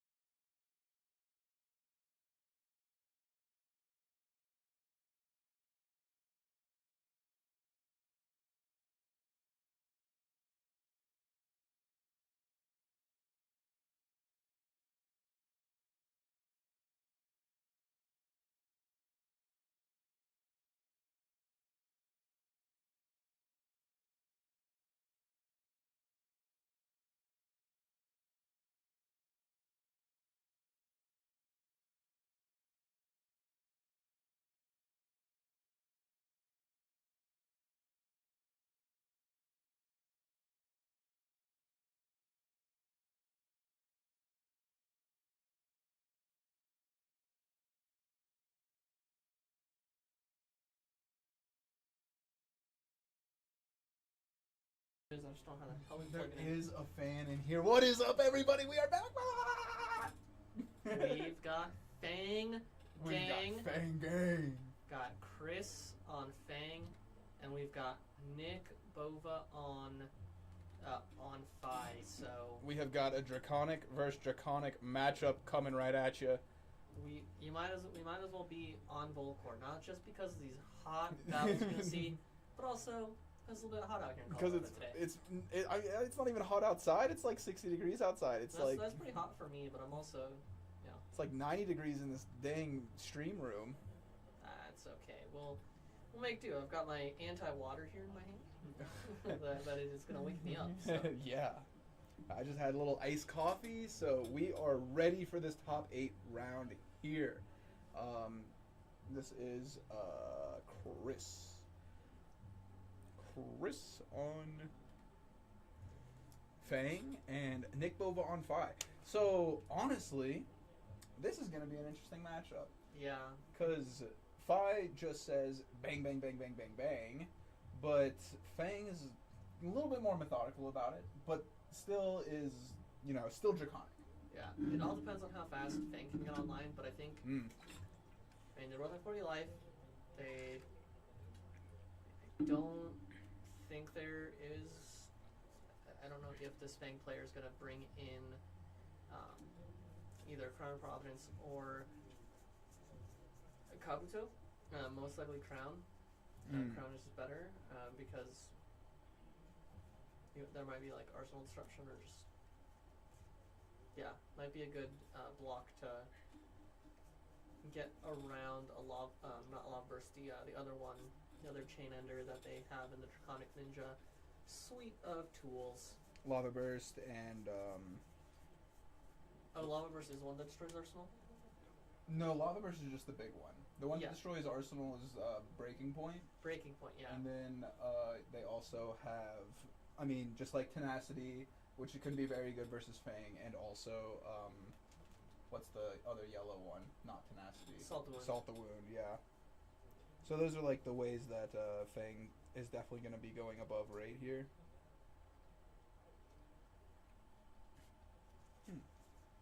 I just picked up my Terra Armory decks, or Terra decks, so that I can have Canopy full play shelters. sets of canopy shelters. Until they get reprinted in Armory deck Florian next this Oh. autumn to get him over the finish line if he doesn't LL stuff in that season. Yeah, we misprinted Armory deck Florian, by the way.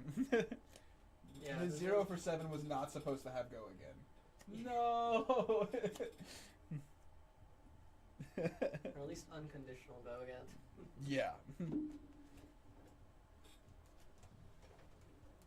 here I am with my fruit snacks. Ooh, the fruit gummies. Yummy, yummy fruit snacks. But no Florian game played Yum Yum with them, and also Yo, what's up, Cody? Cody ready. Yeah, just Cody popping in. ready in the booth. Yeah. Cody, it's hot as hell in here. It is, yeah. Yeah. How are you doing today, Cody? Good. Break any good chains today? Ton of them. Not this tournament though. No, not this tournament. Yeah. Dang. So you're not planning on going over to Singapore, are you? Not this time, no. No. I assume this is live, right? Yeah, this is live, Just yeah. making sure. Yeah. Got some world premiere. Cody was about to come with his hot takes. No, it's expensive to go is all. I was just Yeah. curious if it was live. Yeah. That was all. Yeah. They're listening. Yeah. They're listening to my reason to me being too poor to go to Singapore. You're broke. What do you mean? Too broke to go You're to not Singapore. broke. You're some sort of like software engineer. You can't be that broke. Yeah, still broke Well, he's enough a not to smart one, so justify he's it. like saving his money for more important things than going to Singapore. That sounds lame. Like a wedding. Unfortunately, Well- he's an adult. No. Unfortunately, yeah. I wish I was a kid. Like me. Yeah, just wait. I'm a child. I'm going to Singapore. You are eating fruit snacks right now. I am eating fruit snacks. Yeah, we got a child. And I got I'm my a Wawa. Yeah. I'm a teenager drinking Red Bull. Mhm. The only adult in the room is Cody. All right, Cody. We got first round of top 8. We got a Fang versus a Phi. Nice. What do you think the What do you think the way for Fang to come out of this is? So it looks like they're discussing who's going first or second right now. So looks like it's Nick Bova. Is that Chris Brummett on the other side, or who is that? That Chris is S. Chris S. I don't know his last name. It's not Chris Brummett. I think it's some Polish last name. I kind of want to go look and see what he looks I like, so I know which Chris Oh it yeah, is. you should go look and see what he looks He's like. the one with the long hair. It's right there. Oh, Chris with the long hair. Chris with the long hair. Chris, yeah. no, this Yeah, okay, yeah. I know which Chris it is. Yeah. Interesting. It's Fang versus Phi. Yeah, The two Fs. and the two draconic The Fs. two draconic Fs. Yeah. Yeah, but Phi starts in play and is at full strength, and then Fang has to go online before anything's above rate. You just want to be sure they're good to start. Yeah. Yeah. So what do you think? What do you think the way for Fang to win this matchup is? Well, I mean, there's one clear way to the matchup, which is just to get 3 fealty on the very first turn. Yeah. I do think that I'm trying to think who would be favored in this one, and I want to say it's going to be Fang. I think it really just depends on how quickly he can get online. Obviously, Phi is very consistent and just throwing a ton of damage. Yeah. But and Fang doesn't block all that well. Unless, No, I not think there are really. some lists that do run a lot more Yeah, free run, blocks. yeah. And of course, they run Valiant Dynamo, so you get that free block every turn. Yeah. But if the game is quick, then Dynamos lose value, right? They don't get as much value as you might want them to get. And so Nick Bova might be looking to race this game down, try to deny the Valiant Dynamo value, and put some pressure on Chris before he can get his 3 fealty online. Yeah, I mean, we've already seen Bova out here before, and he was running against a Slippy, and he was just playing 4-card hands. Yeah. Wasn't even arsenaling, So- wasn't even doing anything. Side note, to my point, we can actually see that Nick Bova is running Mask of the Pouncing Links, which Yes. is doing exactly that, just trying to race down the Fang before they can get online. Yeah, I don't think he's running momentum at all. In the Oh, list. really? There's no I think momentum I list think at all. he's just like pouncing linksing people. Was all this day. a closed list or like a? Yeah, we don't. We Or don't have- sorry, we should have lists, but I don't know if we're able to look at the lists. No. Okay. Yeah, not currently at least. Yeah. But we do have the headpiece from the Fang is actually a little bit interesting here.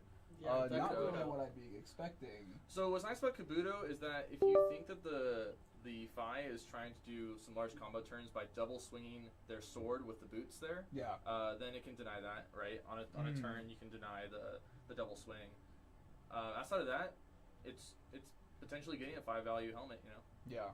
over the other helmet choices that you have. This is true. This is true. And we have turn 0. Just coming at him. Glint the Quicksilver. Okay, so we're on a blue Fang.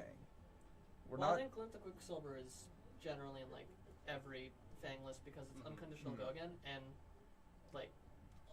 generally almost always a card draw. Yeah. Now, something pretty heads up here is that Chris pitched a red smoke out in order to swing, and then threw the blue Glint the Quicksilver. Yeah. So knew that Bobo was going to attack to block on turn 0.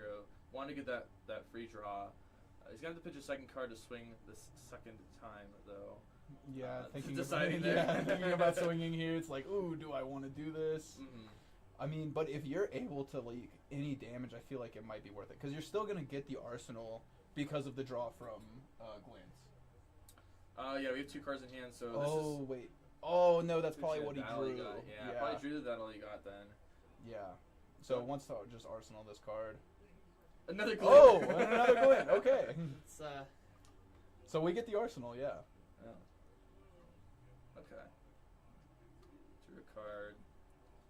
Deciding whether or not it's playable right now, but probably is that blocking 5 on the second dagger? Is that Yeah, what it was? looked like it. So Nick over blocking the second dagger, pretty correctly, right? Because Yeah. why hold any cards in your hand? And getting rid of a whatever that card is, goon bait. Yeah, I love that name, goon bait. On turn 0 is pretty good, especially not being marked.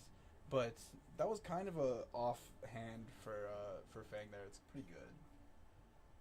Just gonna expand this so we can see a little better. Oh yeah, go ahead. Let's see. Where's the slider here? Oh, is it not gonna let us? Yeah, I think that's as much as it goes. That might be a full screen mode. Let's see. Just doing some technical. Yeah, a little technical change up here. There we go. It's hard for me to see the screen at least. Oh. Yeah, it doesn't look like we're getting any bigger than this. There might be a pop-out mode for it. Let's see. pop out? No, it wouldn't be there. It would be if you like maybe right click the screen or something. Windowed Full screen. There we go. Oh, look at us nice. go! Look at I don't us know, go! You might be able to pop out the chat too. Yeah, and just do like a you little had bit of. before. So if we do that, Yeah. that. Oh, maybe not. no, I don't think so. yeah. I don't So we're gonna know. go Chat, we'll talk to you, chat. It's okay. Maybe I have the chat on my phone or something. That works too. But yeah, okay. So starting off, it looks like a blue brand with Cinderglaw coming down, with a getting covered up by the arm piece. Honestly, overblocking by 1, losing a point of value on this, and that every single point really matters in this matchup. Well, No, especially this thing, you want to like save your fridge for more impactful on hits than a brand. You could have used your Valiant Dynamos here instead, if it's the blue brand, because that's just coming in for what, 1? Yeah. Oh, is that a blue brand? Yeah. Yeah. I wonder. Really scared of the Fi. Blocking pretty hardcore. Because blocking. Maybe we can't swing twice this turn, so we don't want to block with the Dynamos yet. Yeah, but still finishing it off with the natural lava burst. That Hurts remind me- pretty bad. Okay, so there go the Dynamos. So we can't swing twice this turn. Yeah. Maybe a little bit unfortunate with the because like if you have the 0 for 4, you just blocked 1 instead of 4 damage that it could convert on offense. I'll have to see what. Maybe wants scared to- of popping the pouncing links already.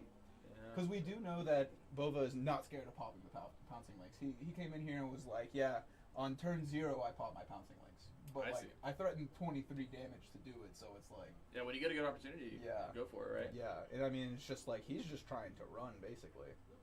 So we are playing a card to mark with a beautiful mark token. I wonder who made that mark token. Wait, was that actually you? Yeah. Oh wow. Yeah, I made that mark. I 3D printed it. Oh, I okay. designed it. Okay, sick. So we're running this pursuit to mark, and then I see for the Drakai makes a fealty and threatens another fealty on hit. Yeah, if we can get the 2 fealty here, that is pretty good. Yeah. You're already 2/3 of the way online. Now the typical strategy against Fang is just to let the mark get consumed, right? Yeah.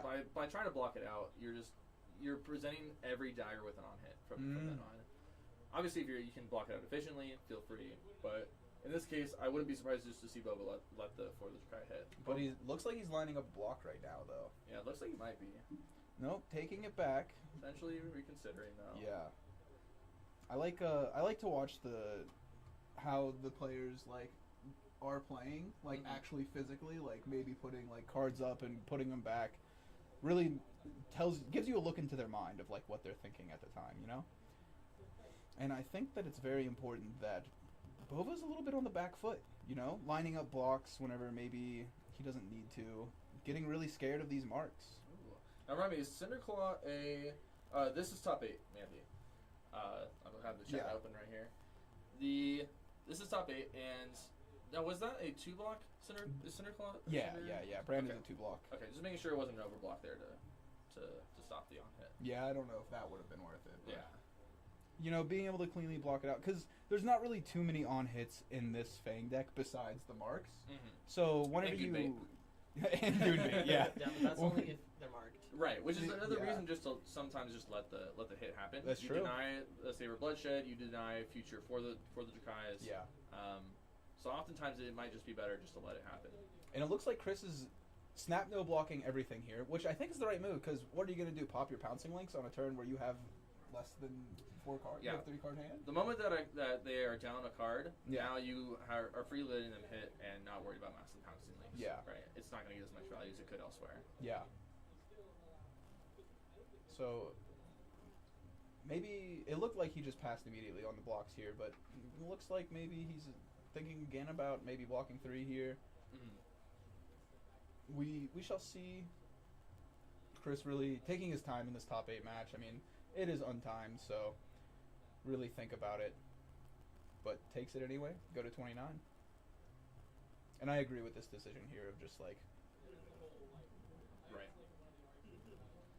yeah, buying a Phoenix Flame is not really where Fi wants to be.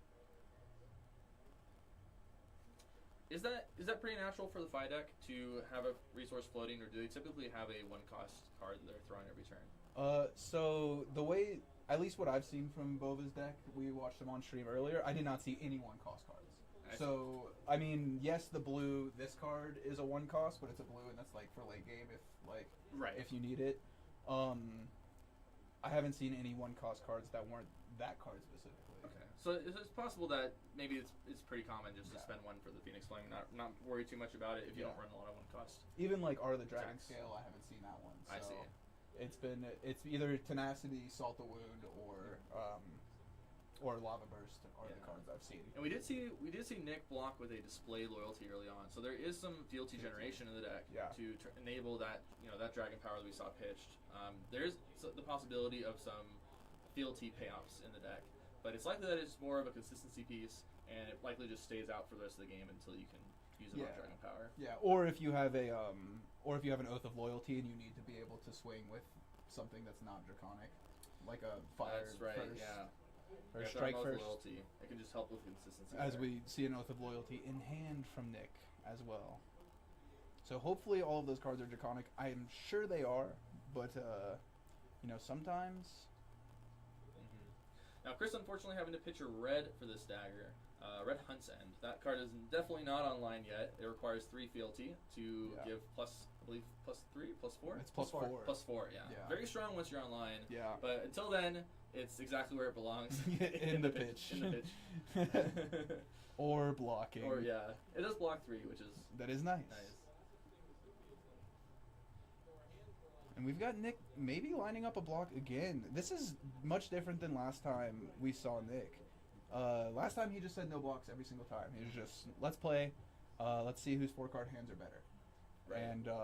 And he got there doing it, but it looks like he's playing a little bit more defensively minded, mid-rangey minded versus this Fang. Yeah. I don't remember what he blocked with the previous turn on the For the Drakai. It was a brand and chest, Yep. Yeah, so it's potentially just another card that just isn't going to get as much value on offense as it is defense. That brand, if it was a yellow or a blue, wouldn't have done anything that last turn that Nick just had. So it does submit no blocks, though. Sad that this is the one that you have to use for this, but... Long Whisker, just a +2 here. Well, it might. It's only 2, and it's on hit mark. Yeah, it's probably on hit mark. Yeah. Yeah. So +1 on hit mark and go again. So looks like Chris might be getting 3 fealty this turn. If he's lucky, that's exactly what's going to happen. The cost of doing so will be a 12 life, however. Yeah. But it's a small cost to pay to be highly above rate in terms of being a warrior. Yeah. So. Yep, your dynamos are going to get refreshed every turn. You could do a 1-card, 4 plus dynamos. Yeah, 1 card 5 every turn. Yeah. Yeah, now respecting the on hits now of getting that 3rd fealty. Wait, is Fang just Florian? Once you're Always online, you can do 1 card 5. Yeah. Oh. Didn't turn off the lights. Oh, really? Blocking all of this out? Blocking 4. Really trying to deny that 3rd fealty. And if you have 2 D reacts in hand, or attack reacts in hand here, then you can just go above. What would be the funniest thing to happen is if he had a pledge fealty on this chain link. But, Ooh. Blistering puts it to 4. Oh, puts it to 5. Yeah. Ooh. Taking 1, getting that 3rd fealty, and arsenaling a card.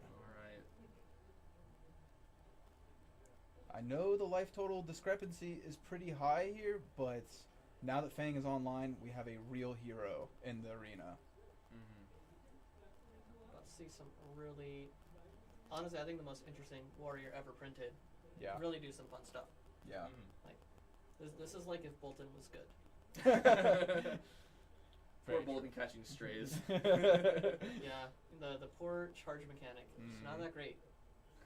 And now we see why the Oath of Loyalty got blocked with. It is a Fire Fist strike.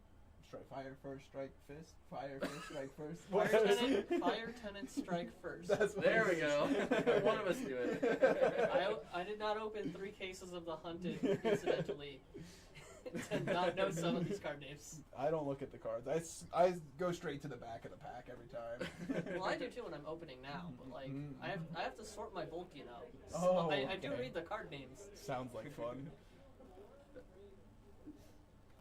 Yeah, so this is likely a red. It's hard for me to tell here, but it looks like a red. So next draconic attack will get +1, but this is not draconic itself, No. so we cannot swing the sword here.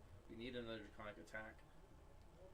Yeah, and also coming with another. I mean, this is a 4-card hand, card in arsenal, but like another smaller hand. Right. We're not just saying no blocks and just kind of going hard like we've seen Fang do in the past. Got an So this is uprising for classic 4. here with Ronin Renegade. But I would not be surprised if Fang decides to start trying to flip the tempo and Right. kind of holding cards to go way above rate, to go like, this is my 4-card 15 or maybe 16 depending on what they have in hand.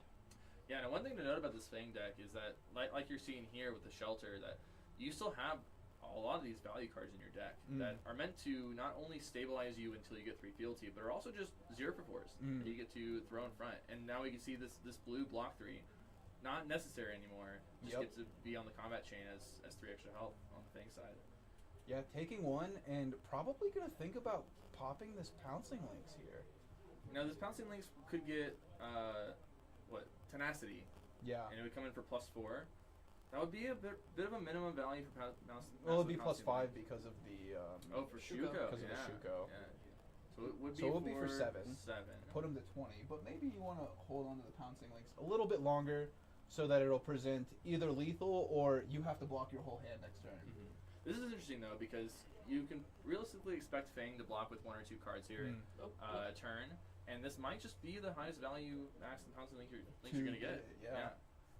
Getting +5 off of it compared to if they're continually blocking with 2 cards Yep. every turn from now on, it might just be your best time to do it. It really could be. So I think Bova also believes that it's the best time to do it as well. Maybe we don't run Tenacity. Maybe this is the best pick here.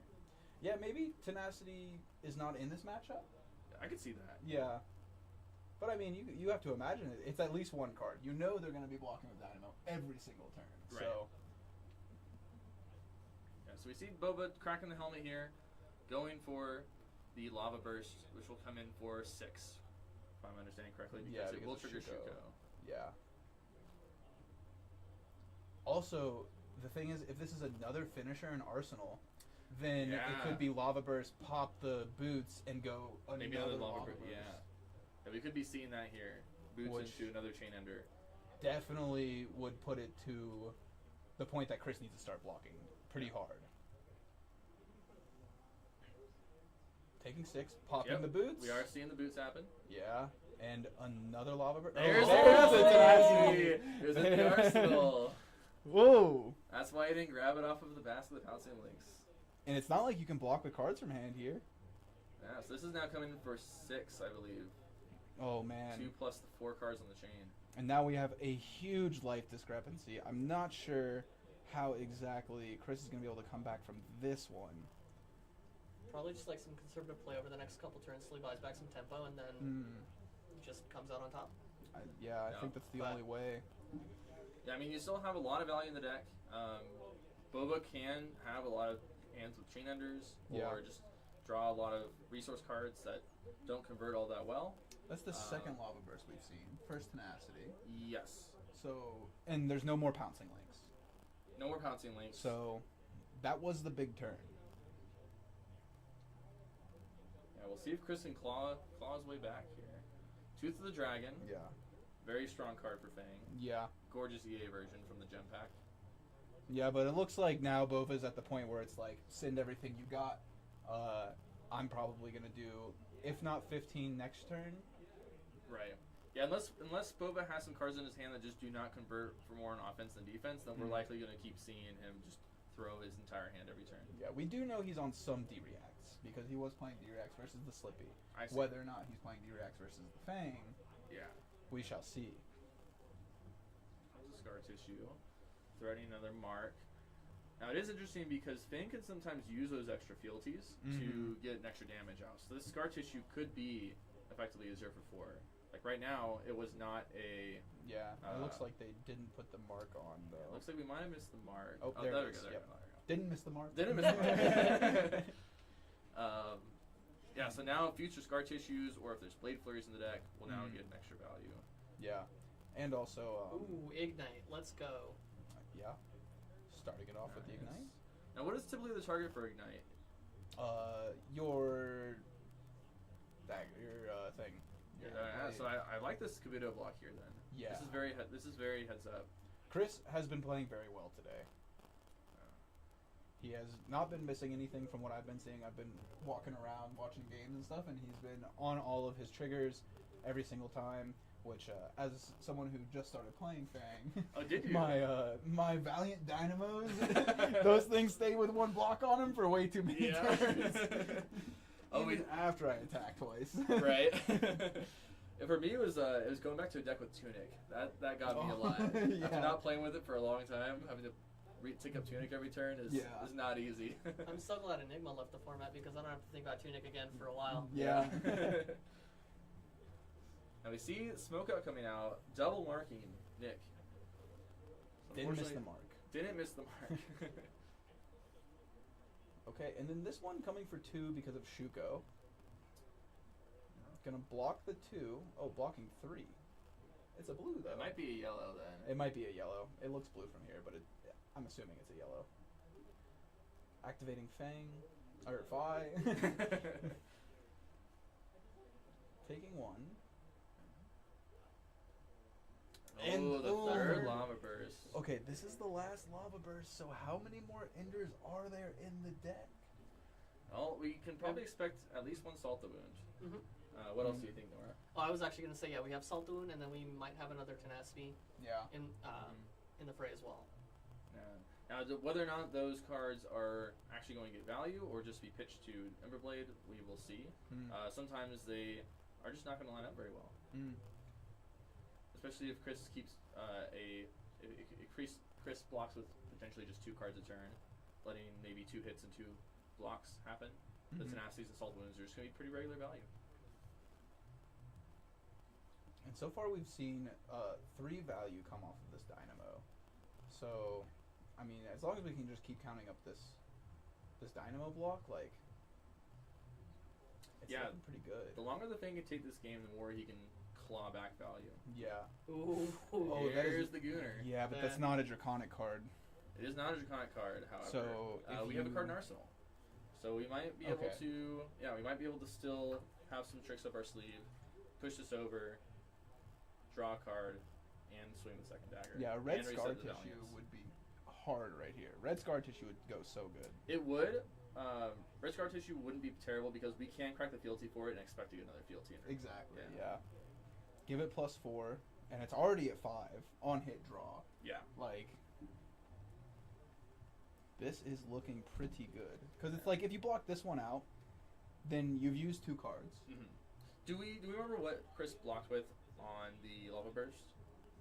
No. Because he blocked the 2 cards, right? I do not remember. He did, but I don't think I saw it either. Yeah.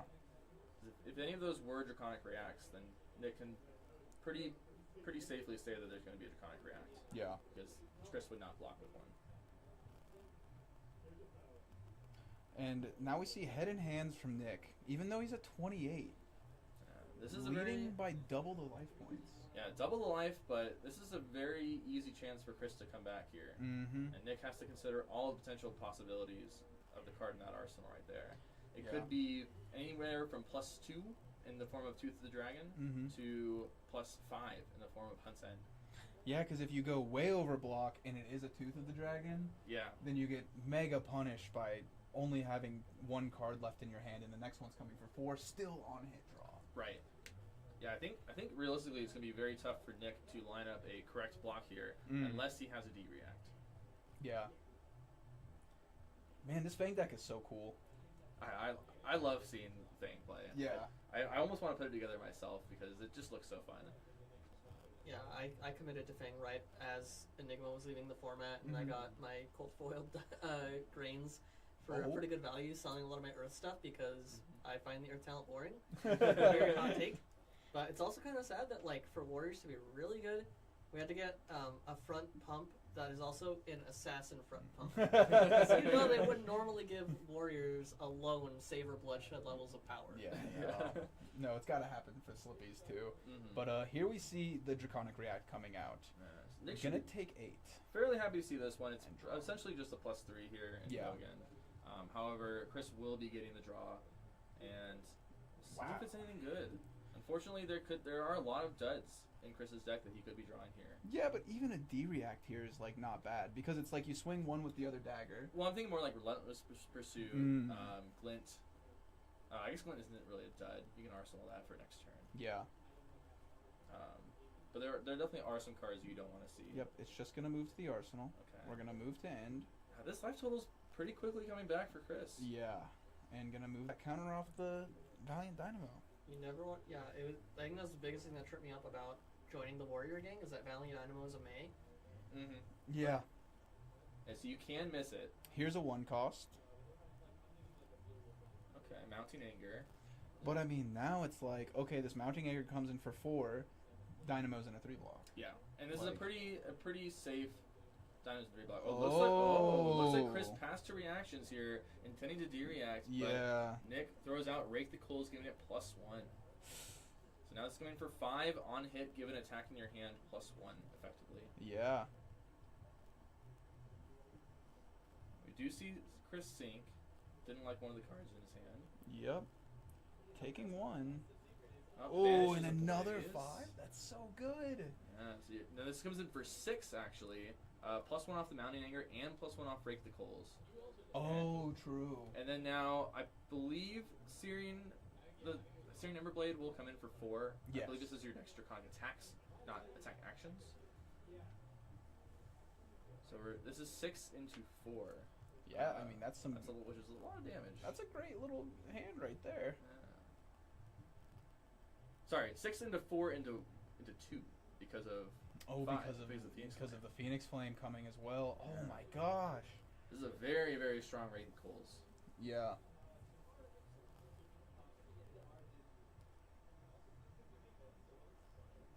Activate Phi. Attack for 2. Whoo! Chris going to 2. Chris gonna go to 2. I'm very excited to see what's in his hand. Can he do 19 damage off of, what is this, 5-card hand? I believe it's 4 cards because we blocked the sink below. Oh, yeah. 4-card hand. I mean, if it's a double, we already saw 1 Hunt's End leave, but if we have 2 Hunt's Ends here, then, or a Fire and Brimstone. Or a Fire and Brimstone. Oh, we see a Savor Bloodshed. Okay. Not marked currently. Not currently marked, but that could change. How many marks at instant speed, or I guess for this chain link existent thing? So it's the one that's the blue block 3 that tip instant. off. Yeah. So there's tip off. He's not running pledge. Whatever the scroll one is. Oh, looks like we might have. That lets you mark.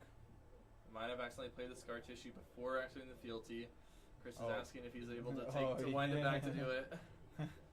He never took his hands off the card. He actually did. Oh, for he a did. brief Okay, second. okay, I wasn't looking. Oh no. Oh, they're discussing whether or not this is gonna looks like a allow judge. a small rewind. Yeah, looks like a judge call is coming. This is a very, very big deal. Yeah. If the fealty does not get popped. And this is like you were saying before, a lot of small mechanical things you have to remember with Fang. Man, and I feel so bad because I was just talking about how tight Chris has been playing all day. There's too much. I don't blame him at all. There's a lot of things to keep in track. Yeah, it's been a lot of Swiss rounds and also the stress of being on stream. Camera, yeah. So on stream at this stage of the game, it's very tough. Yeah, it looks like we've got the judge talking to him right now, explaining each of their positions. Yeah, so it looks like it might have just been Scar Tissue here, intending for Saber Bloodshed to draw on the second dagger. The possibility was tip off, and I think that's it. I want to say there's one other card. Isn't there one other card that? There's the 0. It's a 0 Draconic instant that doesn't block, but I don't think he's running that card. Oh, was it Pledge Fealty? Pledge Fealty just makes a fealty. There's Proclaim Vengeance. Proclaim Vengeance. Yes. Yeah. Nora with the I with played the too knowledge. I played too much Sealed of this particular format. Okay. I played a lot of limited, so I should know all these card names.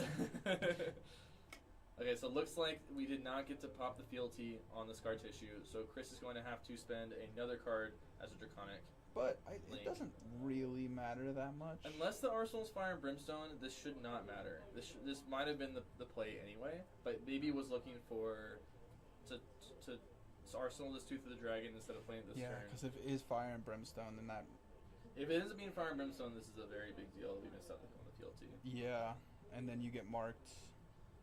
So now the second dagger is coming in for 4 on hit draw. Yeah, and make another fealty. Mm-hmm. Which, I mean, once you're at like 5 fealty, then you're comfortable.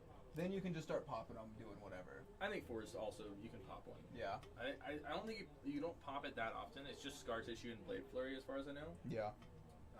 And Chris might not even be running Blade Flurry in this type of list. He is. He is? Okay. Yeah. Yeah, so it's just those 2 as the targets. Yeah, but it's just probably gonna be take all the damage, right? No, it's not. I mean, this is potentially blockable. Oh, it is no. Fire Brimstone.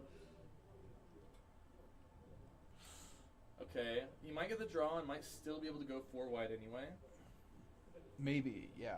It really depends on what Chris draws off of the Saber Bloodshed trigger. As Fire and Brimstone is coming in for free because we have 2 chain links here. Yeah. And gives all of your daggers +1 for the turn. So not only is this a Draconic reaction, but it gives +1. So this dagger now comes in for, I believe, 6 And we're on 4. Fang is really open to see a Draconic and attack reaction. Yep. On top of the deck here. Any 0-cost Draconic attack reaction will be very good. It'll essentially be +2 Yeah. for the 4th weapon swing. I believe they're all 0 cost. I don't think there's anything that's not. Is it Endear Devotion on what costs 1? Is that the one that some lists run? And Yes. Yeah. Okay, I guess so. But it looks like with the way that he did this, he snapped it. Yep. Oh, we do Yep. get a Draconic, so this Yep. this does do the job. So thankfully not severely punished for missing that fealty there. Effectively did not cause any problems. Actually, I guess we lose 1 damage, right? Because we Yeah. could have had a Draconic this link. This would be the pledge fealty. So we missed 1 damage off of missing that fealty. Yeah. And we'll see if that 1 damage matters. Oh, a 3-card hand coming back from the Fi. You're at 2 life. I mean, you are Fang, so you really only need 1 card in hand. Right. 1 card represents a lot here. We do have the Dynamos as well. Hopefully he remembers the Oh, Dynamos. puts the Saber Bloodshed. Hopefully he remember the Dynamos. Okay, thank God. Okay, thank God. Alright, yep. Doing everything cleanly here. Definitely don't want to lose because you forget a Dynamos. Ooh. Spreading Flames. This is a little rough. This is that I forgot about this card. This is a 1 cost that he definitely runs. Yeah, Spreading Flames, okay. So this is representing, what, 3 into Emberblade, into potentially a 0-cost card, which may or may not get the buff off Spreading Flames, and then Phoenix Flame. So we'll see how this turn plays 1 card out. in hand, but the Phoenix Flame is not going to be for lethal because we do have the Valiant Dynamo. We can go to 1. Right, this may just be 3 blocks. Okay, gonna block 3. So blocking 3 here. We did have a 2 block we wanted to block with, unfortunately. This is for 2. Coming for 2. Okay. That is lethal. That is notably lethal. And then you have. Oh, I wonder if we have all 2 blocks in Chris's hand. Ooh. This could cause some pretty big I sure issues hope here. Not.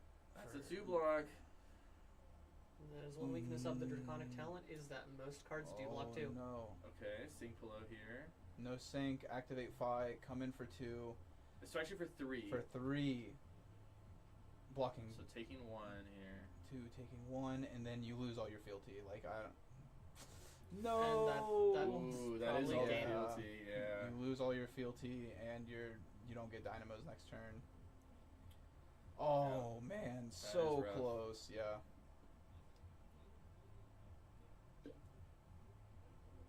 Rough. We did see a Wow, if you're even able to keep 1 card in hand here, like. 1 card in hand here does a lot. Yeah. But Nick correctly aggroing down Chris, popping that helmet, making that insane turn with the tenacity. Yeah. really just putting all the gas. I messed up this analogy. Putting the gas on the brakes or whatever. Gas on the brakes. That's not the right analogy. What you know what I'm talking about, though, right? What's the analogy? Someone fix it for me, No, please. we're gonna let you struggle here. No, please. Someone tell me what the analogy is. It's hot in the stream booth right here. Ooh. Get another ignite turn. And more 2 blocks in hand. Oh, I think I'm gonna go 5 wide here, and this might be the end of Chris. Ooh, haven't used that glint to block, And then that will be. Ooh, and a salt the wound to finish it off. Oh man. literally rubbing salt in the wound with that salt in the wound. Goodness. Yeah, no, that was a good game. That was a good game from Nick, showing off the power of Phi. Yeah, one of the draconic heroes takes it down, and in this case, it is the ninja. Mm-hmm. But it was damn close. That was very close, considering the life lead that Nick had and how much Fang came back here. Mm-hmm. That's scary. Yeah, Fang is a very, very capable hero once he's online. But then there are also just times when you're playing him, as I've found out, where even if you're able to claw back a bit, sometimes it's a little too late. Yeah, But- just like right there. Looks like Yeah. they're talking about the end there. Yeah. Oh man, very close game. So Very fun game though. That was a blast to watch. yeah, I'm glad that we got the Fang on camera. Honestly, I wish we could have seen the Fang go all the way. Yeah. But Phi's so, cool too. so what is the top 8? I haven't I don't seen know. it yet. Oh, I know there's let's a look. Slippy. I know I there's will at look least it one up. Slippy. It should be in the Discord here. Yeah, It'll it probably is be- Phi, Oh, there we go. Slippy, Verdance, Slippy, Prism, Verdance, and Fang. So with Fang out of contention, I think I'm fairly confident that Prism's going to take down the whole thing. I said it this morning in the Really? car, but I'm saying it again today, right now. She did say it. All right. Prism, We have yeah. a prediction for Prism to take it down. What is your prediction, Luke? Ooh. Who's the other Verdance? Nigel and who? That would have to be probably Michael Parker. Okay. Okay. Yes, which makes sense because there he is right there. Yeah, and then Michael Lau on Prism. Man, I don't know. How's the Phi Prism matchup? I actually don't know. I think it's Yeah. pretty close. However, I want to say that Slippy might actually have some game into Prism. Oh, we definitely saw Slippy have game into Prism. Oh my god, Yeah? you missed Did I it. miss that? Oh, Oh, no. my god, no, it So- was. I can't wait for the clip to come out where people are gonna, be like, oh, Nori, you said Prism was gonna win. We'll check out who won. And then it's one of the 3 Slippies in the top 8. Yeah, I don't know. I think my money's on Slippy. Slippy on. Who? I'm gonna Which say Slippy? Mo. I'm gonna say Mo. You're gonna Mo say Bogsley Mo? on Slippy. That's Okay. my prediction. Okay. Well, I'm gonna step out of the booth and I'm gonna go see what things look like out there and let Cody Yeah. sit down and chat for a bit while I rest up. Appreciate it. I might have to go out there just to get some cool air. Yeah, A I know. little Well, we bit. have this little fan right here. I just don't know if it's loud or not. Let's see if we want to pick up this fan right here.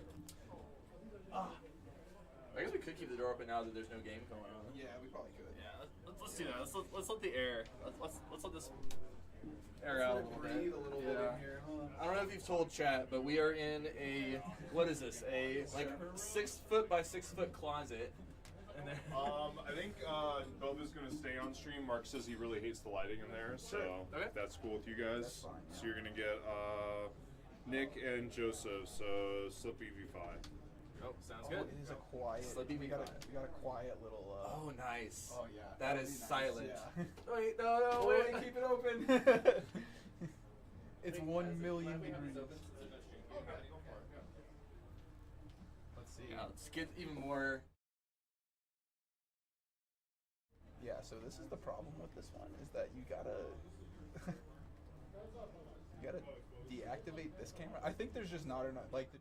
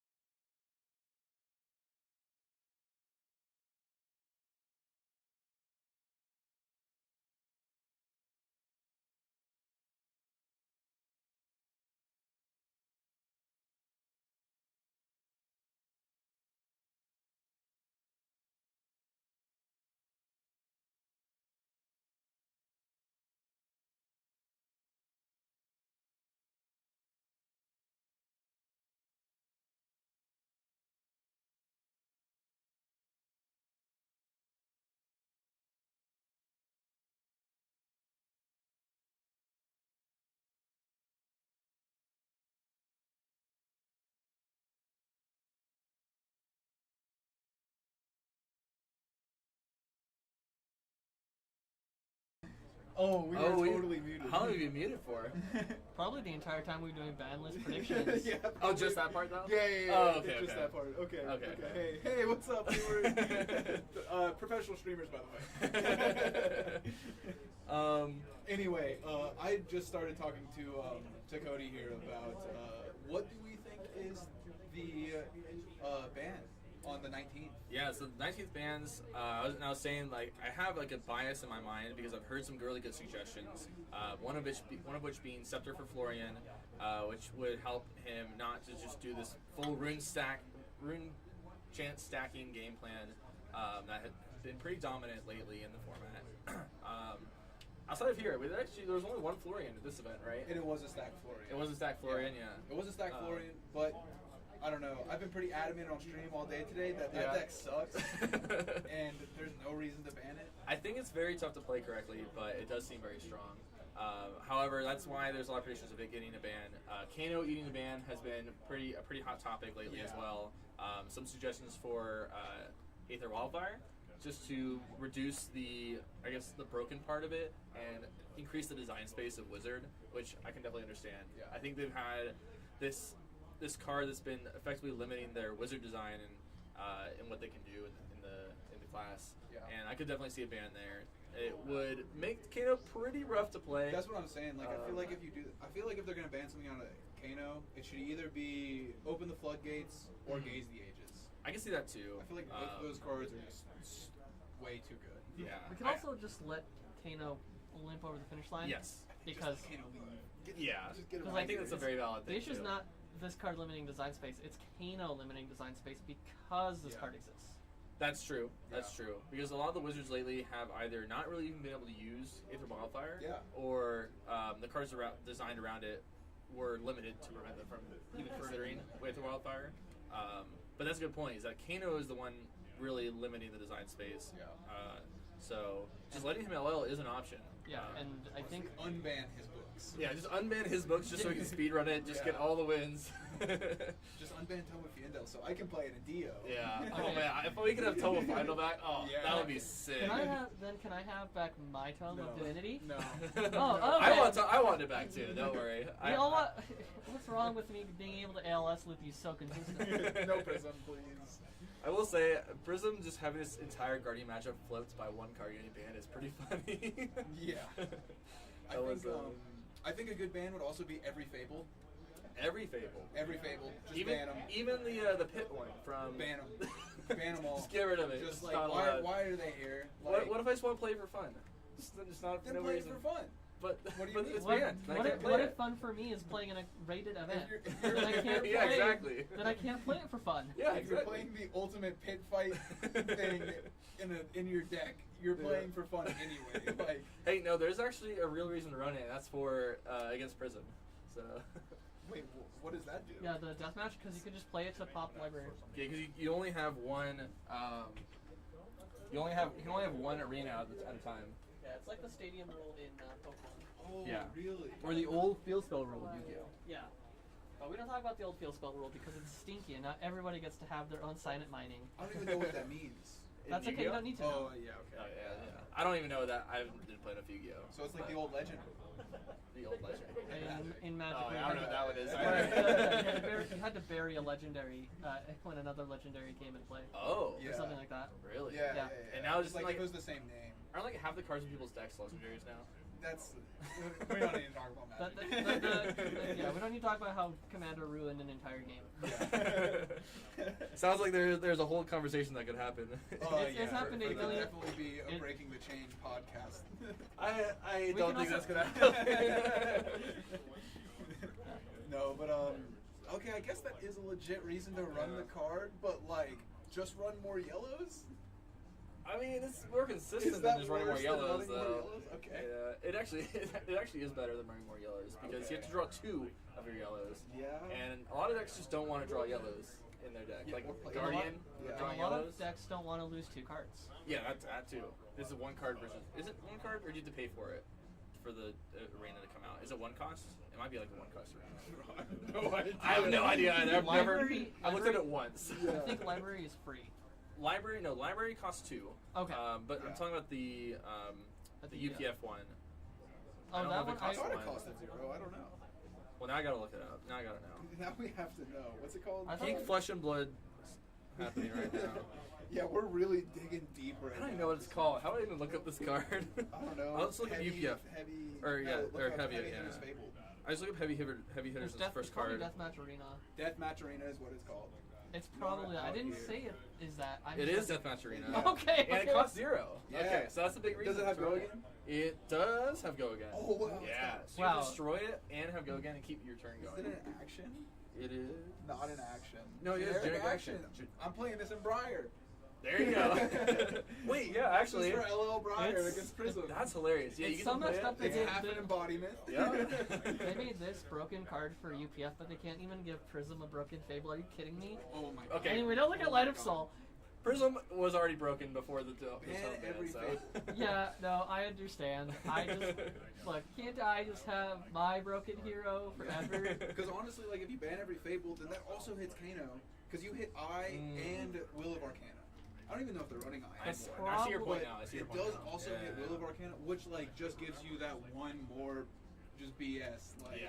Well, damage. it's the fact that you can Will of Arcana multiple times in a turn with Potion of Deja Vu. Yeah. That's where it gets a little crazy. Yeah. Yeah, that is a little disgusting. I mean, they could just ban that card, but also, LSS is weird where they want to make sure people's collections retain value. Yeah. And I don't don't think affect the Fables. Fable, I think the Fables not being as playable would bring them down a whole lot. All of the I don't RF think Fables so. would go down like $5. The Cold Foil ones, sure, they'd stay up in price. Well, not Yeah. stay up that much in price, but they would still have a value. But the RF ones, the Rainbow Foil ones, they would probably go to like $5. I mean, not Heart. Heart is what, like 200, 150, somewhere around there right now? The Rainbow Foil though? Yeah, I think it goes down to maybe 100. I mean, if you look, you can look at like some of the ones that are unplayable, like the Draconic Yeah, one. Blood. Yeah, that one went down to like I think $10 at one point or Yeah, something. I bought mine at like yeah, $10. yeah, I think it went down to $10 because it was just unusable. So you have to MasterCard. imagine all the other ones just go back down to like that price if they're unusable. Don't worry, Master Cock Stonks are going up because they're not banning it May 19th. That's my hot take. Yeah, they're I not don't- banning Master Cock. I don't think they're gonna ban Master. I don't think they're gonna ban Mastercog either. Well, you said all the Fables. Did you just Oh, mean? I okay. see, This is yeah, a yeah. hope. I don't think that Fable should be in the game. I think that The if they, fact that they're legendary, I don't like the legendary thing they're doing right now. the like one card in your deck. Yeah, of like, oh, this is Syndra's power card. It's a legendary. You get one of it. So it's like, if I don't see it, I have a significant disadvantage. But if I do see it, I have a significant advantage in this game. Yeah, it is interesting because when I came to the game, it was definitely a game of like, there's almost no RNG, right? Yeah. You have like a high consistency in the game, and that's still the case, honestly. Like you Yeah. still have a very low factor of RNG in this Yeah. game, but they are trying to scale that back a little bit and make it a little bit more less deterministic in a Yeah. lot of matchups by having some of these legendaries and making it a little bit more randomness and a little bit more comeback mechanics and Yeah. stuff in the game. Because you don't want a whole bunch of 95-5 matchups existing. Right. Like 70-30 is, I think, like the worst you would, from a game design perspective, you'd want matchups to be, where it's like, you're really clawing for it, but it doesn't feel like you can never win. Right. It's like every other game, I feel like I get close to winning, and then there's that one game where I just get there. It feels so much better than I'm a new player and I always get paired into this hero that sucks, and then you lose that new player. And I have to play against Prism. You lose that new player, and you might also lose an entrenched player because like, well, I really like this class right now, but I cannot play the game and play this class at the same time. Right. Like if you're a Guardian player right now, I mean, you can play Guardian right now. It's Actually- not good, but you can. it's actually become a lot more playable now that Enigma's gone. Exactly. Yeah, and it's gonna get Betsy's a lot. around. What do you mean? Is Betsy here? No. What do you mean she's around? She's around where? She's sneaking around. She's sneaky. Yeah, she's sneaky. You don't know. She doesn't look sneaky, but she is. I mean, Victor's not like too terribly positioned. I don't think he's that bad. I think Jarl's like the only one that's kind of playable. It is funny though, because Victor had like 1 week, I guess 2 weeks, where he was a decent option because Aurora existed. He had a decent matchup in Aurora, right? Yeah. And that was it. Yeah. And then now that Florian's taken over, not a lot of Guardian able to thrive in this. Well, meta. thankfully they're gonna hit like 7 Runeblade cards trust. 7. In my Flesh and Rune Blade? I'm sorry, I forgot. Runeblade stonks must remain high. Yeah. Well, we already talked about earlier, they're getting a 0 for 7. It's a 0 for 4 with Go Again. On hit, it does 3 arcane. No, on attack it On deals attack, three. it On does 3 attack. Yeah. I could see that, yeah. Yeah, I That's think- very, very possible. Yeah. That's Yeah, that's in the what's next coming out. side, in the Yeah, pirate that's- side. It will also be an Earth It's an Runeblade. expansion slot. It's Yeah, an there Earth you go. Runeblade card for Florian, so you can have a Yeah. tree out Blue and block then 3. Now that is something spicy to think about. Is like, are they gonna have any expansion slot cards for heroes that just LL? Is that gonna happen? That's actually kind of interesting. Because I it's happened mean- in the past. Dromai Dusts. We'll draw my dust. And then, Briar has the fuse card. Her- Briar. Well, that was intentional. Yeah. Printing for LL. I'm saying more of like they printed a card that was for a hero that LL'd. I guess you could we're only gonna say get an Aurora expansion slot card, and it's gonna be funny as hell. The dash it is gonna ID be card. hilarious, actually. Yeah, an Aurora expansion slot. There's probably gonna be 2 this year. There's gonna be one in both sets, and they both sets will have already been sent to printers, so they can't just like say we're not including it. Yep. But they will, like if they do, well, no, they only do one print run now, so they can't even do another print run like they did with the Drone of Brutality band back in the day. Yeah. That's a real throwback to classic Fab every I year. don't even know this story. What is So the Drone story? of Brutality was in Welcome to Wraith, Okay. and it became banned. Okay. And then, so it was in like all the first edition booster boxes. And then in Unlimited, Oh. because the card was banned, actually no, even No, it was during like Unlimited, it was like the 3rd or 4th print run of Unlimited. yeah. Yeah. So the first few print runs of Unlimited had it still in there, but then they removed it from the later print runs. Yeah. But now they only do one print run and just ship it out in, little waves. Right. Yeah, So- so I they didn't know that was stopped the case. printing a card entirely. Yeah. Wow. So pick up your Drone of Brutalities, everybody. Because, They're They unbanning definitely- it May 19th. Yeah. They're unbanned? Oh, No, they're not. they could not unban Drone of Brutality because that's like, Then if you- Katsu's broken again. well, not only that, but So is also, that why? Why was it broken? it's just like it made fatigue impossible. Yeah, Okay. it's literally impossible to fatigue a drone. But like, would that be fine today? You know? That's a great question. Is drone too good today?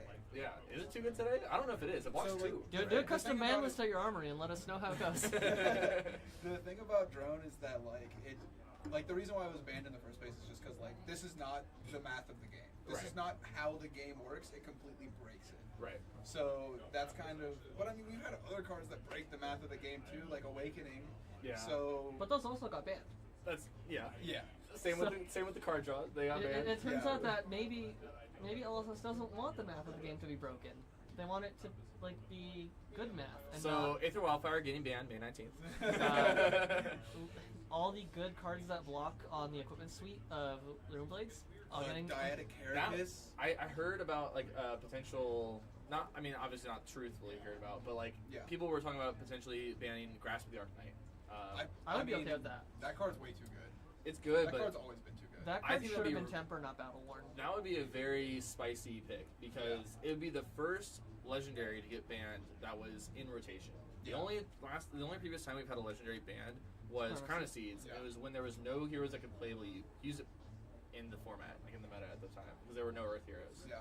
I think they used this opportunity to clean some stuff up. Yeah. What is it? The Mystic headpiece. Traverse the universe. They're probably gonna ban that. Yeah, I can see that. Because it It's doesn't banned hurt now. new. Yeah, new doesn't hurt new, Doesn't do anything. and allows them to expand their design space for the next Mystic Maybe set. Siren's Call. I think Siren's Call is Maybe. lame. So if you say that Scepter can get banned, then I think Siren Call gets banned for the same reason. Because it's just an uninteractable mess with No, your you entire interact with it by having no blue cards in hand. Just drawing all I red think- hands, silly. Eventually getting it banned, I agree with. Yeah. But I don't think that they would touch it new now. I don't think that new needs to get touched at the time. I mean, she's been 3rd place in RTN/PQs for this whole year. Yeah, but she's Yeah, also in but- that lifespan that LSS has said they want a strong hero to be at. So Yeah, I think that it's okay if she LLs. Is basically what I'm saying. I don't think they need Yeah. they're looking to delay New's LL. Yeah. Because she's on. I believe she's still on track to LL before nationals. Is she? I think I she would think- have I to think win so. like a calling or a battle hard. well, we do have 3 Battle Hardens.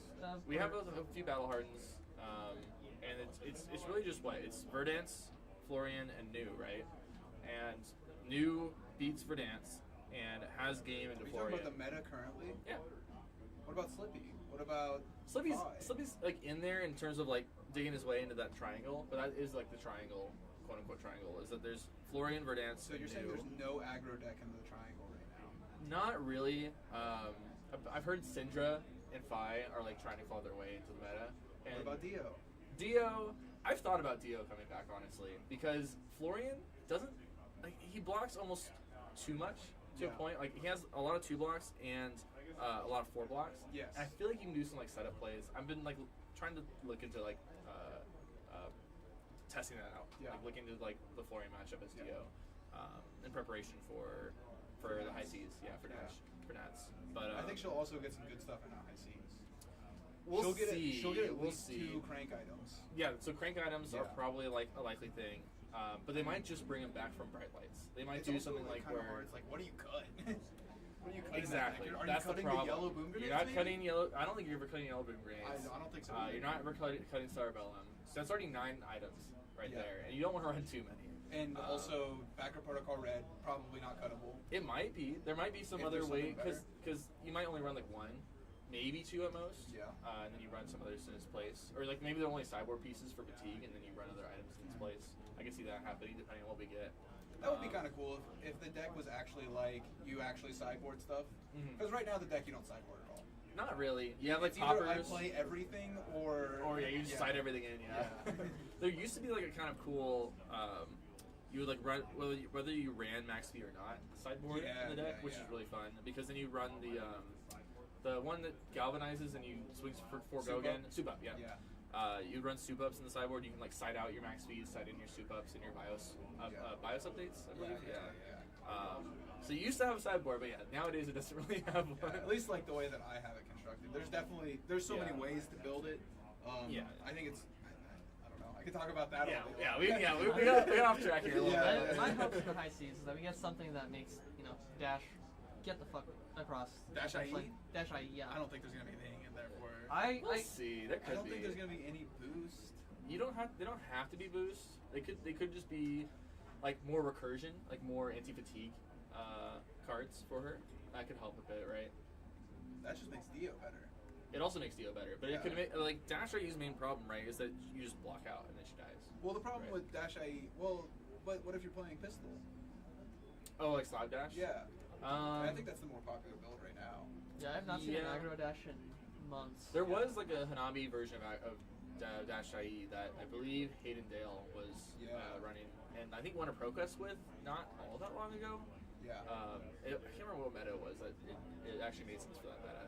No, I think that the dash where you just run 60 cards, like 3 Max V's, and then every other card says boost, and you start with Techlo Pounder. I think that's the real deck. I think that's what I'm saying. Yeah, you run that. You actually, you run the overpower one. Yeah, yeah. Hanabi Monster. Yeah. Oh yeah, Hanabi. But. Hey, yo, what's up? But yeah, so I could definitely see her getting something that like helps her fatigue matchup. Yeah. And gets there. I hope Aelia also gets something out of this Ranger set. I'd be surprised if she doesn't get any arrows worth running. Any 0 cost or 1 cost arrows. I think she's also gone pretty soon. Well, she's at like 800. Yeah, like 850 or something. 850. Yeah. We'll see. I mean, she's not in a bad spot for this current meta, but I don't think she's been putting up a lot of results lately. And I don't know. We'll see if she gets anything that makes her better than Marlon. Is the problem? Marlon's looking pretty good. Marlon's looking pretty good. Yeah. Marlon, and then that is one preemptive ban that I've heard that I think will definitely happen is a 3 of a kind ban.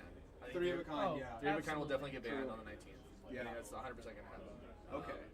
100%. I'd say I'd make a bet for it. I think I bet $20 that it's gonna it gets banned. Yeah.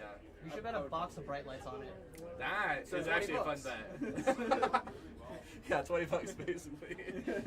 $20 or a box of bright lights. What's the difference? I don't know. All you can do with bright lights is just pull one of these and then you have your money back. Yeah. True. I do need 2 more of those, so if anyone wants to donate.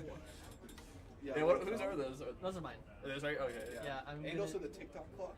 Oh, the TikTok clock. Yeah, you better watch out for the TikTok clock. That's gonna be spicy. She was like, next "What is minute. this? What does this even do?" And I was Oh, like, and "Wait, the it dust? cranks." Is that the Themai one? No, but it's Mirror Guy. No, it's a Mirror Guy dust. It's like the best dust. This dust looks gorgeous though. Yeah, I think I have my set and also an extra of it, so. The art on this mirror guy does look sick. This is the terrible look at it from the stream. But Yeah, TikTok clock is a weird one because it makes you blow up items that you have in the arena. So like, I don't think outside of the mirror. yeah, outside That's of the it. Yeah. That was I had a sideboard for the mirror. I remember running that in the mirror. Yeah, this is pretty sick in the mirror. It might also be good because it can blow up gold. It can blow up gold. Yeah. That's true. So Wait, actually, does it say cost on it though? No, it says destroy an item. Destroy it and up to 2 other items. Yeah. It doesn't have a cost requirement, so yeah, I can destroy gold. So maybe TikTok clock stocks are gonna go up in high seas because Yeah, there's a you can lot run into gold all there? of them. Yeah. Any of the gold creators. Wait, Chad, did we- Kasai? Oh Run to yeah, Kasai? I mean, imagine how many coppers you could kill. Yeah. Well, I mean, you can only kill 2. But You're gonna have blood on your own hands. You can kill 2. Unless you play like 3 of them. If you play 3 of them, you can kill a few. Yeah. Destroy your copper, so yeah, blood on your hands doesn't work anymore. Also, I just Wait. picked up. No, okay, it has to hit. Never I mind. picked up my cold foil. What is it? Powder kegs. Ooh. Cold foil powder kegs are a good. Destroys a weapon, right? It destroys an equipment. Defending equipment. Defending Yeah. equipment. Yeah. Whenever a mechanologist gun you control hits, Okay. destroy, but it just sits on the board. Right. It doesn't go away. It never goes away. Yeah. So it's like if you just have that sitting on the board and they block with Valiant Dynamo, Yeah. then it's like pistol, block it, pistol. Is there anything besides Valiant Dynamo? It's like I guess Braveforge Bracers. Barkskin? Barkskin's not a bad one. You can, For the you can blow first up the time. Facebook Also, party. whenever you T-bone a wizard, they always put the Storm Striders in front first. That's true. That's true. You have to have it out, so they would choose not to do that. But Yeah, but then they put something else in front. Yeah. It's like, okay, either if you're Verdance, it's either your Barkskin, your Plume, your like they Yeah, can't, their yeah. Metacarpus nodes, their Storm Striders, they can't get rid of any of those. T-bone into powder keg is really cool. It has to Yeah. hit though, right? The gun has to hit. Yeah. Yeah. That is less likely. Well, what if you're playing an Hobby Blaster? Hobby Blaster, that can happen, but against Florian? I don't know if you're Yeah, just playing Barkskin. yeah, that's Against true. Wizards, sure. Yeah, you're destroying their Storm Striders or something, but yeah, out of curiosity actually, do we have Oh, is the feed isn't showing the game? Oh no, it's just us. There's no game going on. Yeah. Is there a game going on? Oh, there's totally a game going on. Oh, has there been a game? All I thought we were right, gonna so get it's told. got- Oh, hold on. There's totally a game going on. I thought we were in Shut between up. games. I thought we were too. Uh-oh. Just having a little bit of fun. Yeah, I having a thought, little bit of because I know fun. Aiden told us for the last game. Or, Yeah. All right, looks like we got Nick Bova and Joseph playing. how far in are we? I didn't see, but I'm sure it's not that far in. Of course, I've been very wrong on this stream before. Well, it's also 5 versus Slippy, so I don't know if it's gonna last very Guys, long. we were in going to get general. told when the next game was happening. Where is it? No. Why you do this?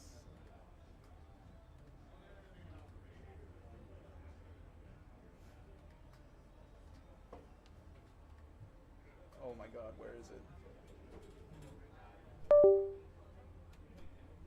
Check it really quick.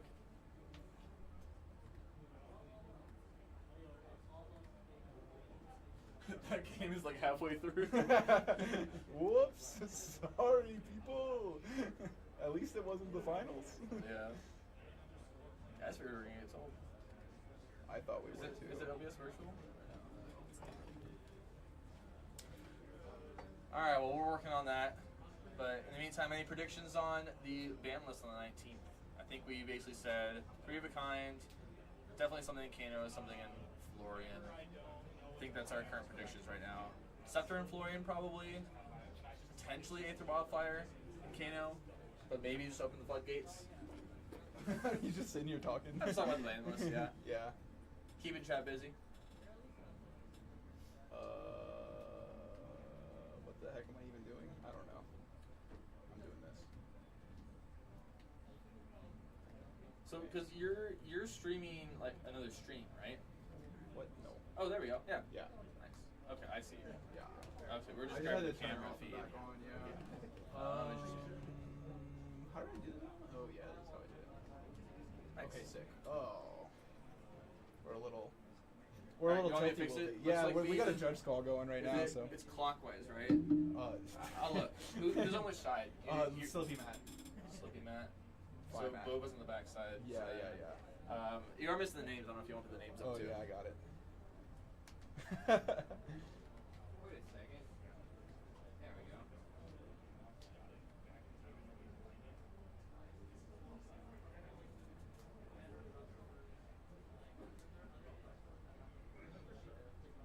Oh, beautiful.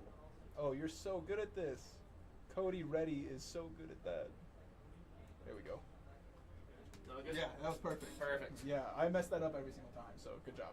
All right, we had a little judge call going, and that's all that happened, I promise. We Yeah, never this- missed any part of this game at So all. Slippy starts with 0.7 life, and 5 starts with 0.6 life. Oh, wow, this game's actually, like, really close. Okay. So this isn't Chris, right? This is, who is this, actually? This is not Chris. This, I don't know. Blanked on the name. I'll look it up. It is Joseph Davenport, right?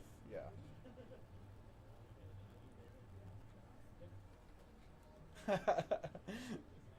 Whoops.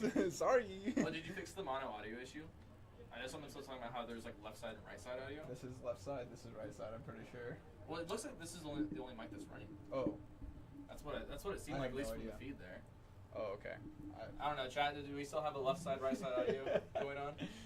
Let us know. Chad, it is almost finals, and we're still trying to figure this out. Let's see if I can refresh the live chat on my phone. I wish there was a camera feed of us right now to catch that. Restart this. There we go. All right, taking the 2 from this ignite. Okay, so we see the Slippy is missing the helmet and the feet. The helmet was... Is that the one that you turn into an Agent of Chaos? No, that's this is not Mask of Deceit. That's the attack reaction one. The one where you banish? So I'm assuming a Bond's. Yeah.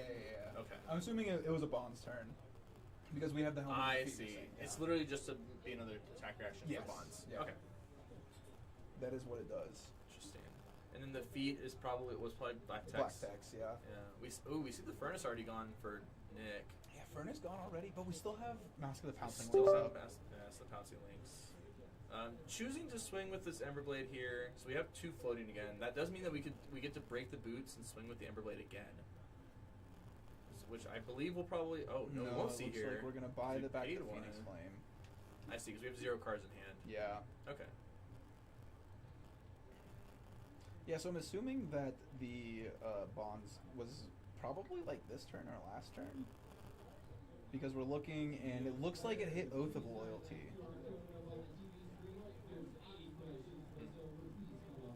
Interesting. Okay, so we have the Slippy turn again, and opening up with an Infect.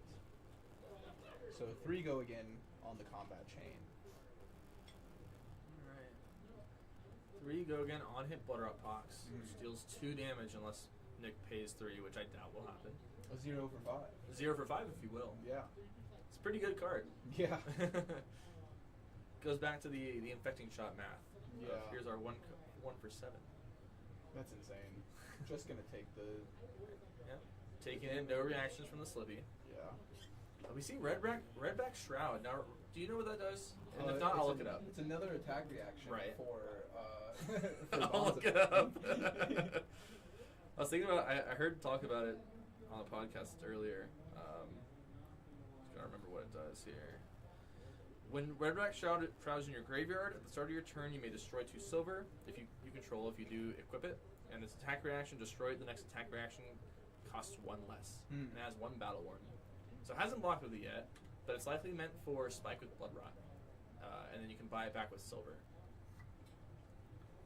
Oh wow, this is such good math on this one. So you take a 0 for 5 into a 0 for 4 into a persuasive prognosis. Interesting. Rip a card from hand, probably. That's interesting. So yeah, it's interesting here. We throw the persuasive prognosis because the boots have already been used to block. Yeah. So this is in fact ripping an entire card out of Boba's hand, whether he blocks or not. Unless he wants to block with Shuko here.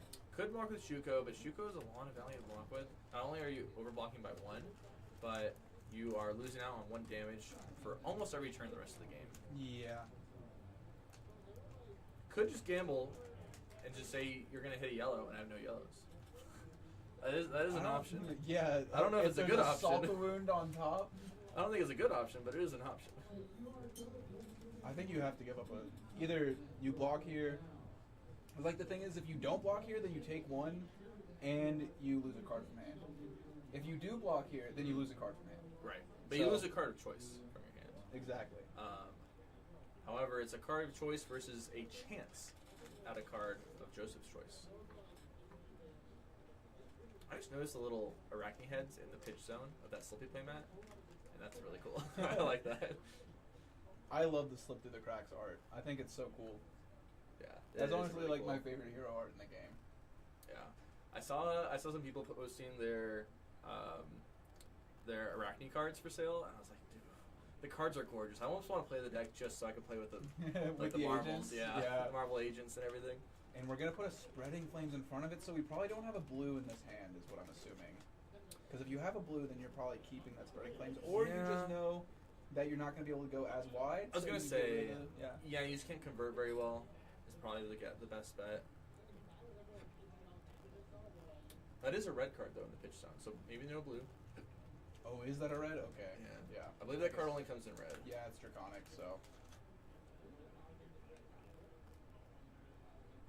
4 go again on hit, potentially +1. So looks like we're choosing to block here. Oh no, we're just putting the redback shroud in front. That should be a big indicator for Nick. For bonds potentially. Bonds or Spike with Blood Rot or both. Yeah. Another hot on their heels. 3 go again on hit, make a fealty. Or sorry, mark them, I believe. Mm-hmm. Yeah, this one's on hit mark. Yeah, on hit mark, which will then make a fealty.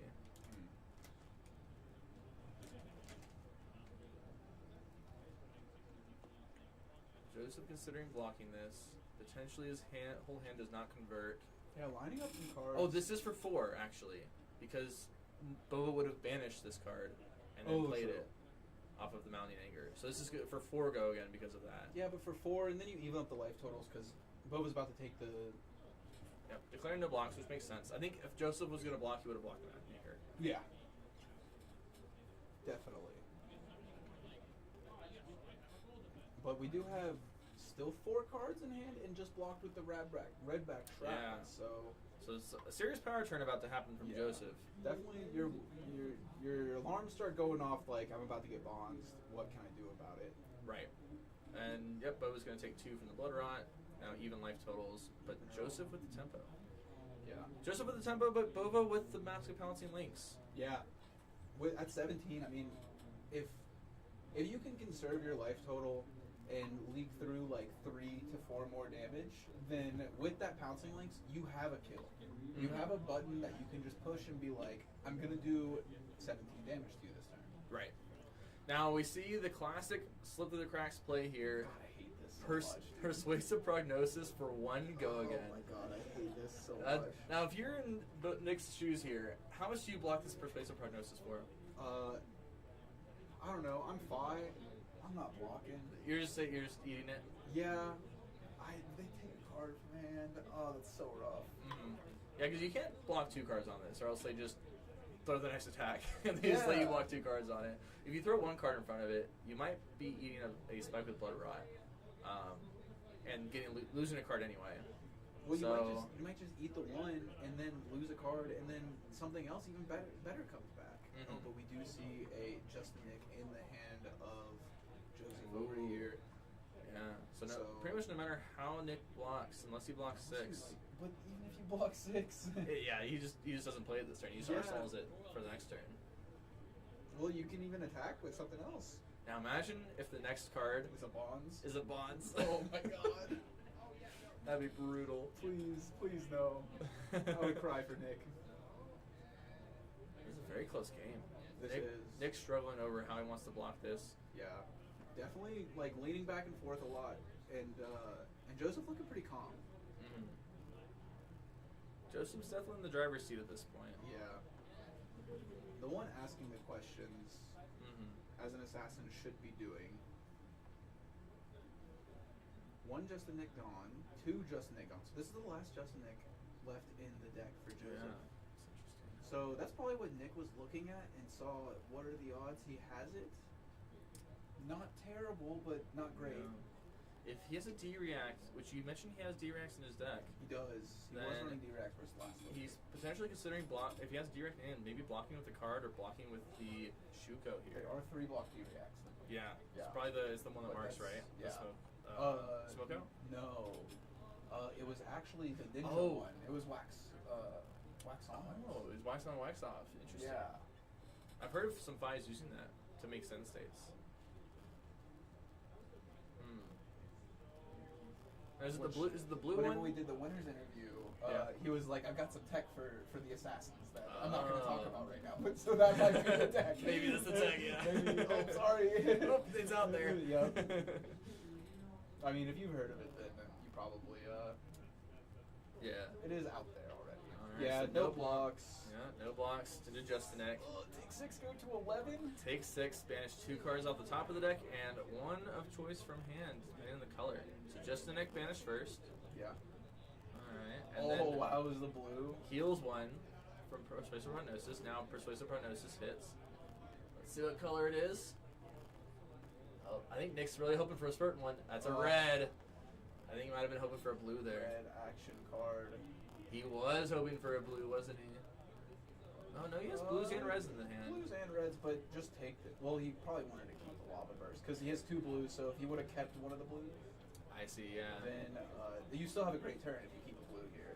Yeah, it was They're just like Ronin, weapon, buy back the thing, and then Phoenix Flame, Lava Flame. Burst, yeah. Yeah, that's what he's hoping for. He's hoping for a blue to get hit, lose one of these blues that he And doesn't then care about. banish another card, gain another life, and still have the rest of your turn. How do you gain another life? Because he banished. Oh, was it action cards? Is that why? Yeah. I see. And then a double trouble coming. Jeez. Double Trouble. Is this blue? Yeah. Okay, so it's for Yeah. 1 currently. Currently. Now, Nick should have some alarm bells going off. We did block with the Redback Shroud and did not use it on this first chain link. Yeah, maybe just like doing it for, I'm gonna do it at some point. Maybe, but it was only blocking 1 on a Mounting Anger. And we also kept this Double Trouble to throw instead of blocking for 3, basically 4 on a Mounting Anger. Yeah. So I would be expecting a spike with Blood Rot here, which would, with Redback Shroud, would pump this Double Trouble to, what, 6 on hit Blood Rot? It would be 3 and then 6, yeah, on hit blood rot. Nick taking another look at over half your life total.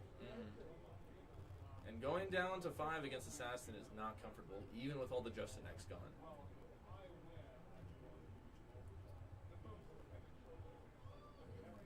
Both heroes able to mark. I thought that was just actually a mark that was in Fi's available area. Like he was still holding it, waiting to mark Joseph. Nope. Oh, there's the Redback Shroud pop. Yep. Here's the Redback Shroud And into spike with blood rot. Yep. So coming in for 6. Yeah. Double banish. I don't know if the banish is going to be relevant this game. I don't think it's. But the 6 on hit blood rot is relevant this game. Yeah, I mean 8. You go to. Oh man. 5 to 20. We do know Bova's hand, which is 2 blues and a Ronin Renegade. Oh, that's such a bad hand. Yeah, it's not a great hand. Especially whenever they're at 20. And now it's like, maybe if Bova was able to, take a 4-card hand next turn and send back a 4-card hand, then I think that he could possibly get there. Yeah. But this is going to be a pretty rough hand. It looks like it's probably just going to be swing for 3, swing with Emberblade. Yeah, and then buy back the Phoenix Flame. And then pitch. pay. Yeah, I think just pay to Blood Rot. I think if you're at a point where you're paying for Blood Rot, like you're so not in a good dead. spot. Yeah. And this is exactly why Nick broke the helmet so early on the Fang game, is that now he's in the spot where when is he going to break this helmet? Yeah. When is that going to happen? Maybe he's thinking about doing it right this now. turn, yeah. Or is it going to be better as 2 block? That's true. It does block 2. That might be its best mode right now. Because being at 5, like... Yeah. He's really considering which card he wants to pitch. If he wants to maybe try to arsenal a card and take 2 damage.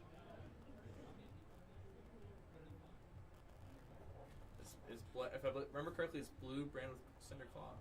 Yeah. And did not... Oh, man. didn't trigger the Mask of the Pouncing Lynx on the first one, so this is only attack action cards. So if he throws a card in front of this Phoenix Flame, then he'll never have the chance to break this mask here. Right, yeah. I mean, he could throw Brandon's Thunderclaw after, and then try to go from there. Yeah. But then you're going to 3, and every single attack reaction kills you. Yeah. Because it gets banished, right? It doesn't go to hand. Not that it matters. You may as well just block 2 with it. The card that you get off the Mask of the Pouncing Lynx, yeah. Now we'll see. I think Nick's time is coming to a close here. I don't know how he's gonna dig his way out of this. Man, I feel so bad for him. This is the second, because I beat him in the finals, and then he got 4th place last time and 4th place today. So he's been like a lot of finals, right at the edge. Yeah. Yeah, congrats on your PQ win, by the way. I've finally seen you in person since then. Thank you. Yeah, did you bring my Hunter's Glaive? No, I forgot. I think I bought that thing like 4 weeks ago. I even said I was going to bring it too, didn't I? Oh, God. I totally forgot. That's so funny. Cody, ready. Not ready. It's not in fact ready. A disgrace to my family name. That's so funny. I even thought, I was like, should I bring any cards? Like, I was like, no, why would I bring any cards? I'm not going to play any games. That's so funny. And one of these days, you'll get your my $10 Hunter's Claim. That thing was pretty sick. This is interesting. He's considering... Yeah, considering breaking the boots, maybe going for 2... So this is interesting, actually, because if he breaks the boots, he pays 1. Yeah. He pitches the blue to swing with Emberblade. Yeah. And then now his Phoenix Flame is free. He breaks the Phoenix... He plays Phoenix Flame, potentially can crack the Mask of the Pouncing Lynx. But what do you get? You get a Lava Burst at most? I think so. I think that's it. I don't know if that's good enough. He's really considering. It's thinking about playing this Brandon's Thunderclaw now. Yeah, because then the Phoenix Flame is free. Then it's free. Well, not only is it free, but you can't break the boots. You still can't break the boots, yeah. Because your Emberblade still costs 2. Yeah, your Emberblade. Unless you grab Ignite. You could grab Ignite with Mask of the Pouncing Lynx. Then that's 5. That's still just not as good as grabbing a Tenacity or something. Well, in this case, it'd be Salt the Wound. Yeah, Salt the Wound. It'd be 1, 2, 3, 4. It'd be for 6. Yeah, it's just better to do that than Ignite, right? Because Ignite would be 2, 5. Yeah. Oh, with that lined up pretty well. Ooh, all you got. And it was coming in for 2 because of Brandon's Thunderclaw coming in first. Yeah. And then now you can't pop the Lynx, so... Yeah, you also, there's no boots option here, so that's your turn. And now you're taking 2 off the Blood Debt, or not Blood Debt, the Blood Rot. Yeah. Fang's Blood Debt. Yeah. Goes to 3. Take 2. So now it's 3 to 13, and Joseph has every 3 cards? No, 4 4 because cards. That all you got. Yeah. Is a good card. I can't remember if he blocked with a card before, but he did not, so... No, he could 4 just cards take it in all. hand. Yeah, and if Fang was in a position where you could just take it, then I think you can win the game pretty easily. Definitely. Oh, that's not a good start for... First action Codex of Frailty here. So Joseph will have to discard a card, but so will Nick Boa. Yeah. And only have 3 blocking cards after this. Oh, and then you Choosing can Kiss of Death. Yeah. Yeah. Wasn't able to play the Spike with Blood Rot anyway. Right. This makes sense.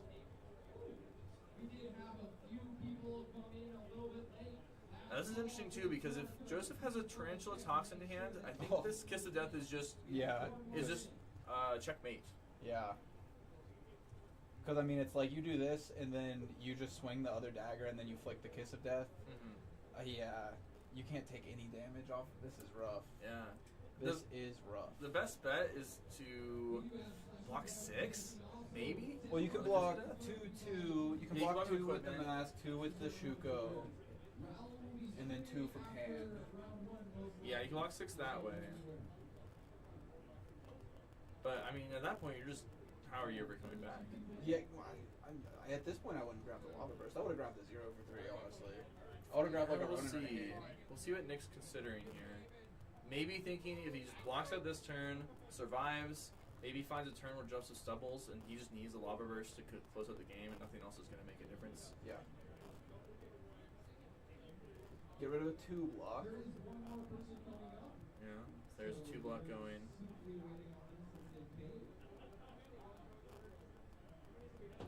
Kiss of Death for 3 would go again. We'll see how Nick wants to block this. So I'm not seeing any great options besides the equipment block, but even that just doesn't feel great. You might just have to say Torrential Toxin doesn't exist and block 3. It's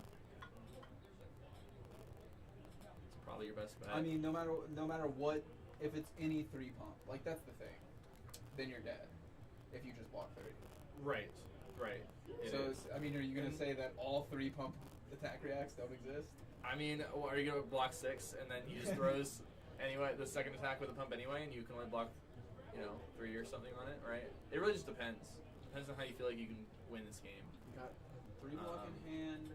But I think that Nick was looking at the grave just to see. That blocking 5 maybe. Oh yeah. But yeah, I think Nick was checking the graveyard to see not only why Joseph chose his Kiss of Death over the other options in there, but also what attack reactions were left. Yeah. Well, I mean, I think you choose Kiss of Death here because you can flick it. Yeah, I think it's almost always just the best pick anyway, but there's some potential opportunity of looking and seeing. If there's another attack in there that maybe makes a lot of sense too, that indicates what his hand might be, right? I'm trying to think of something like Bonds, CNC, Persuasive Prognosis, Infiltrate. Yeah, I guess there's something better. So not much information to be gained there. Yeah. Lining up a block for 5. It looks like. Potentially blocking 5 here. Maybe 6. I think that's a 2 block. I believe it. Yeah, I believe that's a 2 block. Cindering Force something. Definitely can't block 2. You 100% die if you block 2 here. Blocking 2 is guaranteed death. Yeah, We know he doesn't have a then you go D-react in 1, hand. and then you just flick. Ugh. Yeah. I wish you could get a D-react back with Codex of Frailty. That would make it so much better. Actually, this one might be a block 3. Yeah, D-react with Codex of Frailty would be crazy. Yeah, that would be like that would make Codex like pretty good. Yeah. Instead of the best card of the Well, game. it's funny because it would make it just okay for Assassin. Yeah. And still just fine for Ranger, right? Yeah, exactly. Which is funny because Assassin uses it the best, yeah. Well, Assassin uses it really good too, but the Ranger uses it the most efficiently, I think. Like right here, Joseph had to discard a card to Codex. Yeah. Thinking about lining up another block. Yeah, considering blocking, I think that actually does block 3. So I think considering blocking 3 or 6 here. So do you think blocking 6 is correct here, or blocking 3? So I think you lose regardless, if you ask me.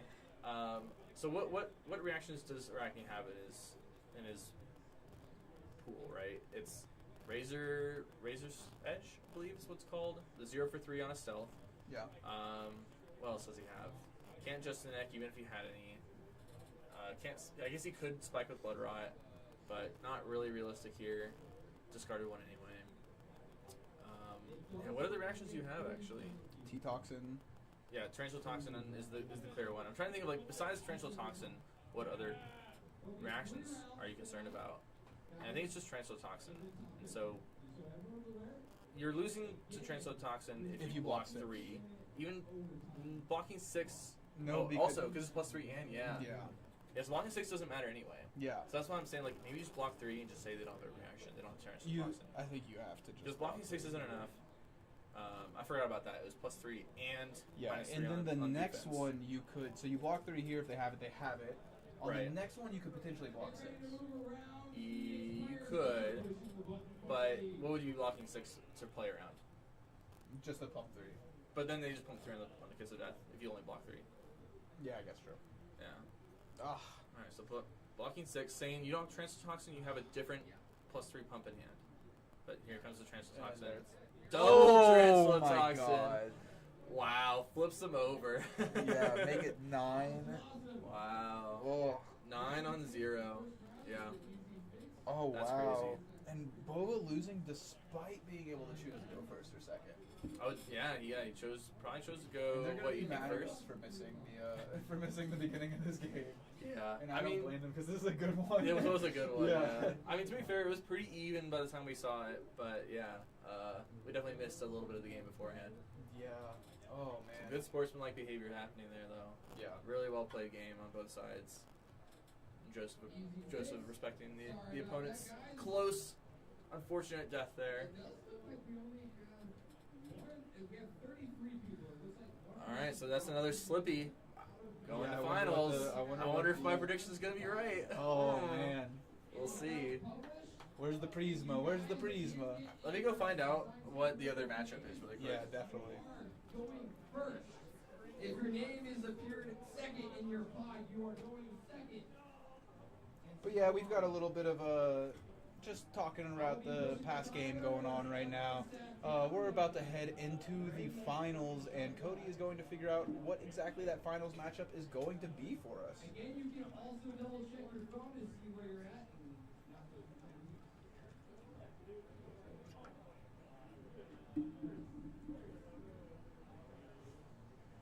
Thank you, everyone. Yeah, Slippy is one of our finalists here. Joseph, good job, Joseph, for making the finals of this Proquest here.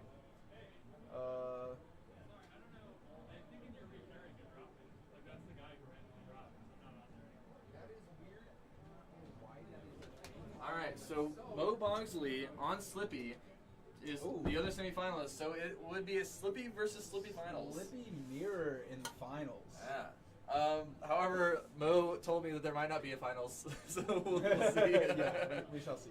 We'll see if they play it out. Yeah. It really depends if one of them is looking to go to Singapore or not. Yeah. Then there might be a non-game happening. Yeah. I think they have to play it out regardless, though. If I remember correctly with the new rules. Well, you can concede. You can just straight up concede. I guess you could just straight up concede. Yeah. Yeah, that is an option. Yeah. So yeah, we'll see if we get a finals game. But if we do, it'll be Slippy versus Slippy, and that is probably a coin flip if I were to guess. Yeah. Who's higher seed? Yeah. I don't know Yeah. if the seed makes a big difference on that coin flip. Well, if you go second, I'm sure. Maybe. Yeah. I would assume. Yeah. But I don't know I don't know the deck and the matchups. So there's a chance that going first, maybe you just always push damage and you get to Arsenal, and maybe that's just good. I would assume not. I would assume going second is better, but you never know. Yeah, I think going second is probably better. What are those cards you got there? Is that just some bulk? No, this is I bought 2 Terra first strike decks. Oh, fun. Building some Terra? You just wanted to buy first strike decks? No, I needed them for Florian. Oh, Yeah. I see. So you're playing the cringe Earth here. Okay. No, I just needed them in case I wanted to play I it. see. So you're giving up on your girl Dio. No. Okay. Canopy Shelters. I didn't realize that was Canopy Shelter was only from the Terra deck. Yeah. Okay. I didn't And know this that. card too. Flourish. That's the one. Yeah, you gain. Whenever you gain attack, you get more. Yeah. Yeah. So yeah, had to pick these up for that purpose. I see. I mean, I just need to continue having a playset of the game, okay? No, I know.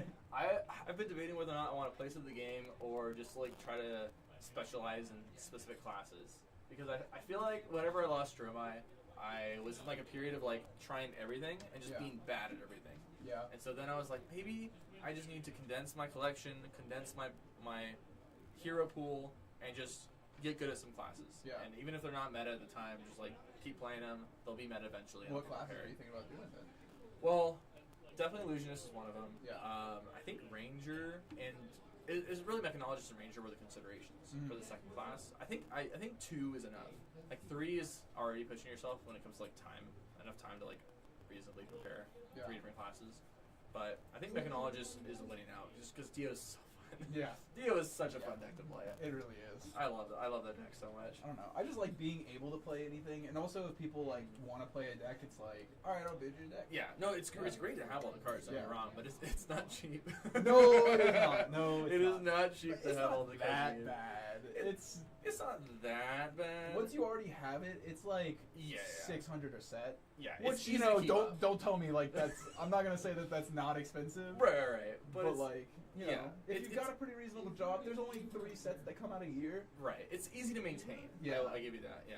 So like, you know, 12 to 1500 a year, not terrible for a hobby. Yeah, for a hobby that you have like a ton of fun with, and it's like the I other know people who spend you know $200 on a tea time every 2 weeks, and it's like, oh Yeah. my god, how do you do that? And they're like, It's a hobby, yeah. Yeah, Do what you love, right? yeah. Spend money on what you love. I Yeah. agree. I agree with that. I Yeah. agree with that. That's why it's tempting. Is like I do love this game. I've been playing it for 4 years. Oh shit! I So think. 2021.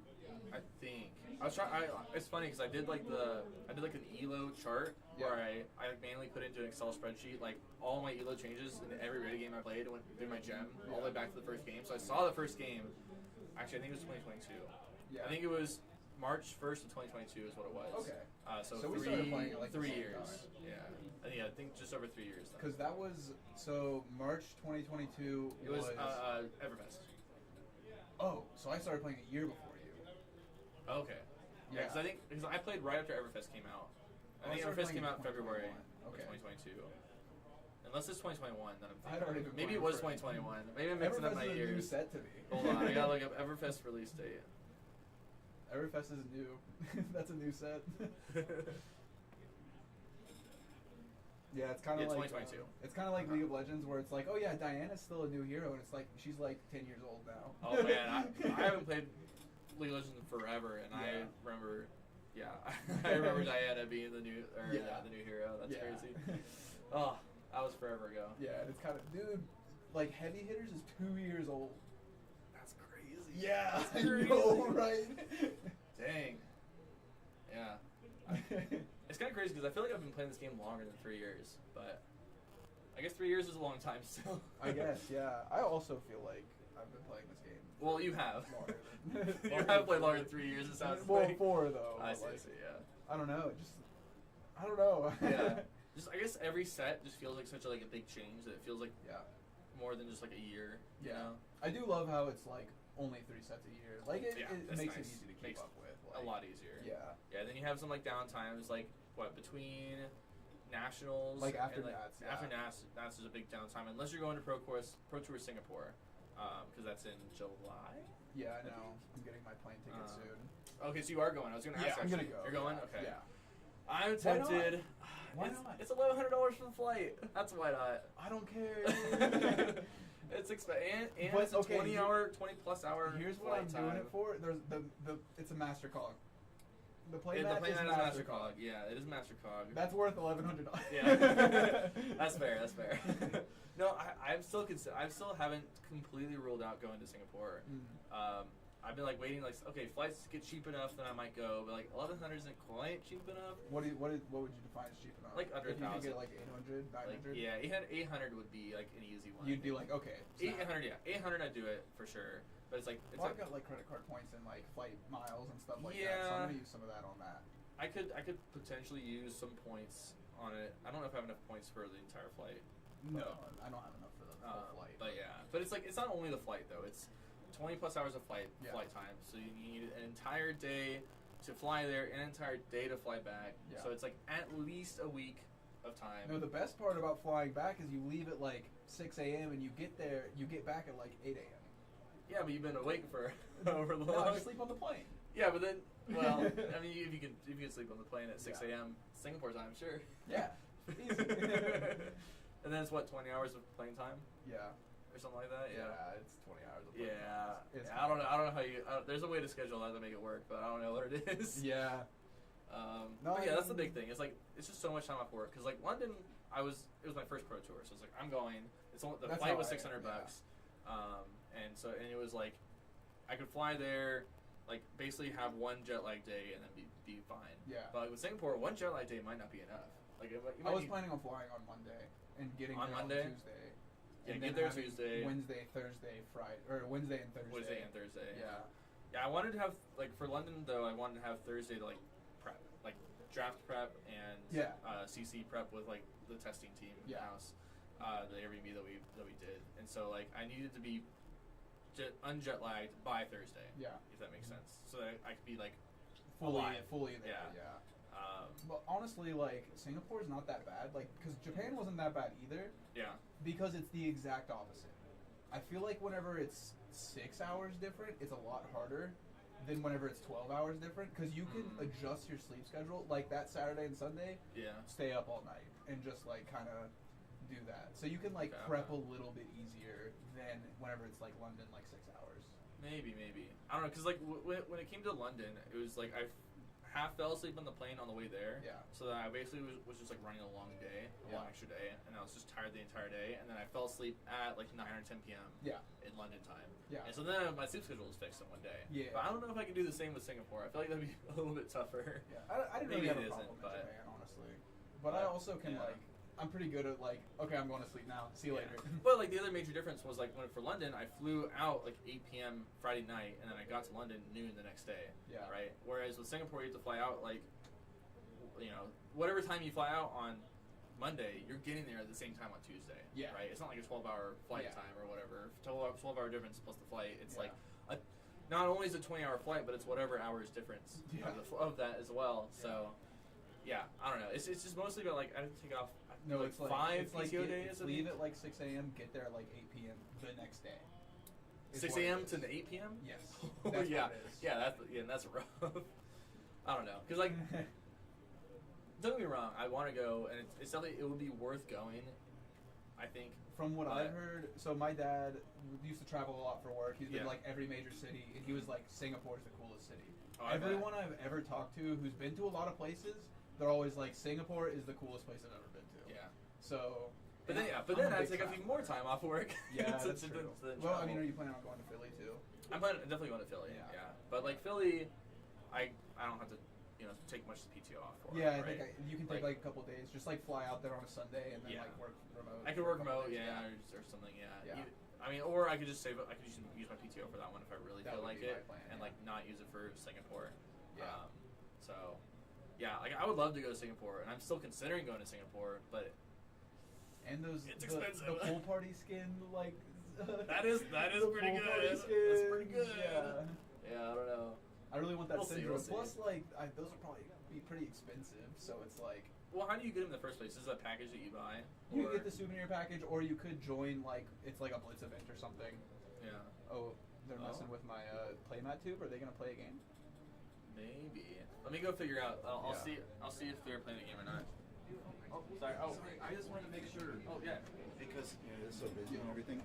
Is that your phone that has a life counter on it? Yeah. Okay, I want to make sure and grab it for you fine. just in case. Are they playing? What's that? Are they gonna play a game? For the finals? Yeah. No, I think they just like. They just dipped? Yeah. I think they just like conceded. They figured it out, yeah. Okay. Darn, I wanted to see. I know, I felt bad. And Addison said too, he's like, I feel like they kind of got denied, but. Damn.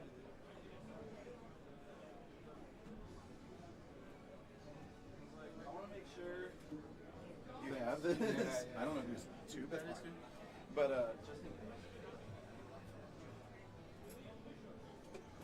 They're chilling over there. I mean, they're literally opening the bar. I just saw the box. Yeah.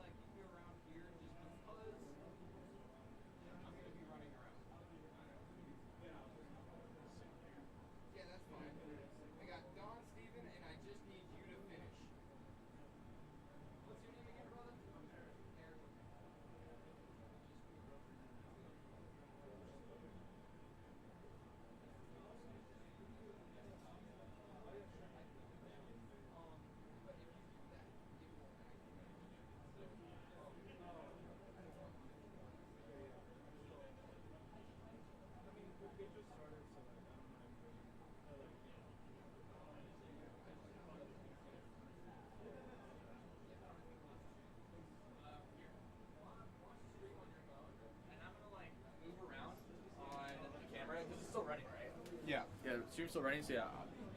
Sorry, chat. We're gonna be doing a little bit of testing. Yeah, Stream we're testing for next testing time. right now for next time, and also, sadly, there will not be a finals game, so.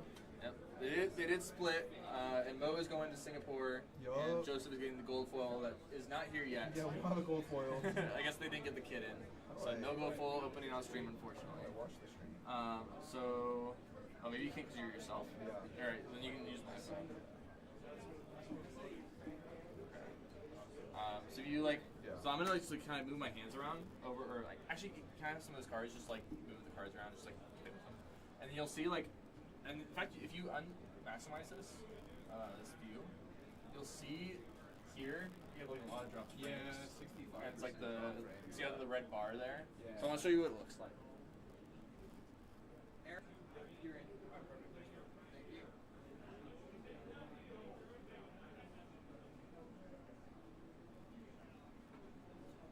We did have 3 people sign up late, so the pot is now 37 people, $370.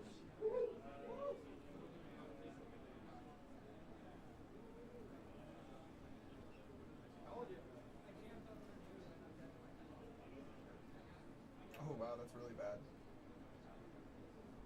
Do you see it? Yeah, that's really bad. Yeah. Yeah.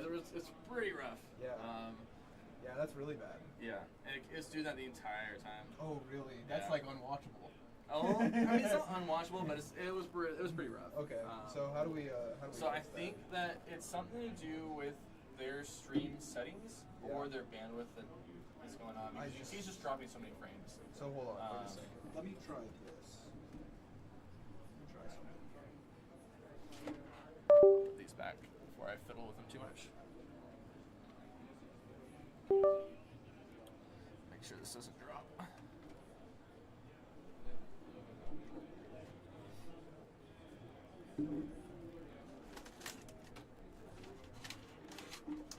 Yeah, and I don't know if you fixed the audio being on both sides. So I'm kind of curious about that one. Testing, 1, 2, 3. Testing, 1, 2, 3.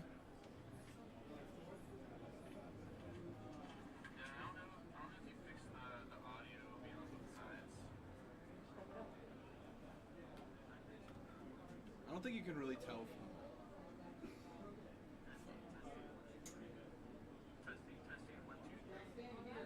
I mean, yeah, you're right. I can't really tell that easily. But, I think like if you were wearing headphones, then you could probably. if you didn't change anything, it probably is still there. I didn't. Okay. Oh, do you have 2 different audio pictures? Is that one? No. There's only one getting. Oh, it's double channel. It's double channel. That's why. You see that? So if I talk into this mic, and then I talk into this mic, see how it's really louder on one side? Versus mine. Well, this one's almost mixed. This one's almost fine, but it probably has less bias. You go to. I mean, I don't know if you want to mess with their scene, but if you have your own, if you make your own scene, you can make a scene called Luke, just like Luke's scene or something.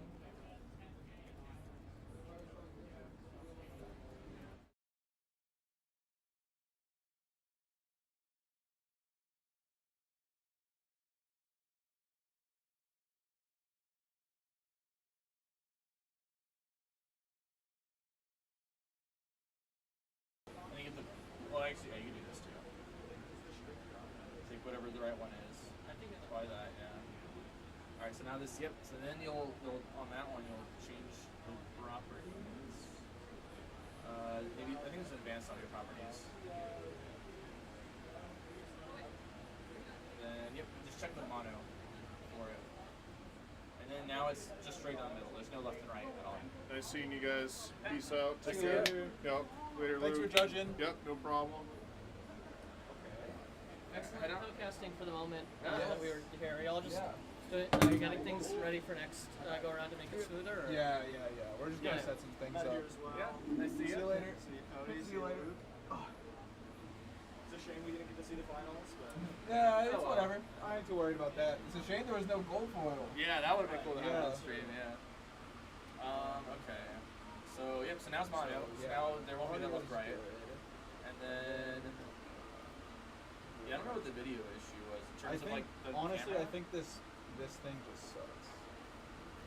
I think it's more of a bandwidth thing that we can probably fix. Well, Does it do it for this too? Was it? Oh wait, this is your computer. This is not my computer. Oh, this is your computer. Okay. This is their computer. Because I don't want to change the settings because it'll affect all the scenes. Yeah. But you want to, it'd be in the file. I can show you where it is at least. So you go to file. Actually.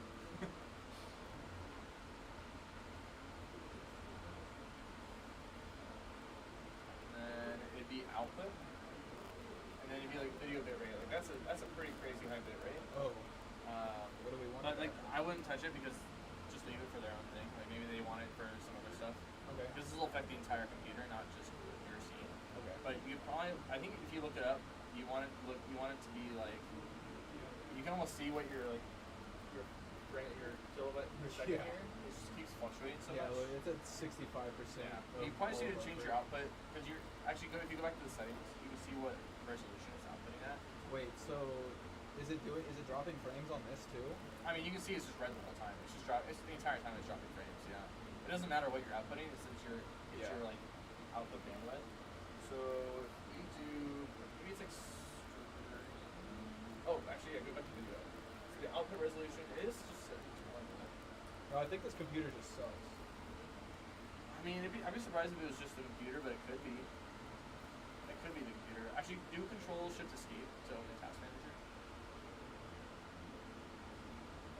And we'll see. Let it scale out for a second. Because that's using most of the CPU. Okay, that's not anymore. It's using all the memory, but like, yeah, it's kind of fine. I mean, but it could be that it's trying to render the frames before it sends them out, and it's not doing very well. Yeah. So, yeah, I'm trying to think. It'd probably be something to look into, but yeah, it was like that the entire time, unfortunately. Yeah. Okay. Did you change that DVT thing setting? Or the whatever thing I sent you? No, I didn't change it. Okay. Because that one was also like, I thought that maybe that's what I would have fixed it, which it wouldn't have, because it's clearly like an output issue. But that one lets the viewers like pause and like rewind, and there was no option to do that on here. Oh, really? Yeah, we can't pause and rewind, at least while it's live. Okay. And that's a setting that you can just change apparently in OBS. And so, if you let me find the thing again.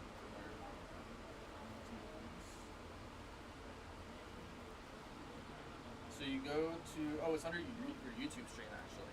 That's where you change it. It's not under here. It's under your YouTube stream. So like here. Yeah. So then it's here under Stream Details. Left menu, click Stream or Manage tab. Yeah, that manage. From the Stream dashboard, click Stream Settings under Additional Settings. Toggle DVR. That's not it. Maybe this is the settings. No, that's channel level settings.